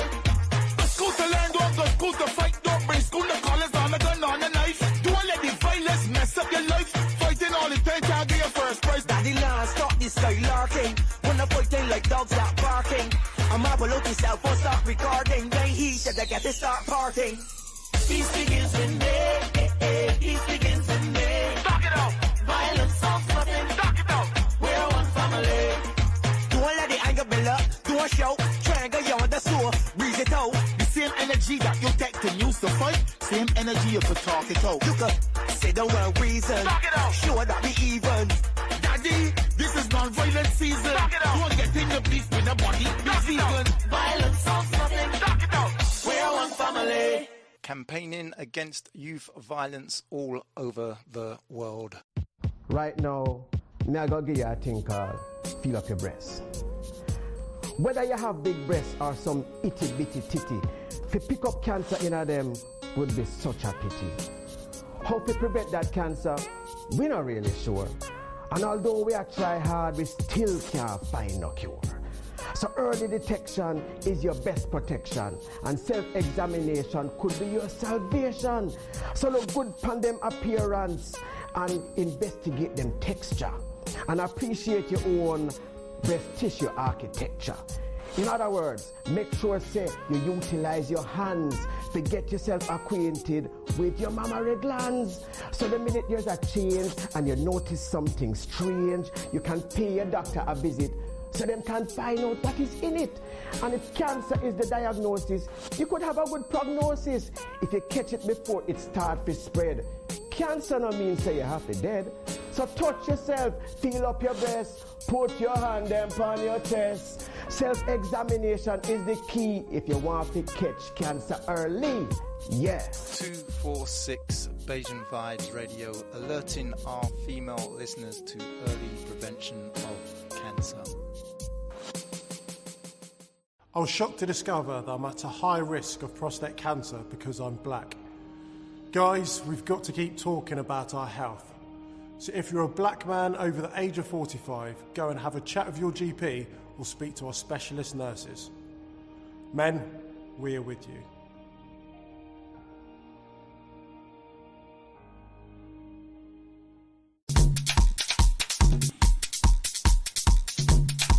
If you would like to advertise your business anywhere in the global diaspora, if you'd like to sponsor, partner 246BayesianVibesRadio.com.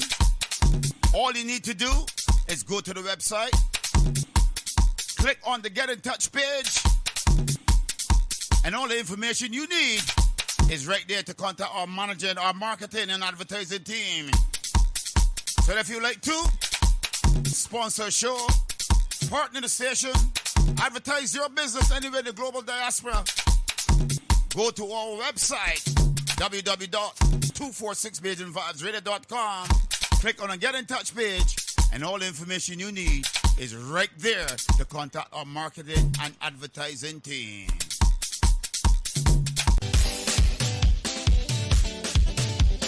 BayesianVibesRadio.com is looking for presenters, male and female. If you want to join 246BayesianVibesRadio.com, you can call, WhatsApp, Signal, Telegram, +44 7956 146 221. You can WhatsApp, message, Telegram, +44 7417 584 733. If you want to be a presenter right here anywhere in the global diaspora, get in touch with us, and we got what it takes to take you to the next dimension. Keep it locked, we got it, baby. Join me, DJ AC, every Sunday and Wednesday at 8 p.m. until midnight, London, UK time, for 4 hours of musical entertainment here on 246 BayesianVibesRadio.com.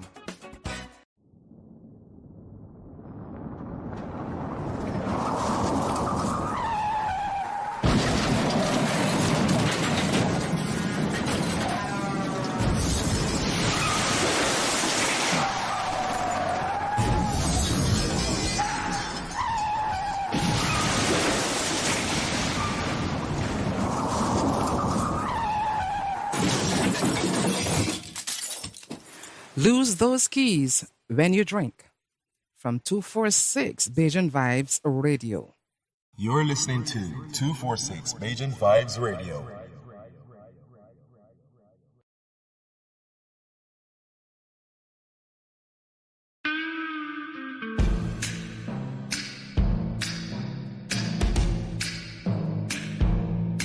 Tune in and be part of the fastest growing, most authentic Black conscious radio show, linking Barbados, the Caribbean and its diaspora. The Global Independent Square with Philip Catlin Springer. Weekdays, Monday to Friday from 5 a.m. to 11 a.m. live on www.246BajanVibesRadio.com and 246 Live. Conscious Vibes, truth and justice from all corners, and special guest appearances. The Global Independent Square, 5 a.m. till 11 a.m. weekdays, live on 246BajanVibesRadio.com and 246 Live.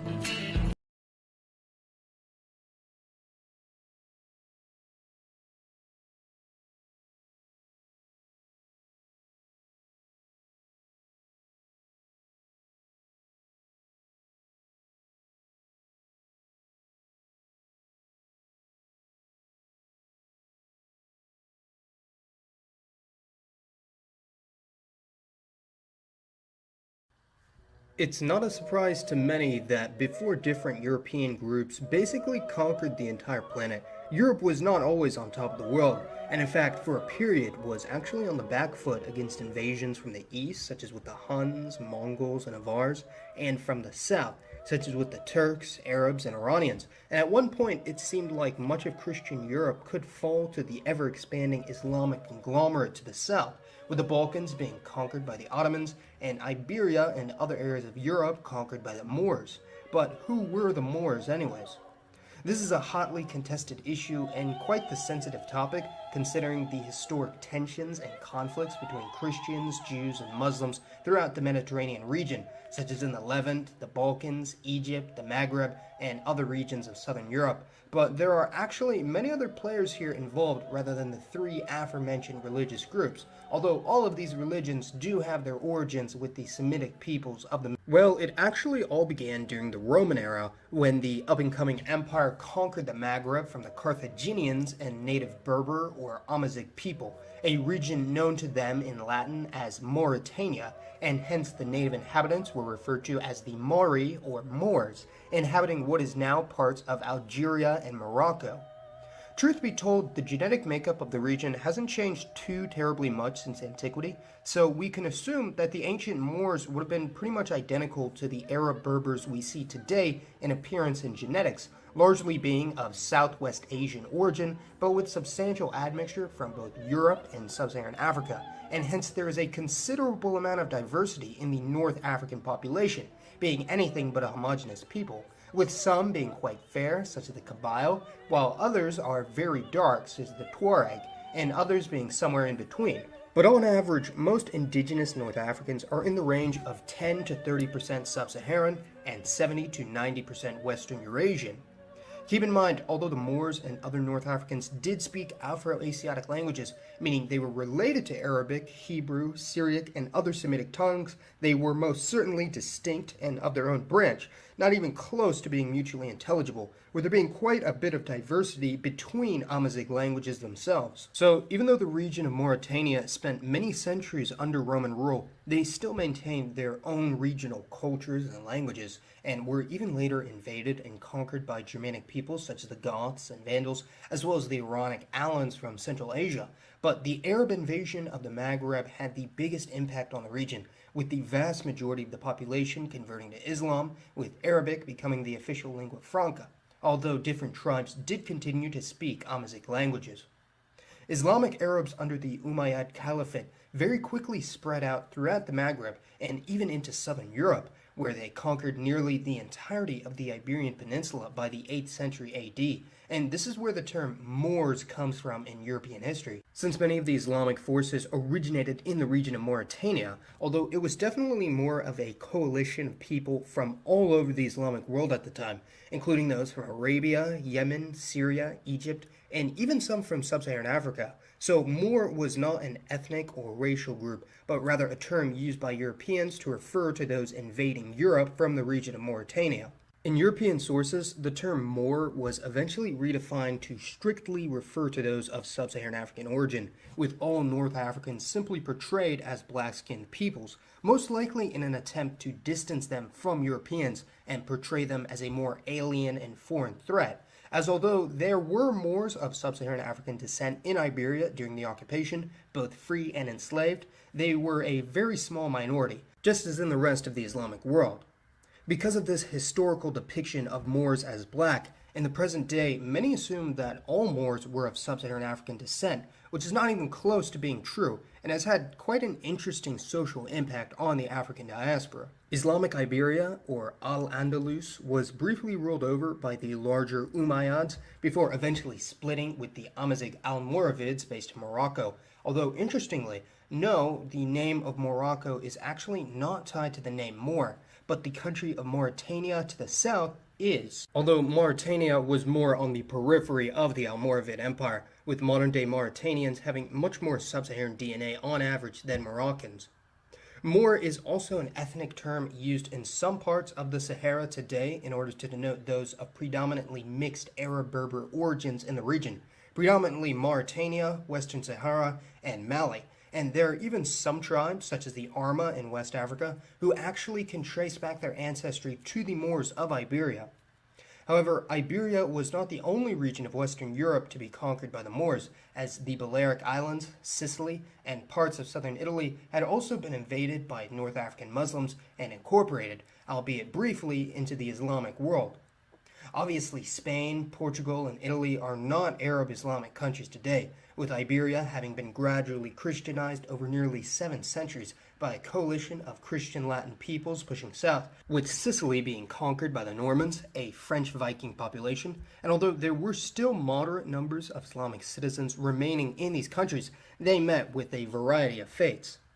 In Iberia, the last Islamic holdout, the Emirate of Granada, had a shaky peace with Castile before being annexed, and Muslim Iberians were initially tolerated for a time, speaking a heavily Arabic-influenced Latin dialect known as Mozarabic, although with the incorporation of Granada, the language and religion of the remaining Moors was heavily suppressed and eventually stamped out altogether, with the Moorish converts to Catholicism being known as Moriscos.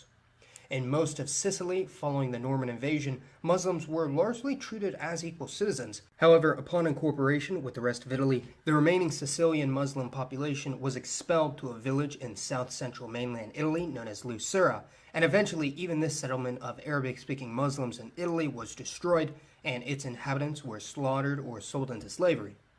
Although the Arabic language quickly dissipated in Sicily, replaced by Italian dialects from the south, the Arabic language did survive on the island of Malta in between Sicily and North African, with the Maltese language being a heavily Latinized Tunisian Arabic dialect, with over a third of its vocabulary coming from Italian.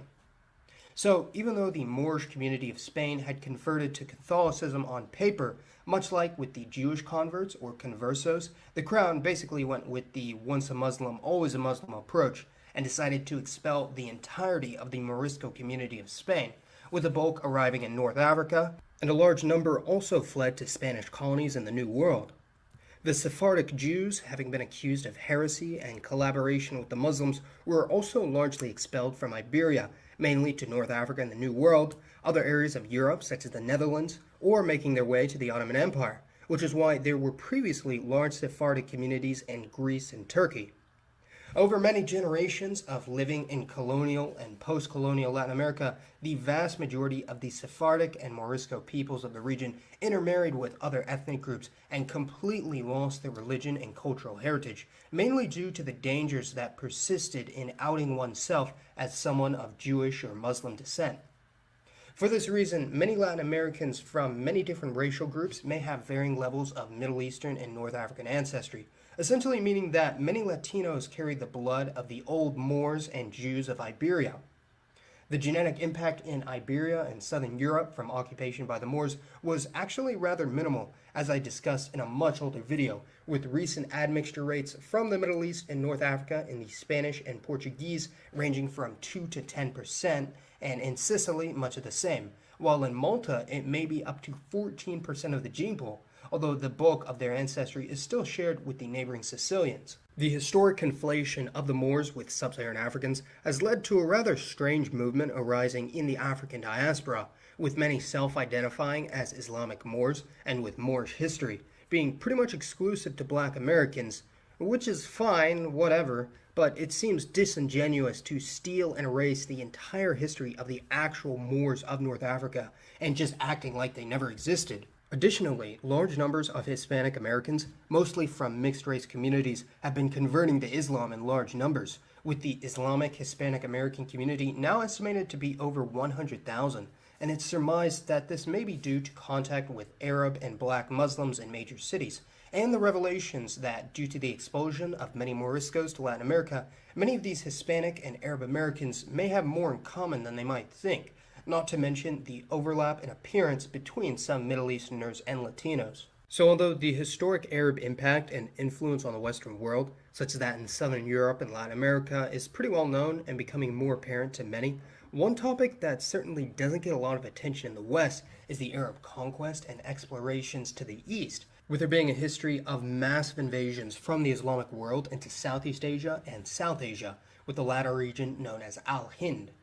Although the Indian subcontinent was eventually conquered by the Turco-Persian peoples known as the Mughals, the Arabs still had a massive influence on their society, as they had for generations before Islam even existed, with there being an especially large Islamic community in southern India and Sri Lanka who have major ties to the Arabian Peninsula, although the Arab impact on their DNA is only small to moderate. In India, the Malayali-speaking Mappila and Tamil-speaking Labe have long claimed descent from Arab and other Middle Eastern traders, mostly from the Hadramaut region of Yemen, as do the Sri Lankan Sonakar, and upon discovery by the Portuguese, they were known as the Indian Moors and Sri Lankan Moors respectively, due to them having shared the same religion of the Iberian Moors, who they were already very familiar with.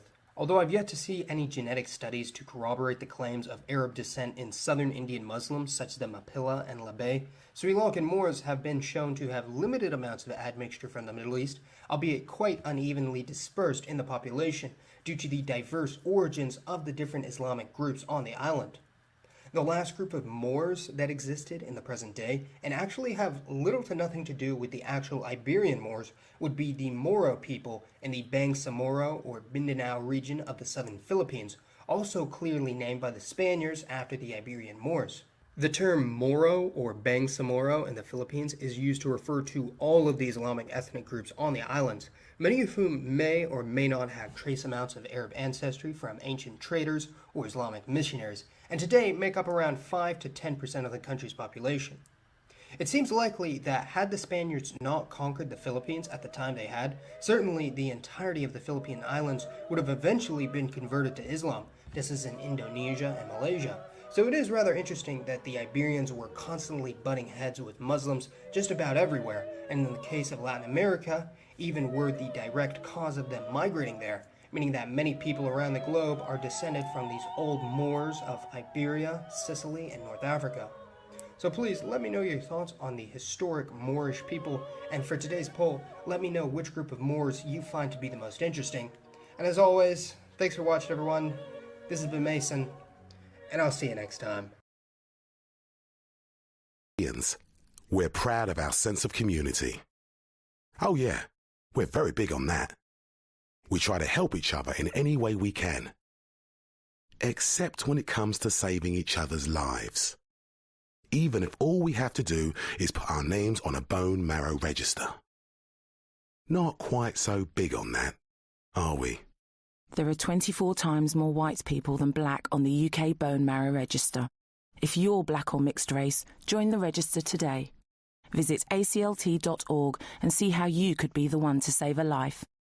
ACLT unites to fight leukemia. So what's wrong with my car? Lady, I don't know. When can I get it back? Tomorrow? Lady, I don't know.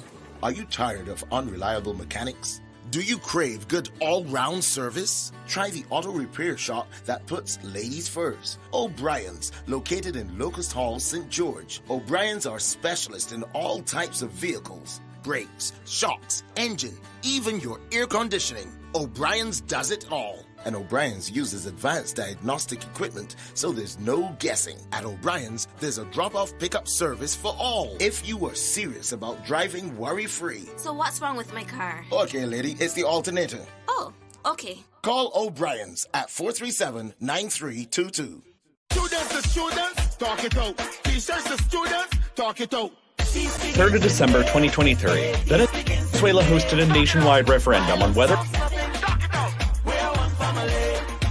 School to learn, don't go school to fight, don't bring school to college on a gun on a knife. Don't let the violence mess up your life. Fighting all the time, can't get your first prize. Daddy, stop this skylarking. When I fight dogs out barking. I'm up looking south, won't stop recording. Then he said I got to start parting. Peace begins with me. Peace begins with me. Talk it out. Violence solves nothing. Talk it out. We're one family. Don't let the anger build up. Don't show. Triangle you on the store. Breeze it out. The same energy that you take to use the fight, same energy you could talk it out. You could say the wrong reason. Talk it out. Sure that we even. Daddy, this is non-violent season. Talk it out. Don't get in your beef with nobody. Be vegan. Violence solves nothing. Talk it out. We're one family. Campaigning against youth violence all over the world. Right now, me I go give you a thing called feel up your breast. Whether you have big breasts or some itty bitty titty, to pick up cancer in them would be such a pity. How to prevent that cancer, we're not really sure. And although we are try hard, we still can't find no cure. So early detection is your best protection, and self-examination could be your salvation. So look good upon them appearance and investigate them texture, and appreciate your own breast tissue architecture. In other words, make sure say you utilize your hands to get yourself acquainted with your mammary glands. So the minute there's a change and you notice something strange, you can pay your doctor a visit so them can find out what is in it. And if cancer is the diagnosis, you could have a good prognosis if you catch it before it starts to spread. Cancer no means say you have to dead. So touch yourself, feel up your breast, put your hand them on your chest. Self-examination is the key if you want to catch cancer early. Yeah. 246 Bayesian Vibes Radio, alerting our female listeners to early prevention of cancer. I was shocked to discover that I'm at a high risk of prostate cancer because I'm black. Guys, we've got to keep talking about our health. So if you're a black man over the age of 45, go and have a chat with your GP or speak to our specialist nurses. Men, we're with you.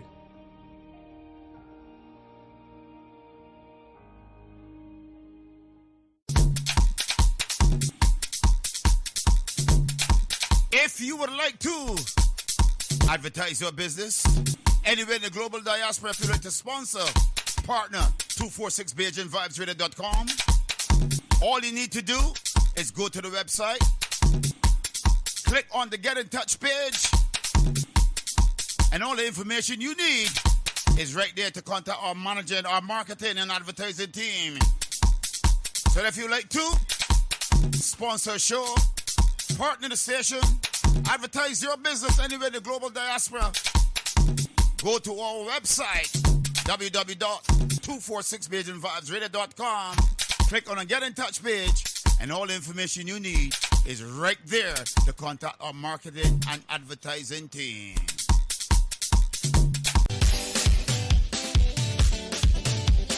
BayesianVibesRadio.com is looking for presenters, male and female. If you want to join 246BayesianVibesRadio.com, you can call, WhatsApp, Signal, Telegram, +44 7956 146 221. You can WhatsApp, message, Telegram, +44 7417 584 733. If you want to be a presenter right here anywhere in the global diaspora, get in touch with us, and we got what it takes to take you to the next dimension. Keep it locked, we got it, baby. Join me, DJ AC, every Sunday and Wednesday at 8 p.m. until midnight, London, UK time, for 4 hours of musical entertainment here on 246 BayesianVibesRadio.com.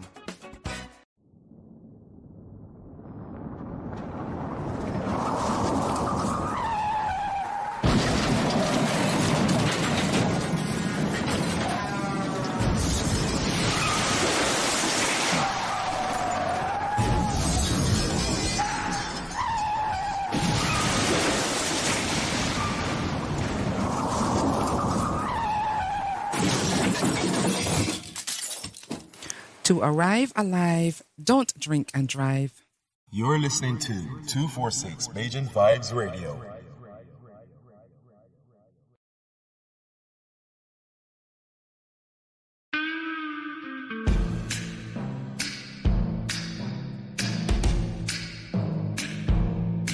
Tune in and be part of the fastest growing, most authentic black conscious radio show, linking Barbados, the Caribbean and its diaspora.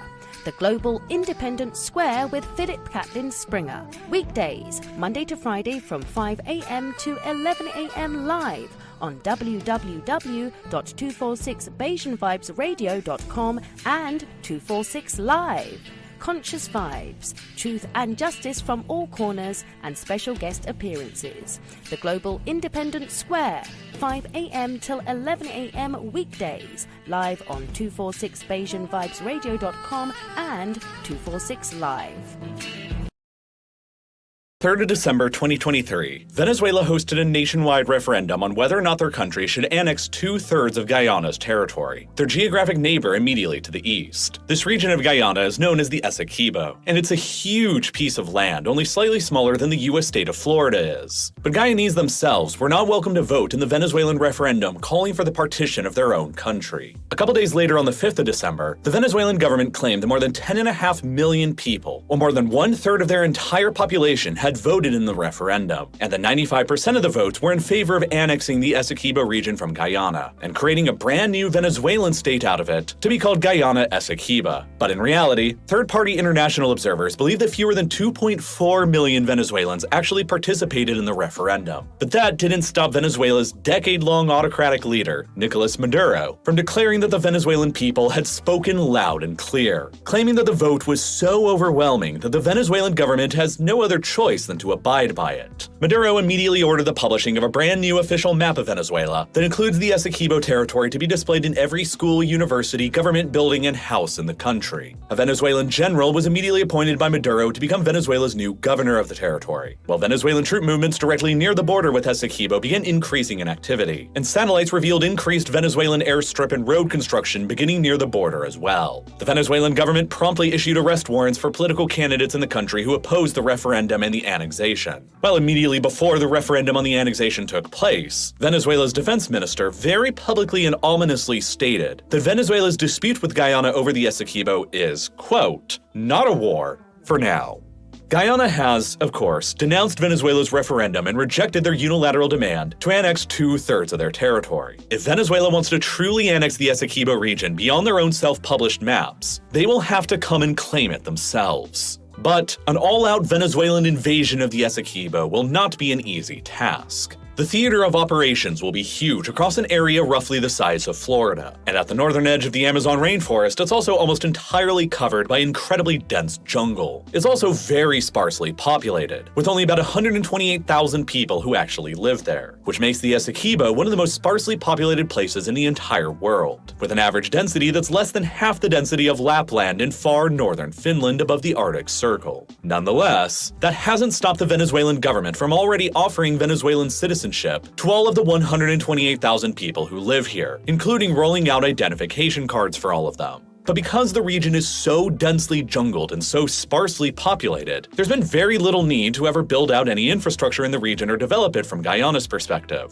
As a result, there's literally only one single paved road that runs from Venezuela into the Essequibo region and into Guyana in general. And it runs through Brazil first before it enters into Guyana later. Immediately alarmed following Venezuela's referendum and demands for the Essequibo's annexation then, and worried that in order to enforce their claims, Venezuelan troops and their logistics may use the strategically vital paved road and march through their territory, Brazil has already deployed their own troops and vehicles to the region around the road to try and discourage the Venezuelans from ever attempting it. And at the same time, the United States Air Force has already begun conducting aerial patrols over Guyana's territory to send a further message to the Venezuelans to not try their luck. And just like that, seemingly out of nowhere, there's a major geopolitical crisis in South America, and a genuine risk of state-on-state warfare exploding in Latin America for the first time in decades. A war that can involve not only Venezuela and Guyana, but Brazil and the United States as well. But if the Essequibo region is so underdeveloped, so sparsely populated, and so geographically challenging for Venezuela to invade in the first place, then then why is Venezuela threatening a land grab war right now all of a sudden to take it? Well, as it usually does in the 21st century, the answer is actually a lot more complicated than it appears at first. It has to do with oil, the global struggle for the control of access to energy resources, historic grievances over the age of colonialism, and literally trillions of dollars worth of bounty to whoever eventually emerges victorious. And the risk of conflict spreads very far from the shores of just Guyana and Venezuela. Throughout the 20th and 21st centuries, it became well understood that one of the single largest concentrations of crude oil that could be found anywhere in the world was right here across Venezuela, in an area known as the Orinoco Oil Belt. For decades, oil companies from around the world attempted to discover additional oil deposits around this area, but with only limited successes. There were hunches that the oil belt in northern Venezuela might have extended further to the east and into the northern reaches of Guyana's maritime exclusive economic zone. But then in 2014, after dozens of attempted drillings in Guyana's offshore with no luck, Royal Dutch Shell decided to throw in the towel and sell out the entirety of their 30% stake in Guyana's offshore oil project to an American independent petroleum company named Hess. Hess bought out all of Shell's shares in the project for $30 million, acquiring their 30% stake in the project that was being spearheaded by ExxonMobil with a 45% stake, and joined by the China National Offshore Oil Corporation with an additional 25% stake. And the very next year, Hess's gamble on buying out Shell's shares would result in one of the biggest jackpots in the entire history of the oil industry. And that's because in 2015, this consortium led by ExxonMobil began discovering a series of historically massive offshore oil deposits about 100 miles north of Guyana's coast. Exxon would later confirm that these offshore oil fields within Guyana's exclusive economic zone represented an estimated total of 11 billion barrels worth of recoverable oil, a find that represents what is, to date, the single largest oil discovery of the 21st century, and a fact that almost overnight catapulted Guyana from having zero known oil reserves to having the 17th largest oil reserves in the world, with an amount of oil wealth that's nearly equivalent to the entirety of neighboring Brazil or Algeria. By 2023, Exxon would calculate that these oil reserves in Guyana were worth an estimated $500 billion. And more might end up being discovered too. And in order to capture it all, the Exxon-led consortium has already invested more than $40 billion into developing offshore oil platforms and projects in Guyana just since 2015. And they're expected to continue investing tens of billions of dollars more by the end of the decade. The Exxon-led consortium also signed a deal with Guyana in 2016 that would split the profits of their oil 50-50. 50% to the government of Guyana and 50% to the Exxon-led consortium, in addition to 2% royalties to the Guyana government as well. Offshore oil rigs were rapidly built and put into place, and production began near the end of December in 2019. And then in October of 2023, just a month and a half before Venezuela would hold its referendum, Chevron announced that it would be buying out Hess for a whopping $59 billion. Immediately before this, Hess's 30% ownership stake in the Guyana offshore project that they had bought from Shell for only $30 million just 9 years previously was estimated by Citigroup analysts to be worth about 43% of Hess's total portfolio, meaning the Chevron is largely buying out Hess for their shares in Guyana, and they value those shares at more than $25 billion.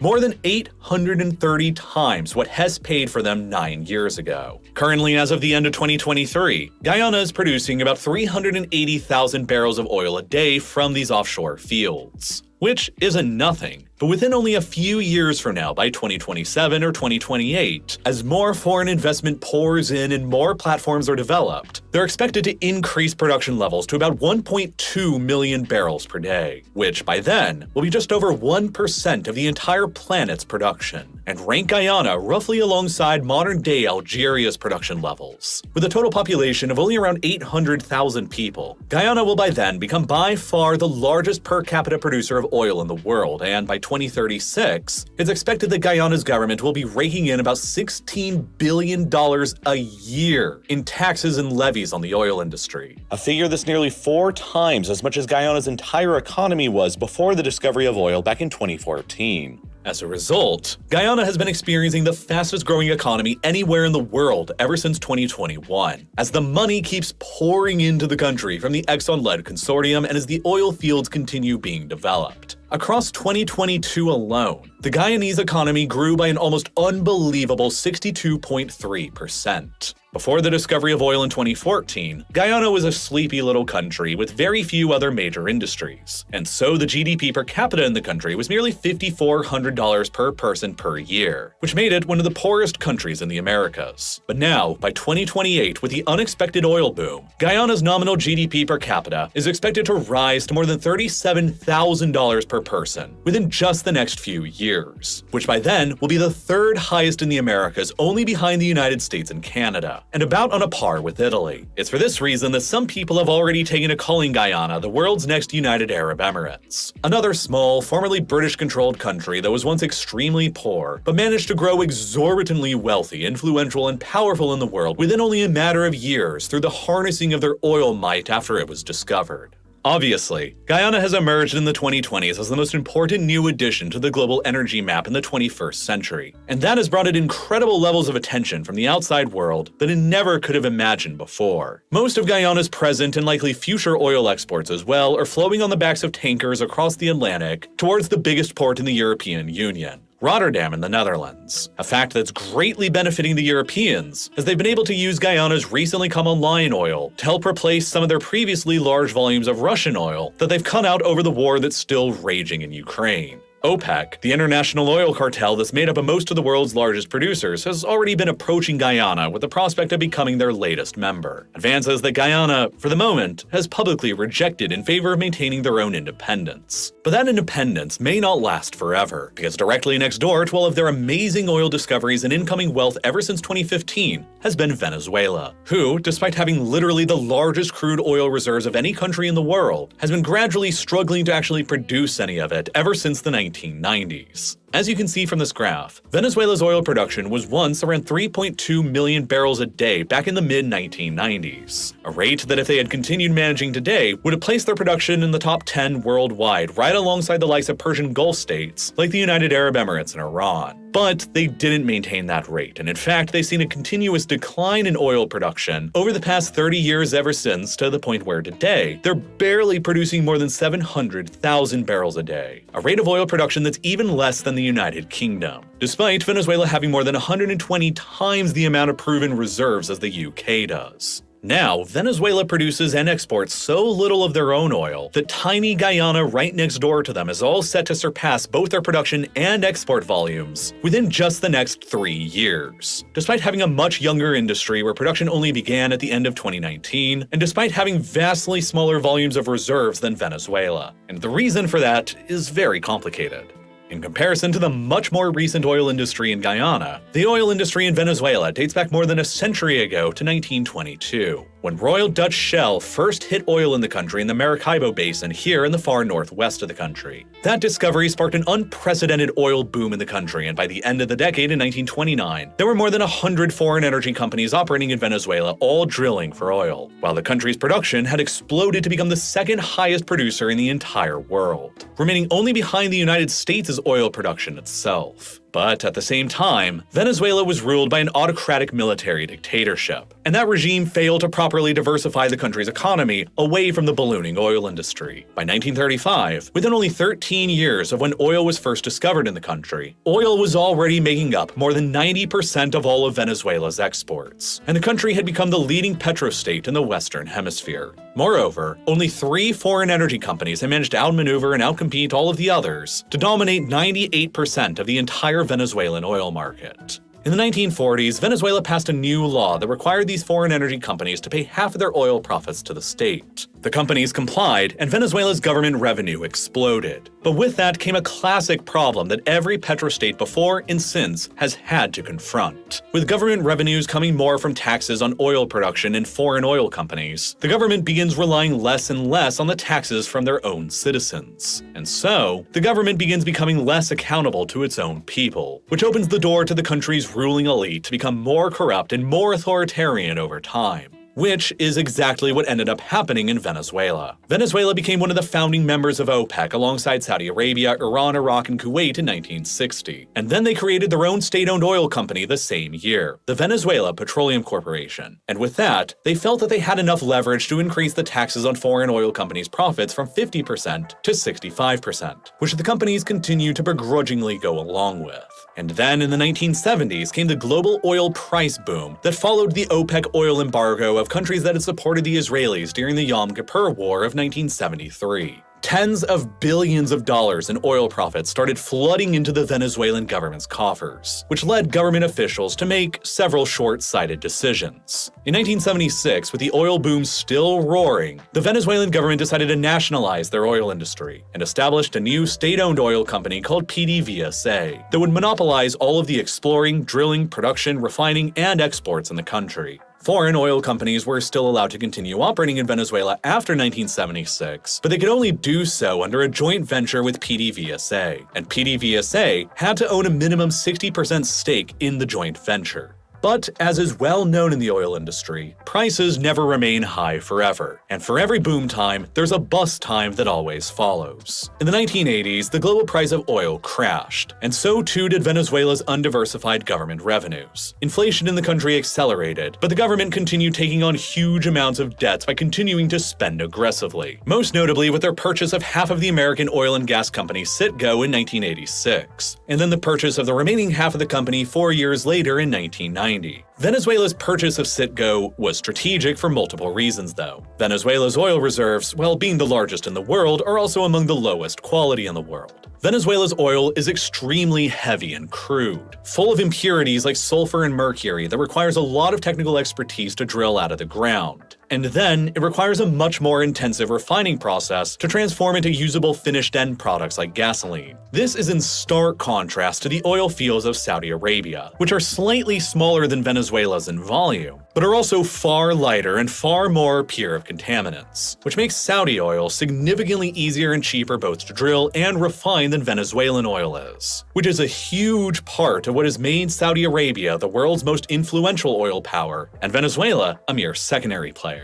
Across the 1980s, American oil refineries across the Gulf Coast in Texas and Louisiana began anticipating that the world was starting to run out of the lighter, more pure crude oil deposits that were easy to refine, and as a result, everyone was eventually going to have to start refining the heavier and less pure crude oil going forward, like the oil that's found in Venezuela. Consequently, most of America's Gulf Coast refineries began retooling themselves to handle the world's heavier and less pure oil, and they became some of the only refineries in the world that could actually handle the processing required of Venezuela's extra heavy crude oil. And their geographic proximity to Venezuela's oil fields made them the logical choice for the Venezuelans to use. PDVSA's acquisition of Citgo in the late 1980s, while expensive, enabled Venezuela to acquire direct ownership over some of these vital refineries, while it also gave them control, for a moment, of about 10% of the entire US domestic oil market, which established this really lucrative trade route where PDVSA would produce super heavy crude oil in Venezuela, export it to Citgo refineries on the US Gulf Coast that they owned after 1986, and then sell the refined gasoline they produced in them directly to American consumers, as the US market became the biggest export destination for Venezuelan oil. By 1997, Venezuelan exports of crude oil to the US market peaked, and America was importing about 17.4% of their oil from Venezuela. More oil than the Americans were importing from Saudi Arabia at the time, or from anyone else as well.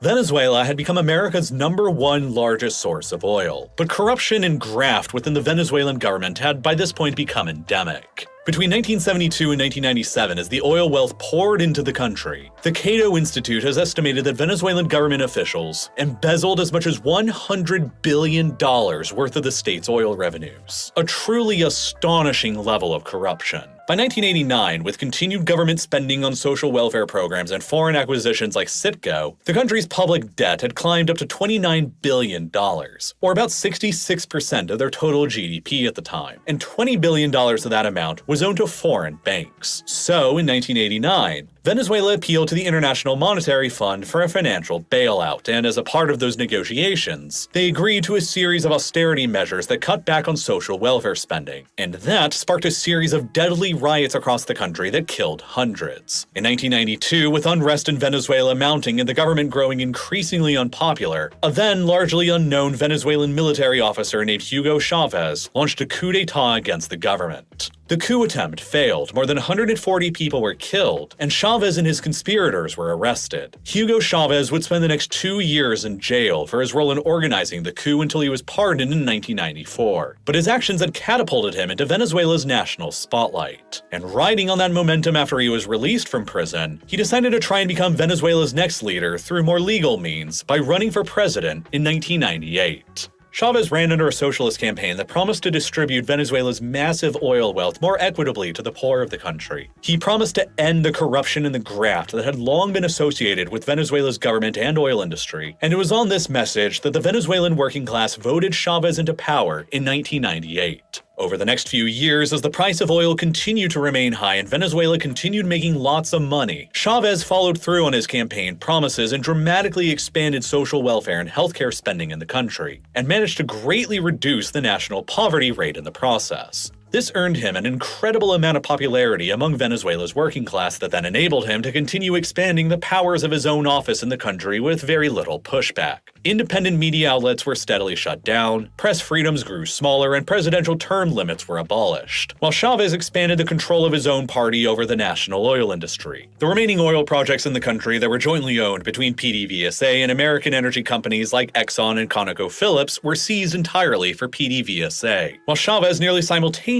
fired thousands of experienced PDVSA employees who went on strike between 2002 and 2003, who he then replaced with more inexperienced party loyalists. The end result of expelling highly experienced foreign companies and gutting PDVSA of many of their most experienced workers at the same time resulted in a sharp decline of Venezuela's productivity when it came to oil production. But the Chavez administration wasn't finished with its mismanagement of the industry just yet. Venezuela began voluntarily selling their oil at a subsidized discount to fellow nations in the region who they considered to be friendly, such as Cuba and Nicaragua, while Venezuela continued distancing their own foreign policy away from the United States and closer towards Russia and China. Chavez's administration in Venezuela led the country into purchasing $20 billion worth of arms from Russia, equipment that included Russian fighter jets, surface-to-air missile systems, and dozens of tanks. Venezuela was able to pay for all of this equipment by granting the Russian state-owned oil company Rosneft the ability to become one of their own extraction partners in the Venezuelan oil fields, and by taking out loans from Russia, loans that they put up 49.9% of their ownership stake in Citgo in the United States as collateral for. Chavez's realignment of Venezuela towards Russia also sparked ire in Washington, which led to the Bush administration slapping a total arms embargo on Venezuela in 2006. And as oil production out of Venezuela continued dwindling under Chavez, Venezuela's oil exports to the United States continued decreasing as well. And the Gulf Coast refineries that were once absorbing millions of extra heavy crude Venezuelan barrels a day began shifting towards receiving millions of extra heavy Canadian crude oil barrels coming out of the Alberta oil sands through pipelines instead. And so, extra heavy Canadian crude oil began displacing extra heavy Venezuelan crude oil in America.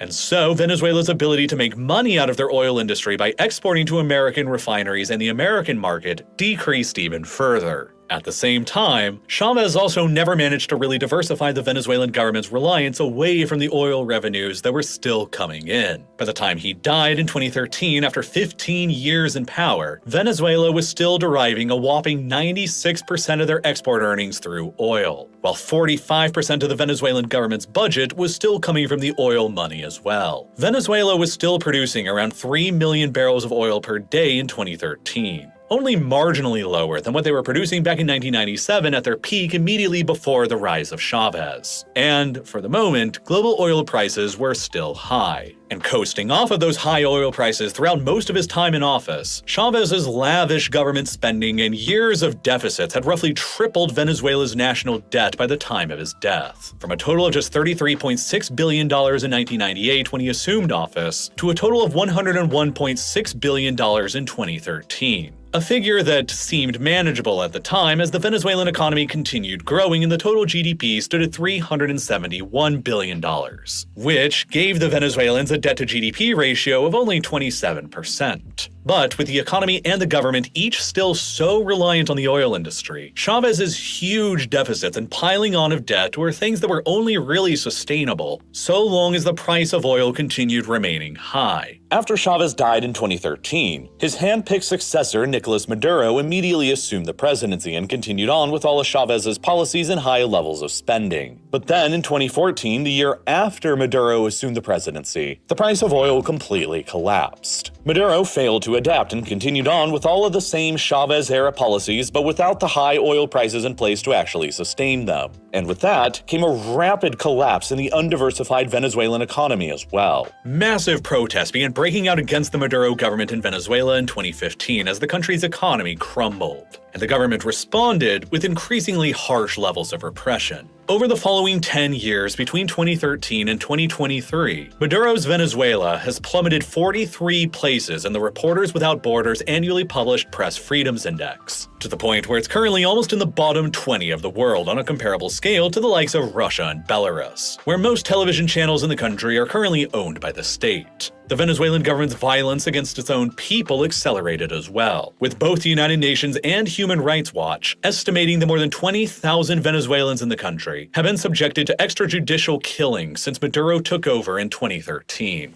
The collapse of oil prices in 2014 and the continued mismanagement of the oil industry and the economy was then even further exacerbated after 2018, when Nicolas Maduro claimed that he won re-election as Venezuela's president for another 6-year term, in an election that was widely criticized as fraudulent and unfair by dozens of outside countries from all around the world. Virtually every other country in the Americas and Europe refused to recognize the results of the election, while only a handful of strategically aligned outside countries chose to continue recognizing Maduro's leadership, like Cuba, Bolivia, Russia, Syria, Iran, China, and North Korea. Among the countries who refused to recognize Maduro's continued leadership in Venezuela following 2018 was the United States, who decided to begin severely sanctioning Maduro's government and the state-owned oil company PDVSA to try and encourage him to step down from power. These sanctions included a total ban on all American imports of Venezuelan oil, and a complete lockout of the Venezuelan government from the U.S. financial system that went into effect on January 1st, 2019. And as a result, the Venezuelan economy crashed even harder than it was already. And then the following year came the COVID-19 pandemic and all of the negative economic effects that came along with it too. Because of all these factors and many other reasons that I don't even have the time to cover in this video, between 2013 when Maduro took over office in the country and 2021, the heavily oil-based Venezuelan GDP absolutely crashed and lost more than 75% of its total value, representing a percentage-based economic loss more than twice as bad as the United States suffered during the Great Depression. Venezuela's inflation rate skyrocketed into hyperinflation territory, with levels reaching 2 million% by 2018, and only slightly coming down from there to a rate of just 360% as of 2023, which has practically made the Venezuelan currency worthless. And then, with the GDP crashing by more than 3/4 and the currency becoming effectively worthless, income rates in the country skyrocketed down while poverty rates in the country skyrocketed up. By 2021, it was estimated that nearly 2/3 of Venezuelans were living in poverty, twice as many as had been in 2013, immediately before Maduro assumed the presidency. The economic collapse of Venezuela since 2014 is of such an extreme nature that it's widely regarded as one of the worst economic collapses anywhere in the world during times of peace any time in the past century. And deciding to flee from the civilizational collapse and the increasingly authoritarian regime of Nicolas Maduro, roughly 1 out of every 4 Venezuelans who lived in the country prior to 2013 would decide to leave the country within a decade by 2023, with millions becoming refugees all across the Americas and Europe. And many of these millions of Venezuelans who fled the country were among the nation's most well-educated and experienced, contributing to a serious Venezuelan brain drain problem. Getting locked out from the American financial system and no more American energy companies or their investment investments operating in Venezuela post-2019. Getting locked out from the ability to export any of their extra heavy crude oil to the US locked out Venezuela's ability to send their oil to the vital Gulf Coast refineries that they needed to actually refine their oil into finished products, including the 3 Gulf Coast refineries they own by proxy through Citgo, all as Venezuela's own oil industry and refineries began languishing under the stresses of fleeing experienced workers and critical lack of investments and capital necessary for upkeep and maintenance. And as a result, Venezuela's oil production levels have also crashed alongside their economy, with production collapsing from about 3 million barrels per day in 2013, right when Maduro first assumed office, to only about 700,000 barrels a day by the beginning of 2023, which has only compounded Venezuela's financial problems even further.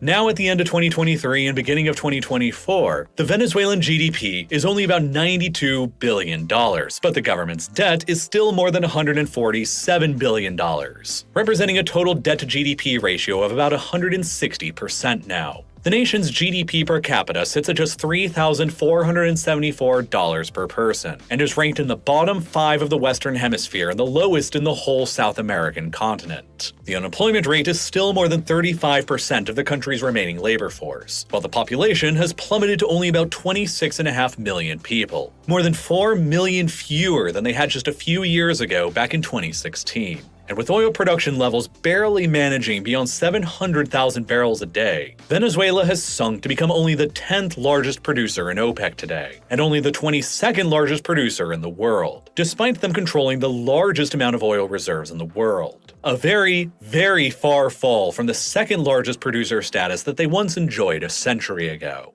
And then, at about the same time as Venezuela's entire civilization, economy, and oil industry began collapsing from 2015 onwards, plucky little Guyana's oil industry right next door began booming with the offshore discoveries made by the ExxonMobil-led consortium beginning in 2015. In an extremely ironic twist of circumstances, Venezuela became the world's fastest crashing economy at the exact same time that Guyana right next door became the world's fastest growing economy. And in both circumstances, it had to do with oil. But as it turned out, Guyana's massive oil discoveries were being made within a maritime region that was an extension of a land area in the country that Venezuela had long claimed for itself dating back to the 19th century, the Essequibo region. The origin of the dispute over this area, representing 2/3 of Guyana's current territory, goes back to the competing colonial claims of the Spanish and the British empires in South America. The British began acquiring and consolidating territory in the north of the South American continent during the early 19th century that eventually coalesced into the area of modern-day Guyana, which was then known as British Guiana. But the Spanish disputed the British territorial claim, asserting that their own colonial control in the area extended all the way east to the west bank of the Essequibo River. But as political movements for independence from Spain surged all across their Latin American colonies during this same time period, the Spanish weren't really in any position to dispute their claim with the British. Upon their own independence from Spain in 1811 and then from Gran Colombia in 1830, Venezuela inherited the old colonial Spanish territorial claim against the British to the west bank of the Essequibo River, and so they began claiming the modern region of Essequibo that was between the river and their own territory in the west. Venezuela even severed their relations with the United Kingdom over this dispute in 1887. And then a decade later, in 1897, both Venezuela and the UK agreed to pass along the Essequibo dispute to an international tribunal in Paris that would independently decide the territory's final fate. Venezuela's interests were represented by the United States during the tribunal, while the jurists who would ultimately decide the case came from the United States, the United Kingdom, and Russia, but none from Venezuela directly. 2 years later, in 1899, the Paris tribunal announced their final verdict. Britain would receive 90% of the disputed land in question, while Venezuela received the remaining 10%. At the time, both Venezuela and the UK accepted these findings as legally binding, in addition to the entire international community, and the case was closed. And that remained the case largely without issue for more than 60 years until the 1960s, when the Essequibo issue came up yet again. As the UK was preparing to finally grant British Guyana its independence in 1966, Venezuela suddenly unilaterally declared that the findings of the 1899 Paris Tribunal were illegal, over accusations that the British and Russian jurists at the time had secretly colluded and conspired to award Britain the majority of the disputed land. Venezuela reopened their claims to the Essequibo region again, and upon their independence in 1966, Guyana inherited the dispute on their end from the British, while Guyana has continued asserting that the findings of the 1899 tribunal are final and binding.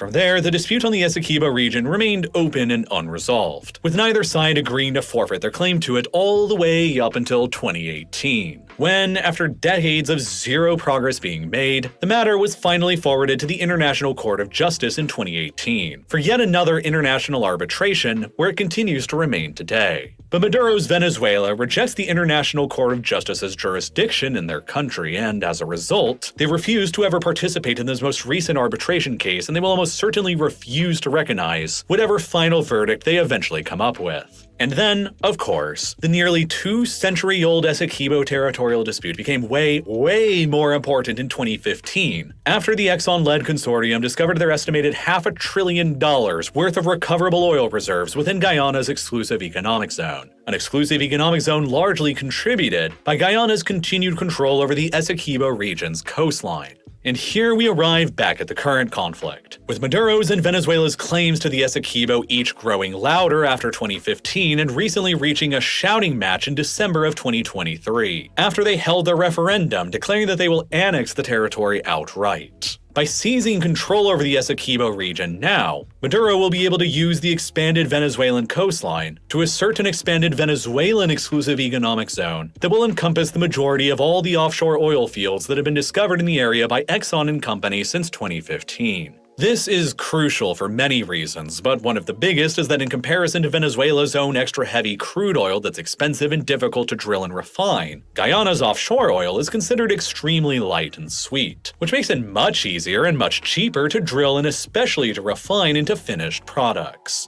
Venezuela's own domestic oil refineries that have long been languishing under American financial sanctions and lack of capital for maintenance and upkeep could, hypothetically, refine this oil on their own, assuming, that is, that they had the expertise that's required to operate the offshore oil platforms that are required to drill the oil out in the first place, which is very complicated and very doubtful that Venezuela would be able to pull it off on their own without any outside assistance. But nonetheless, that hasn't stopped Maduro's regime from already ordering that oil exploration licenses in the disputed maritime area be purchased from Venezuela now instead of from Guyana following the annexation referendum. If Venezuela ultimately decides to commit to an invasion of the Essequibo region in order to enforce their claims to the area, they will likely crush Guyana if it remains a simple one-on-one fight. Despite millions of Venezuelans having left the country and the Venezuelan economy having gone through one of the biggest financial catastrophes ever seen in human history, they still have a population of more than 26.5 million people,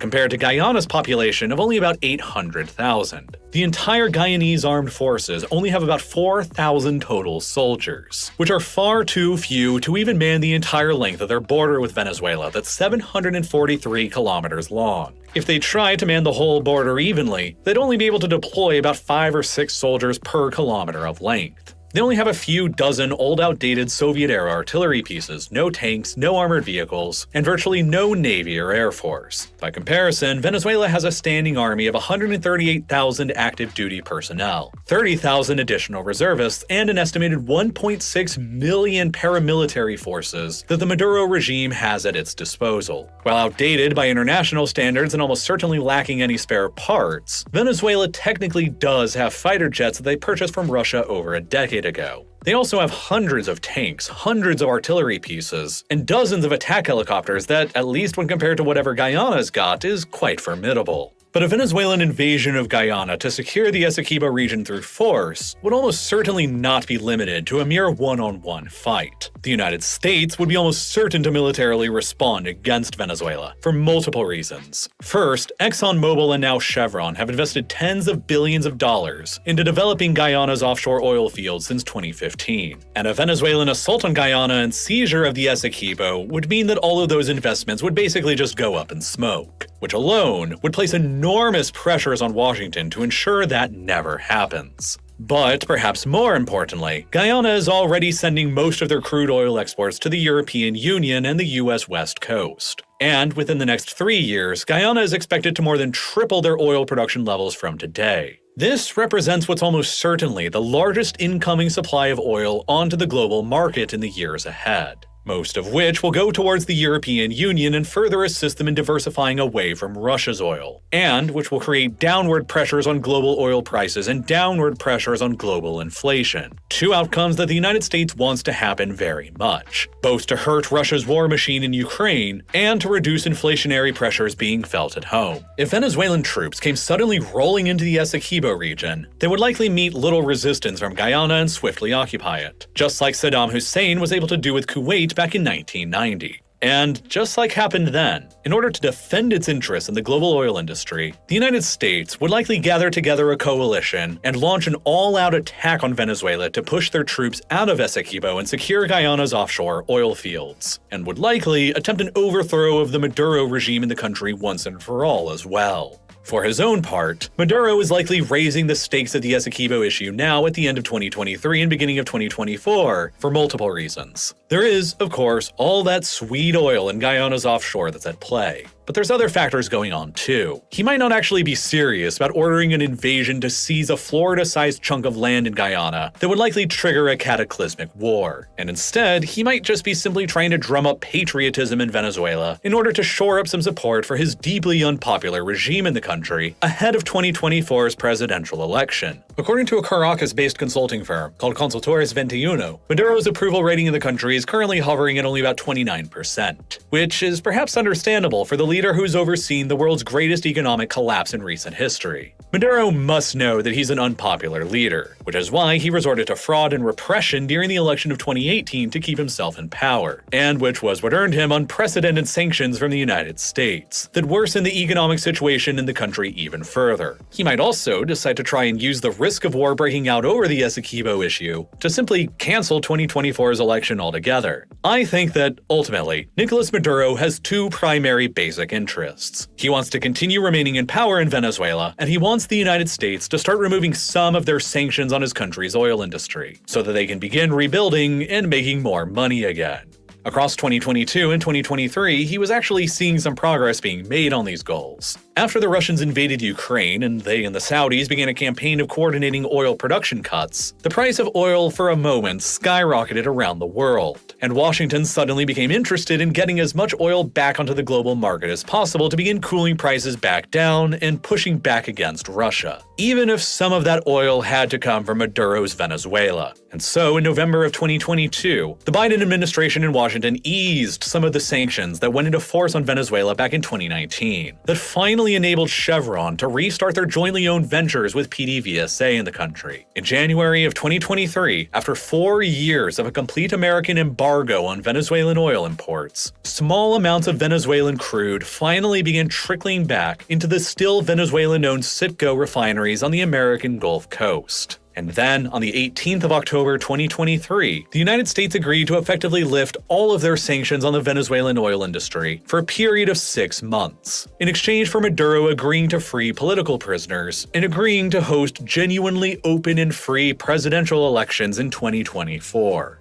And then, knowing or perhaps realizing that he would almost certainly lose a genuinely open and free election in 2024, he has perhaps decided on a strategy of hyping up the Essequibo issue with Guyana now to try and increase patriotic sentiment for his struggling poll numbers. But then, by doing this and demanding 2/3 of a neighboring oil-rich country, with tens of billions of dollars worth of private US investments sunk into it, he's just gone and made himself a pariah to the United States all over again. If he escalates the rhetoric over Essequibo and the maps showing Essequibo as a part of Venezuela, and sends in the army to actually enforce it on the ground, then any future hope of sanctions relief on his country's already floundering oil industry will immediately evaporate so long as he continues to remain in power. And any hope of Venezuela recovering with him at the helm will be destroyed for good. And that's assuming the United States wouldn't just respond with a second Gulf War aimed at obliterating his regime from the face of the earth, which they probably would. It seems so insane for Maduro to consider an invasion of Guyana that it won't ever actually happen.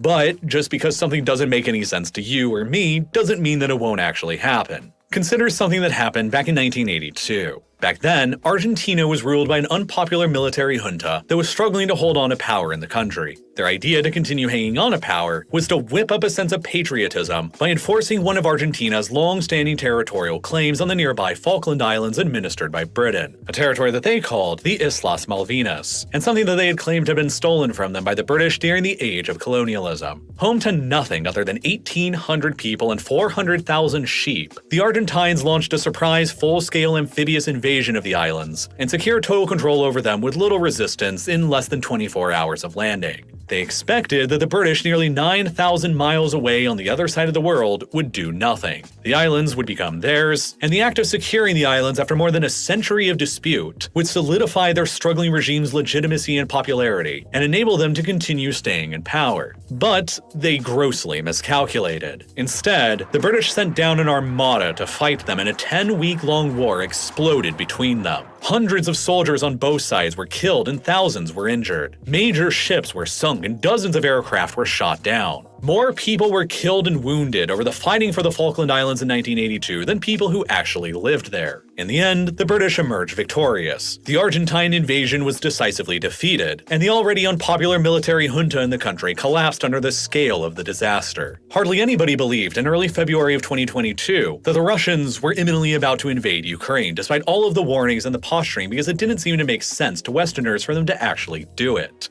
But here we are nearly 2 years later and hundreds of thousands of deaths later, with the war in Ukraine still raging on. Perhaps Maduro might believe that with the United States presently distracted with major ongoing wars in Ukraine and around Israel, Washington would be less interested or even less capable in also intervening against a Venezuelan seizure of the Essequibo region now. And by doing that and being successful at it, it would finally resolve a centuries-old territorial dispute in Venezuela's favor, make it appear as if Maduro was standing up to the global colonial powers, and solidify his unpopular regime's legitimacy and popularity in the process, and enable him to continue holding on to power. He might also be only seeking to simply use the threat of war to gain more leverage during his own negotiations with the United States on further sanctions relief on his country's oil industry. He must know that Washington won't want another war breaking out in their own backyard, with the current one still raging in Ukraine and around Israel, and as a result, Washington may be open to further sanctions relief on Venezuela in order to ensure that this third war doesn't ever begin, so that they can continue remaining focused on Ukraine and Israel, and potentially on Taiwan.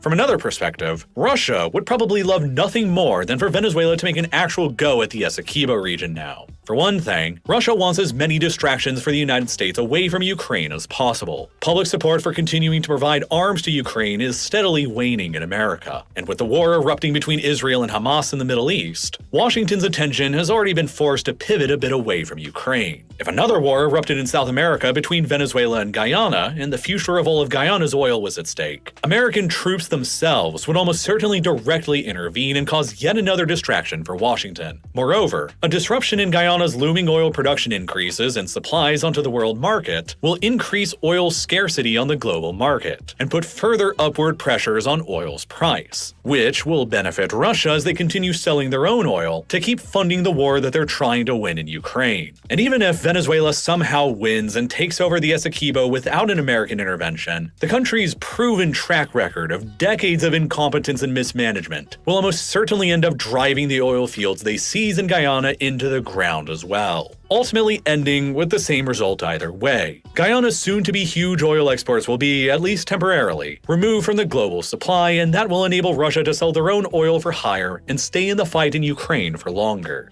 While it might not seem particularly rational for Venezuela to actually invade the Essequibo region right now, Venezuela's government hasn't exactly been a bastion of rationality and reason for several decades now. And as previous examples have shown with Russia's invasion of Ukraine in 2022, Saddam's invasion of Kuwait in 1990, and Argentina's invasion of the Falklands in 1982, rational decisions are often relative to the eye of the beholder, and wars for territorial conquest aren't completely off the table in the 21st century. Venezuela will continue claiming the Essequibo region for the foreseeable future on all of their maps, and Guyana and the world should both be prepared for how to respond if they end up deciding on escalating their claims on paper towards an actual, real-world invasion.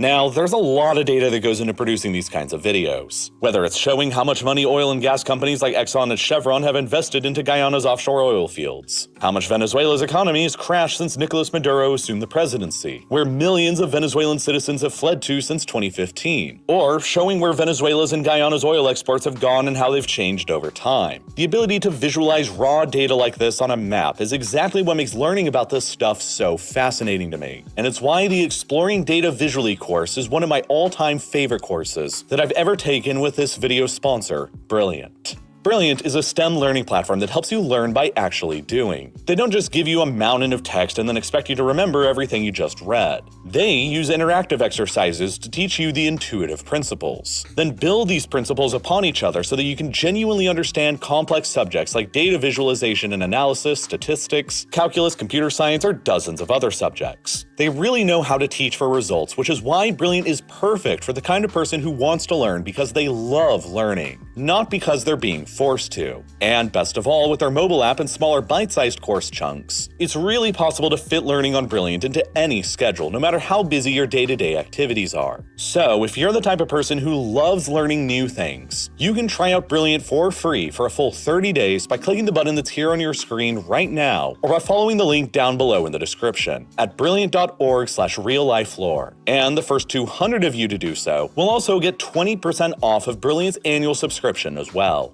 And as always, thank you so much for watching. Caribbeans, we're proud of our sense of community. Oh yeah, we're very big on that. We try to help each other in any way we can. Except when it comes to saving each other's lives. Even if all we have to do is put our names on a bone marrow register. Not quite so big on that, are we? There are 24 times more white people than black on the UK bone marrow register. If you're black or mixed race, join the register today. Visit aclt.org and see how you could be the one to save a life.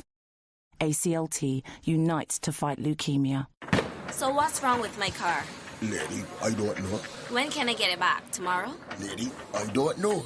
Are you tired of unreliable mechanics? Do you crave good all-round service? Try the auto repair shop that puts ladies first. O'Brien's, located in Locust Hall, St. George. O'Brien's are specialists in all types of vehicles. Brakes, shocks, engine, even your air conditioning. O'Brien's does it all. And O'Brien's uses advanced diagnostic equipment, so there's no guessing. At O'Brien's, there's a drop-off pickup service for all. If you are serious about driving worry-free. So what's wrong with my car? Okay, lady, it's the alternator. Oh, okay. Call O'Brien's at 437-9322.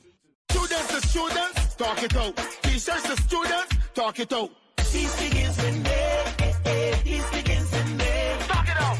Violence solves nothing. Talk it out. We're one family. The school to learn, don't go school to fight. Don't bring school to college on a gun, on a knife. Don't let the violence mess up your life. Fighting all the time, can't get your first prize. Daddy Lord, stop this skylarking. When I'm fighting like dogs that barking. I'm up look yourself or start recording. Then he said I got to start parting. Peace begins with me.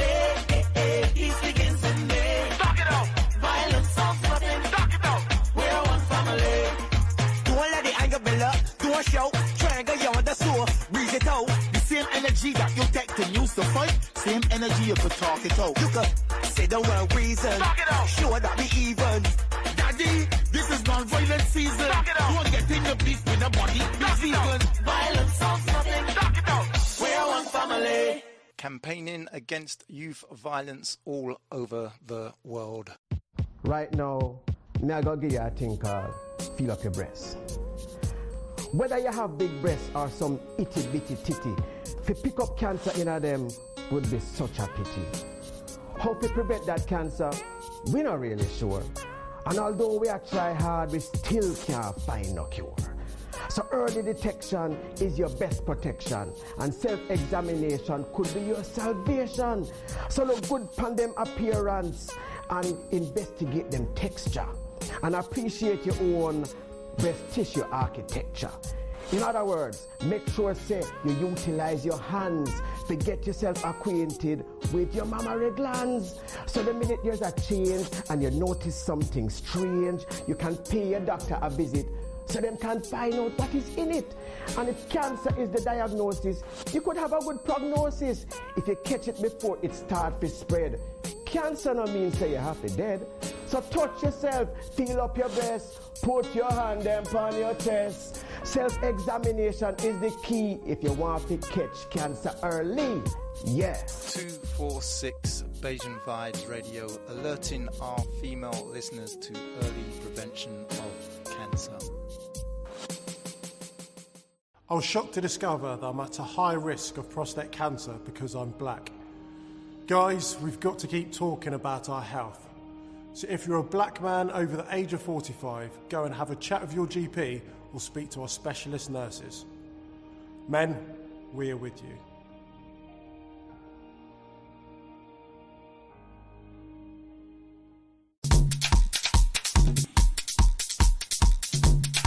If you would like to advertise your business anywhere in the global diaspora, if you'd like to sponsor, partner 246BayesianVibesRadio.com. All you need to do is go to the website, click on the Get in Touch page, and all the information you need is right there to contact our manager and our marketing and advertising team. So if you'd like to sponsor a show, partner the station, advertise your business anywhere in the global diaspora, go to our website, www.246BayesianVibesRadio.com. Click on the Get in Touch page, and all the information you need is right there to contact our marketing and advertising team.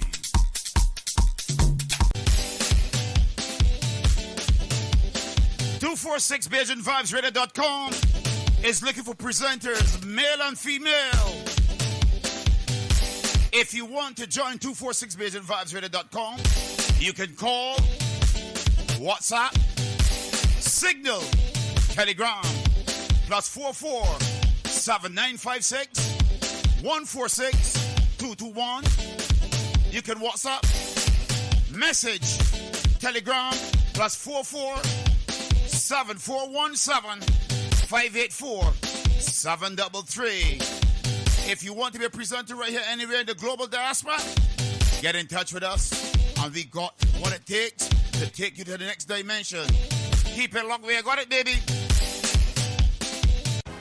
Join me, DJ AC, every Sunday and Wednesday at 8 p.m. until midnight, London, UK time, for 4 hours of musical entertainment here on 246 BayesianVibesRadio.com.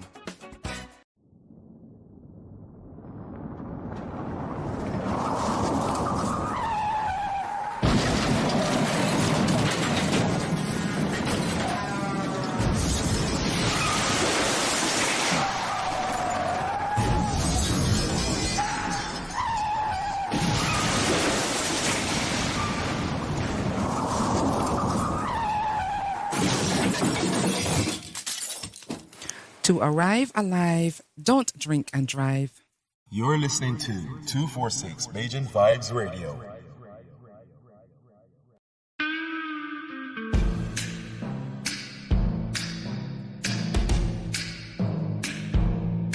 Tune in and be part of the fastest growing, most authentic black conscious radio show, linking Barbados, the Caribbean and its diaspora.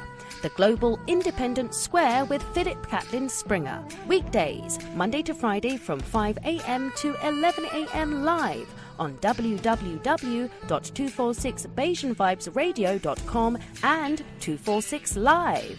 Conscious vibes, truth and justice from all corners, and special guest appearances. The Global Independent Square, 5 a.m. till 11 a.m. weekdays, live on 246BayesianVibesRadio.com and 246 Live.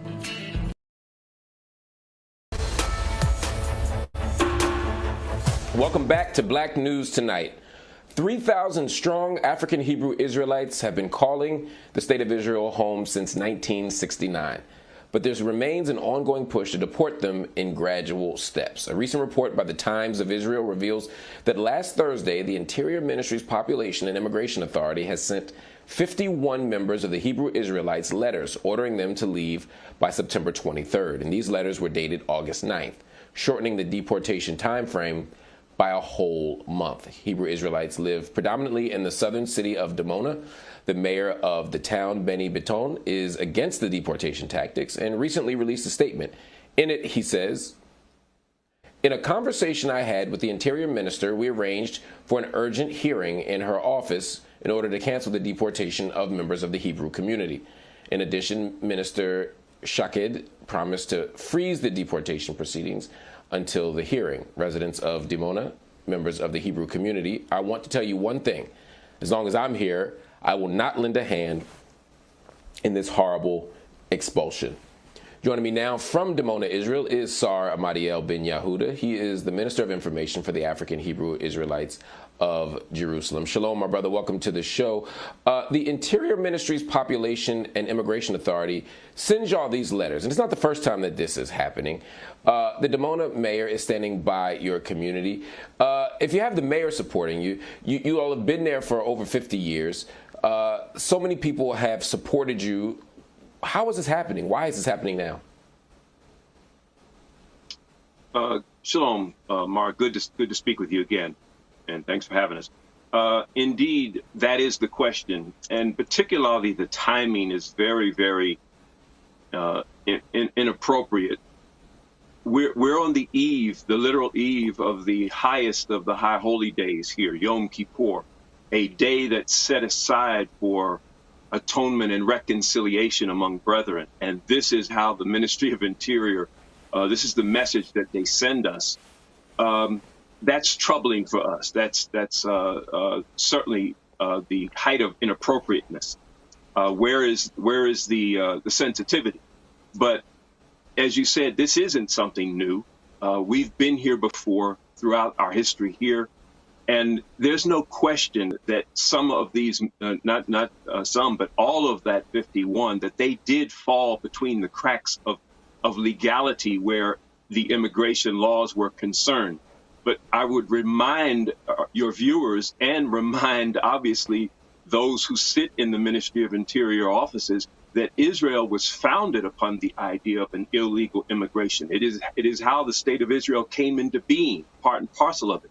Those who were engaged in those activities 50, 60, 70 years ago, rather, that they are enshrined forever as heroes and heroines in the history of Israel. And so we find it quite inappropriate, quite disingenuous to serve these notices on the eve of this holy day. You weren't surprised by the ruling, which is interesting. I mean, when you came on the show a couple of months ago, some people had gotten notices. There was some hope that there'd be a stay, that there'd be some kind of pushback, that the state would change its mind.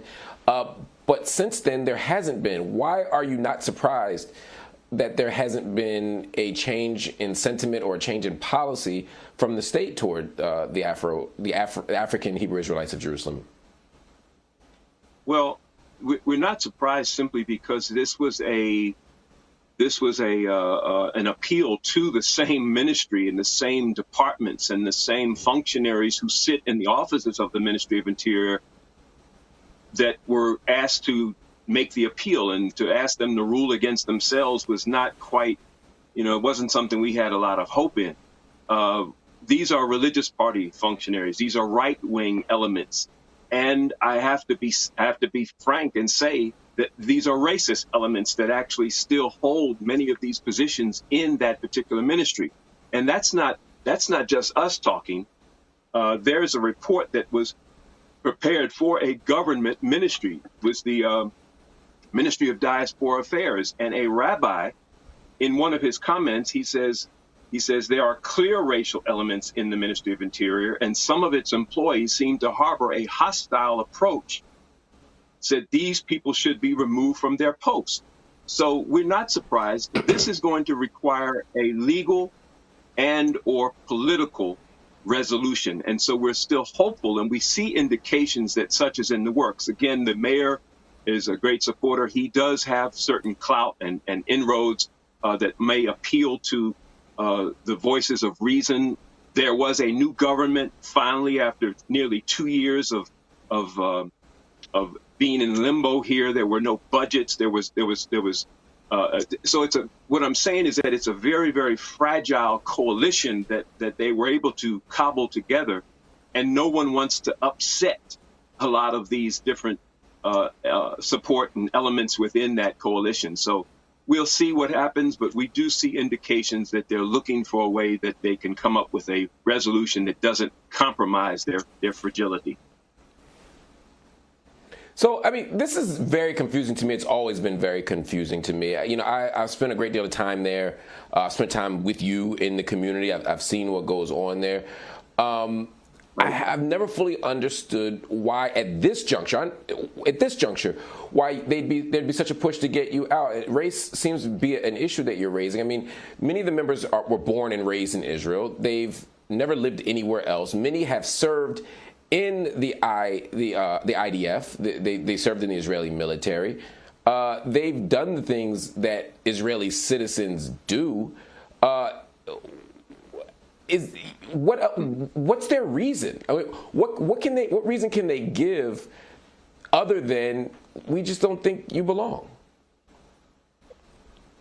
I don't know of anything that makes any sense, Mark. It does tie back. It does have its roots in a great fear. We would say it's an irrational fear, but it's a fear of the people of African ancestry all over the world that do have links to this land, and it's a fear of their awakening and wanting to identify and specifically wanting to then immigrate here. But let's deal with just one group, and we're not talking about the Africans in America, though. That's a major group in itself. Let's talk about the Igbo of Nigeria. Let's talk about the.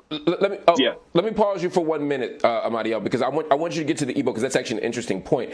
But I want to play devil's advocate just a little bit here. The state of Israel will say, we're not racist. Yeah. We had Operation Moses. We've had Operation Jacob. We have literally airlifted Ethiopians during war and famine from the continent of Africa, from Ethiopia, and brought them into the state of Israel and made them citizens. So if we brought them in, clearly we're not racist. Maybe it's y'all. What do you say to that? First of all, we have knowledge that there are more than 240,000 more than were airlifted of Ethiopian Jews remaining in Ethiopia that the country has not moved to bring here, that are waiting, that want to come and immigrate to Israel, that have family members here. We would say, what happened to the continuation of that particular effort? It smacks of possibly that this was just a stopgap measure to say exactly that we're not racist because we've done X, Y, and Z. And we would say that, that's disingenuous on their part. What can you say to people who say, why do you want to be there?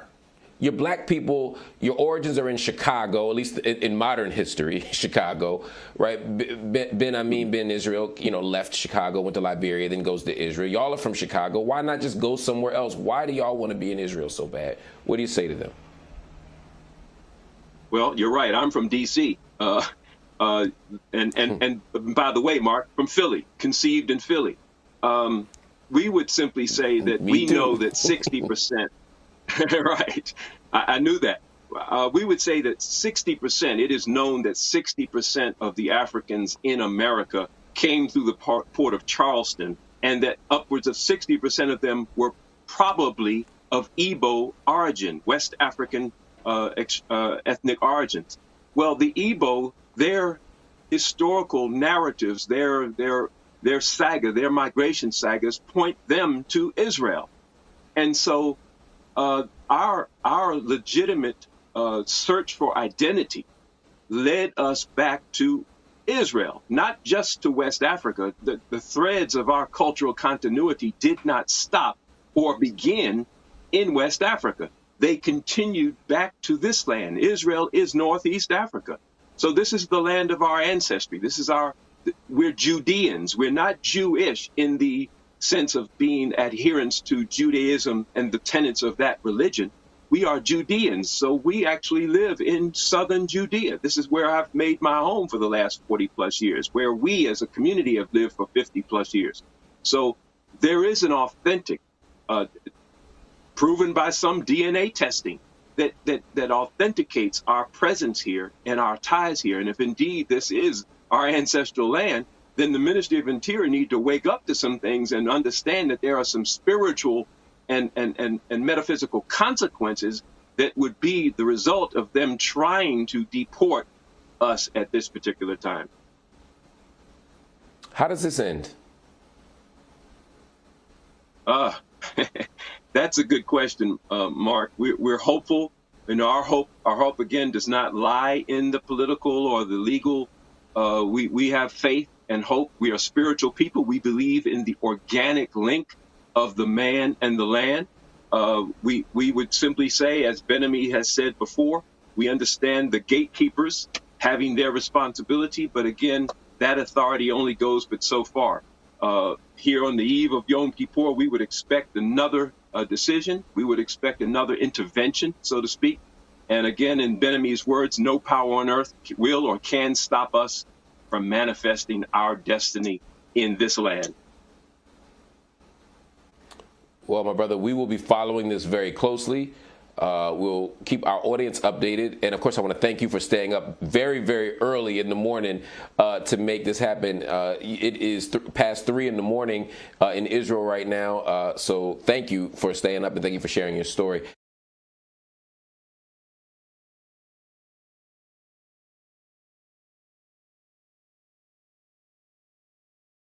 Caribbeans, we're proud of our sense of community. Oh yeah, we're very big on that.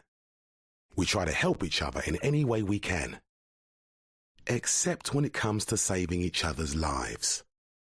Even if all we have to do is put our names on a bone marrow register. Not quite so big on that, are we? There are 24 times more white people than black on the UK bone marrow register. If you're black or mixed race, join the register today. Visit aclt.org and see how you could be the one to save a life. ACLT unites to fight leukemia. So what's wrong with my car? Lady, I don't know.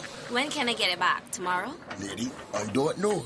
Are you tired of unreliable mechanics? Do you crave good all-round service? Try the auto repair shop that puts ladies first. O'Brien's, located in Locust Hall, St. George. O'Brien's are specialists in all types of vehicles. Brakes, shocks, engine, even your air conditioning. O'Brien's does it all. And O'Brien's uses advanced diagnostic equipment, so there's no guessing. At O'Brien's, there's a drop-off pickup service for all. If you are serious about driving worry-free. So what's wrong with my car? Okay, lady, it's the alternator. Oh, okay. Call O'Brien's at 437-9322.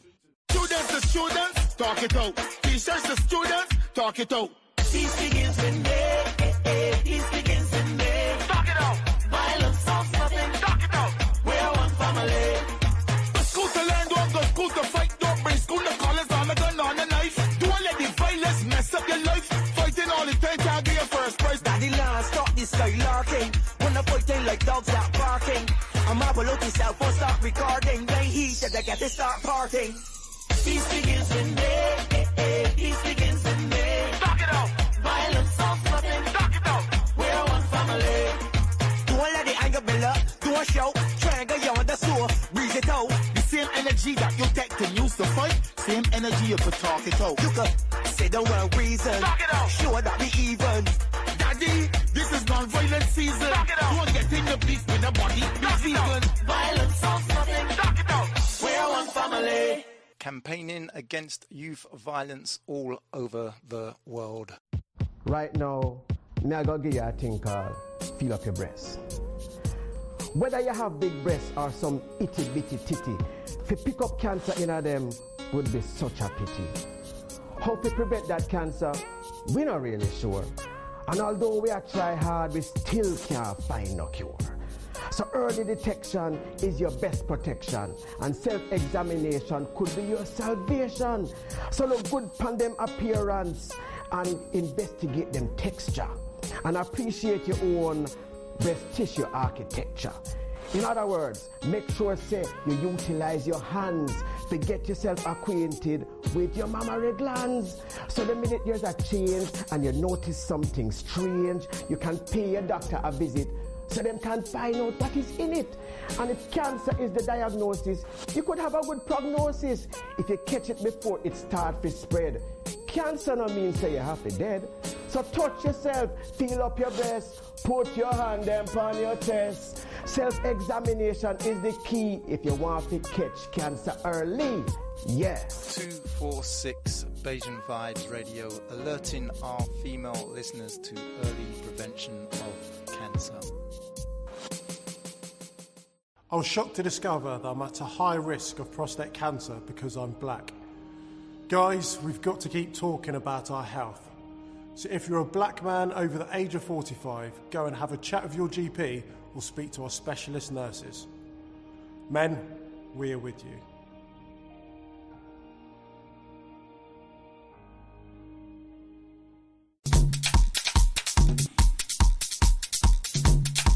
If you would like to advertise your business anywhere in the global diaspora, if you'd like to sponsor, partner 246BayesianVibesRadio.com.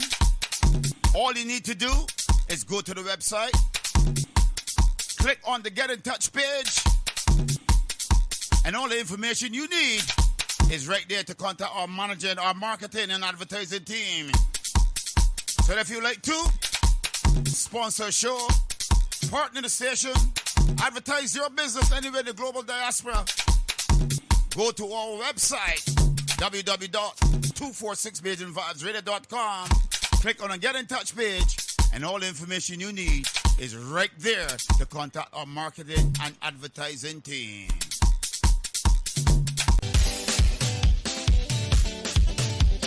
BayesianVibesRadio.com is looking for presenters, male and female. If you want to join 246BayesianVibesRadio.com, you can call, WhatsApp, Signal, Telegram, +44 7956 146 221. You can WhatsApp, message, Telegram, +44 7417 584 733. If you want to be a presenter right here anywhere in the global diaspora, get in touch with us, and we got what it takes to take you to the next dimension. Keep it locked, we got it, baby. Join me, DJ AC, every Sunday and Wednesday at 8 p.m. until midnight, London, UK time, for 4 hours of musical entertainment here on 246 BayesianVibesRadio.com.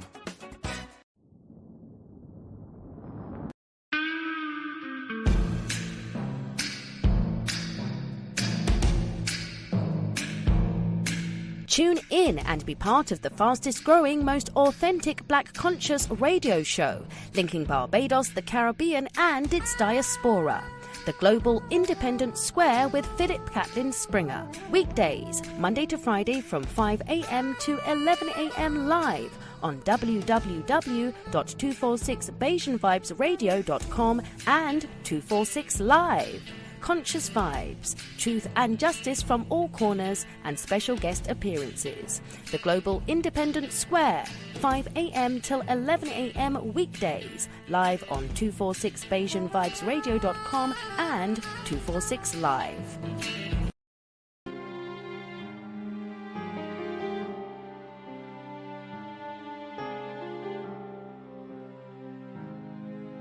Marcus Garvey was born into the racial inequities of the colonial system of Jamaica. He decided to fight for change when he read the autobiography of Booker T. Washington, an educator whose message was self-reliance and self-help through education and economics. All of those things actually make sense to Garvey in Jamaica. They make sense to a Garvey who's wrestling with the effects of colonialism, racial self-hatred, and self-loathing that the colonial system imposed upon black people in Jamaica. In 1914, while in Jamaica, Garvey organized the Universal Negro Improvement Association, the UNIA, to build up racial pride and develop educational and economic opportunities for blacks. He had these high aspirations for building this universal, this worldwide organization to empower people of African descent. 2 years later, Garvey came to the United States and established the UNIA in New York City's Harlem.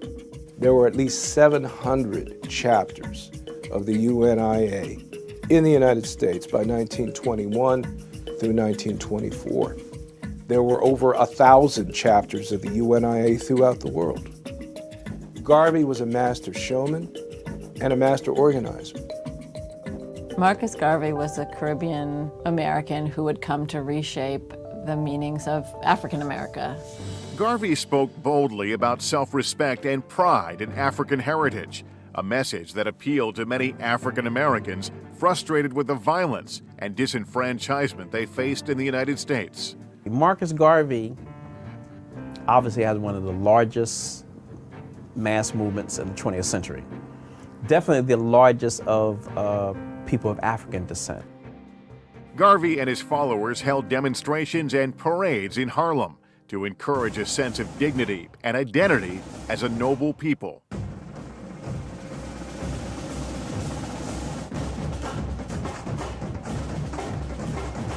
Garvey would have these huge parades and he would dress up, and part of that pomp and circumstance was saying, we are a people and we are a coherent people, and then to be a coherent people means that we have rights and we can create a nation. Shunning integration, Garvey preached a separate African community, complete with black businesses and institutions. Garvey encouraged the development of black entrepreneurship through the Negro Factories Corporation, which was modeled after Booker T. Washington's National Negro Business League.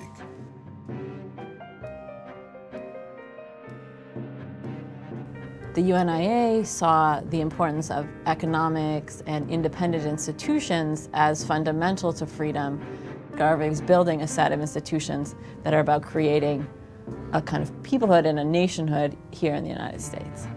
Part of Garvey's plan was for some African Americans to return to Africa and create a nation there. It was known as the Back to Africa movement. Marcus Garvey electrifies much of the African American population throughout the cities of the United States with his Back to Africa movement. Race, men and women unite, Garvey would say. We are mistreated here, we're going back to Africa. Rise up, ye mighty race. Garvey started a steamship line called the Black Star Line for trade with Africa and the Caribbean and as transportation for people returning to Africa. The business failed and brought trouble for Garvey. In 1923, Garvey was arrested for mail fraud because of the sale of the stock of the Black Star steamship line through the U.S. Postal Service.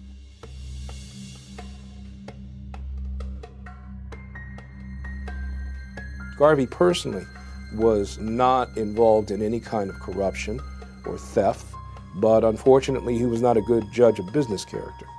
Marcus Garvey was convicted and sentenced to serve time in a federal penitentiary. President Calvin Coolidge later commuted his sentence, and Garvey was deported from the United States in 1927. He returned to Jamaica as a hero. Garvey understood that building a black protest movement, of black pride, of black ownership in business and self-respect was also a cultural endeavor. And there was a sense of community and cultural identity and an affirmation of African heritage. All of these were part of the UNIA. And it was an extraordinary spiritual and cultural movement. Marcus Garvey's ideas inspired future black nationalist movements like Nation of Islam, Student Nonviolent Coordinating Committee, and the Black Panthers.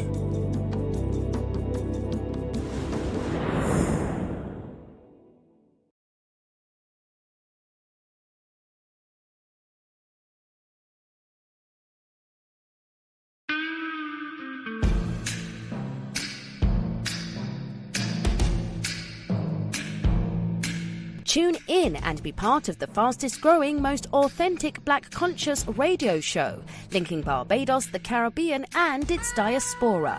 The Global Independent Square with Philip Catlin Springer. Weekdays, Monday to Friday from 5 a.m. to 11 a.m. live on www.246BajanVibesRadio.com and 246 Live.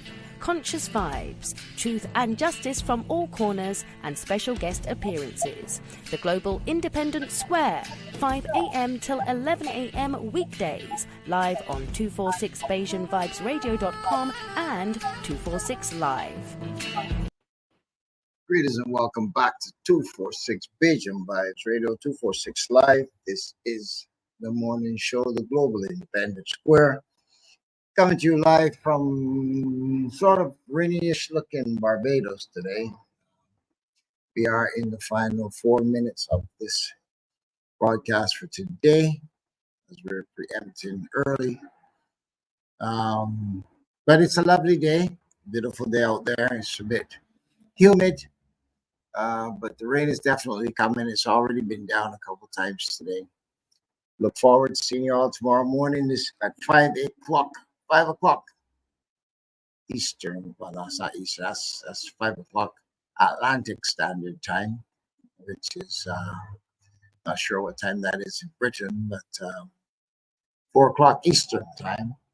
And we look forward to bringing you some more information on our heritage, on our people, on our journey. People that have been maligned, people that have been abused, and even called slaves. I was thinking about in the last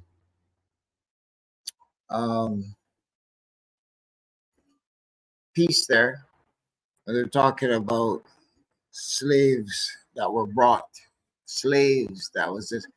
My consciousness tells me that there's no such thing. A slave is a thing created, but there's no one born called a slave. The people that were brought to the Caribbean by way of the transatlantic slave trade were kidnapped prisoners and people trapped and trafficked in human trafficking by a race of people that have not been non-repentant all this time. At the end of the day, we people of color or African people need to bring the proper legislation to the world, and to be able to represent our case, because we keep talking about slaves. A slave is a construct. It's something made. It's like my car or like my pair of shoes. My slave, a slave. I don't think any woman has ever born a slave, ever. It is not even possible to conceive how a slave is born. And if a white man is a free man and a white man is sovereign, how come a black man is a slave? That doesn't make any damn sense. Even if we're created by different gods, there's still no such thing as a born slave. You are born into slavery because you're put and subjected and subjugated to such a condition. So I'm here to say today that the construct of slavery, which is created by a race of people against another race of people in the form of supremacy, genocide, inhumanity, needs to be answered to, because there is no justification to call someone a slave unless that person is contracted to you as such. And that was not the case. Violence was used against the wishes and the wills of a free people who were kidnapped while going out for a bucket of water or coming home from school or bringing your goods in from your market, from your ground or wherever. You were kidnapped. And we had some real accomplices within our own societies who, in fact, were implicit in all of this. We must not forget that we too caused upon ourselves a lot of this pain and the anguish that we now suffer, and people want to still refer to us as slaves. I got news for you. We were here long before any other race. And it's at this point that I say to you, stand tall, people, hold firm. We are not slaves then, and we will not be slaves now. Have a great day. I'll see you all tomorrow morning at 5 a.m. bright and early in the morning. Shalom, shalom.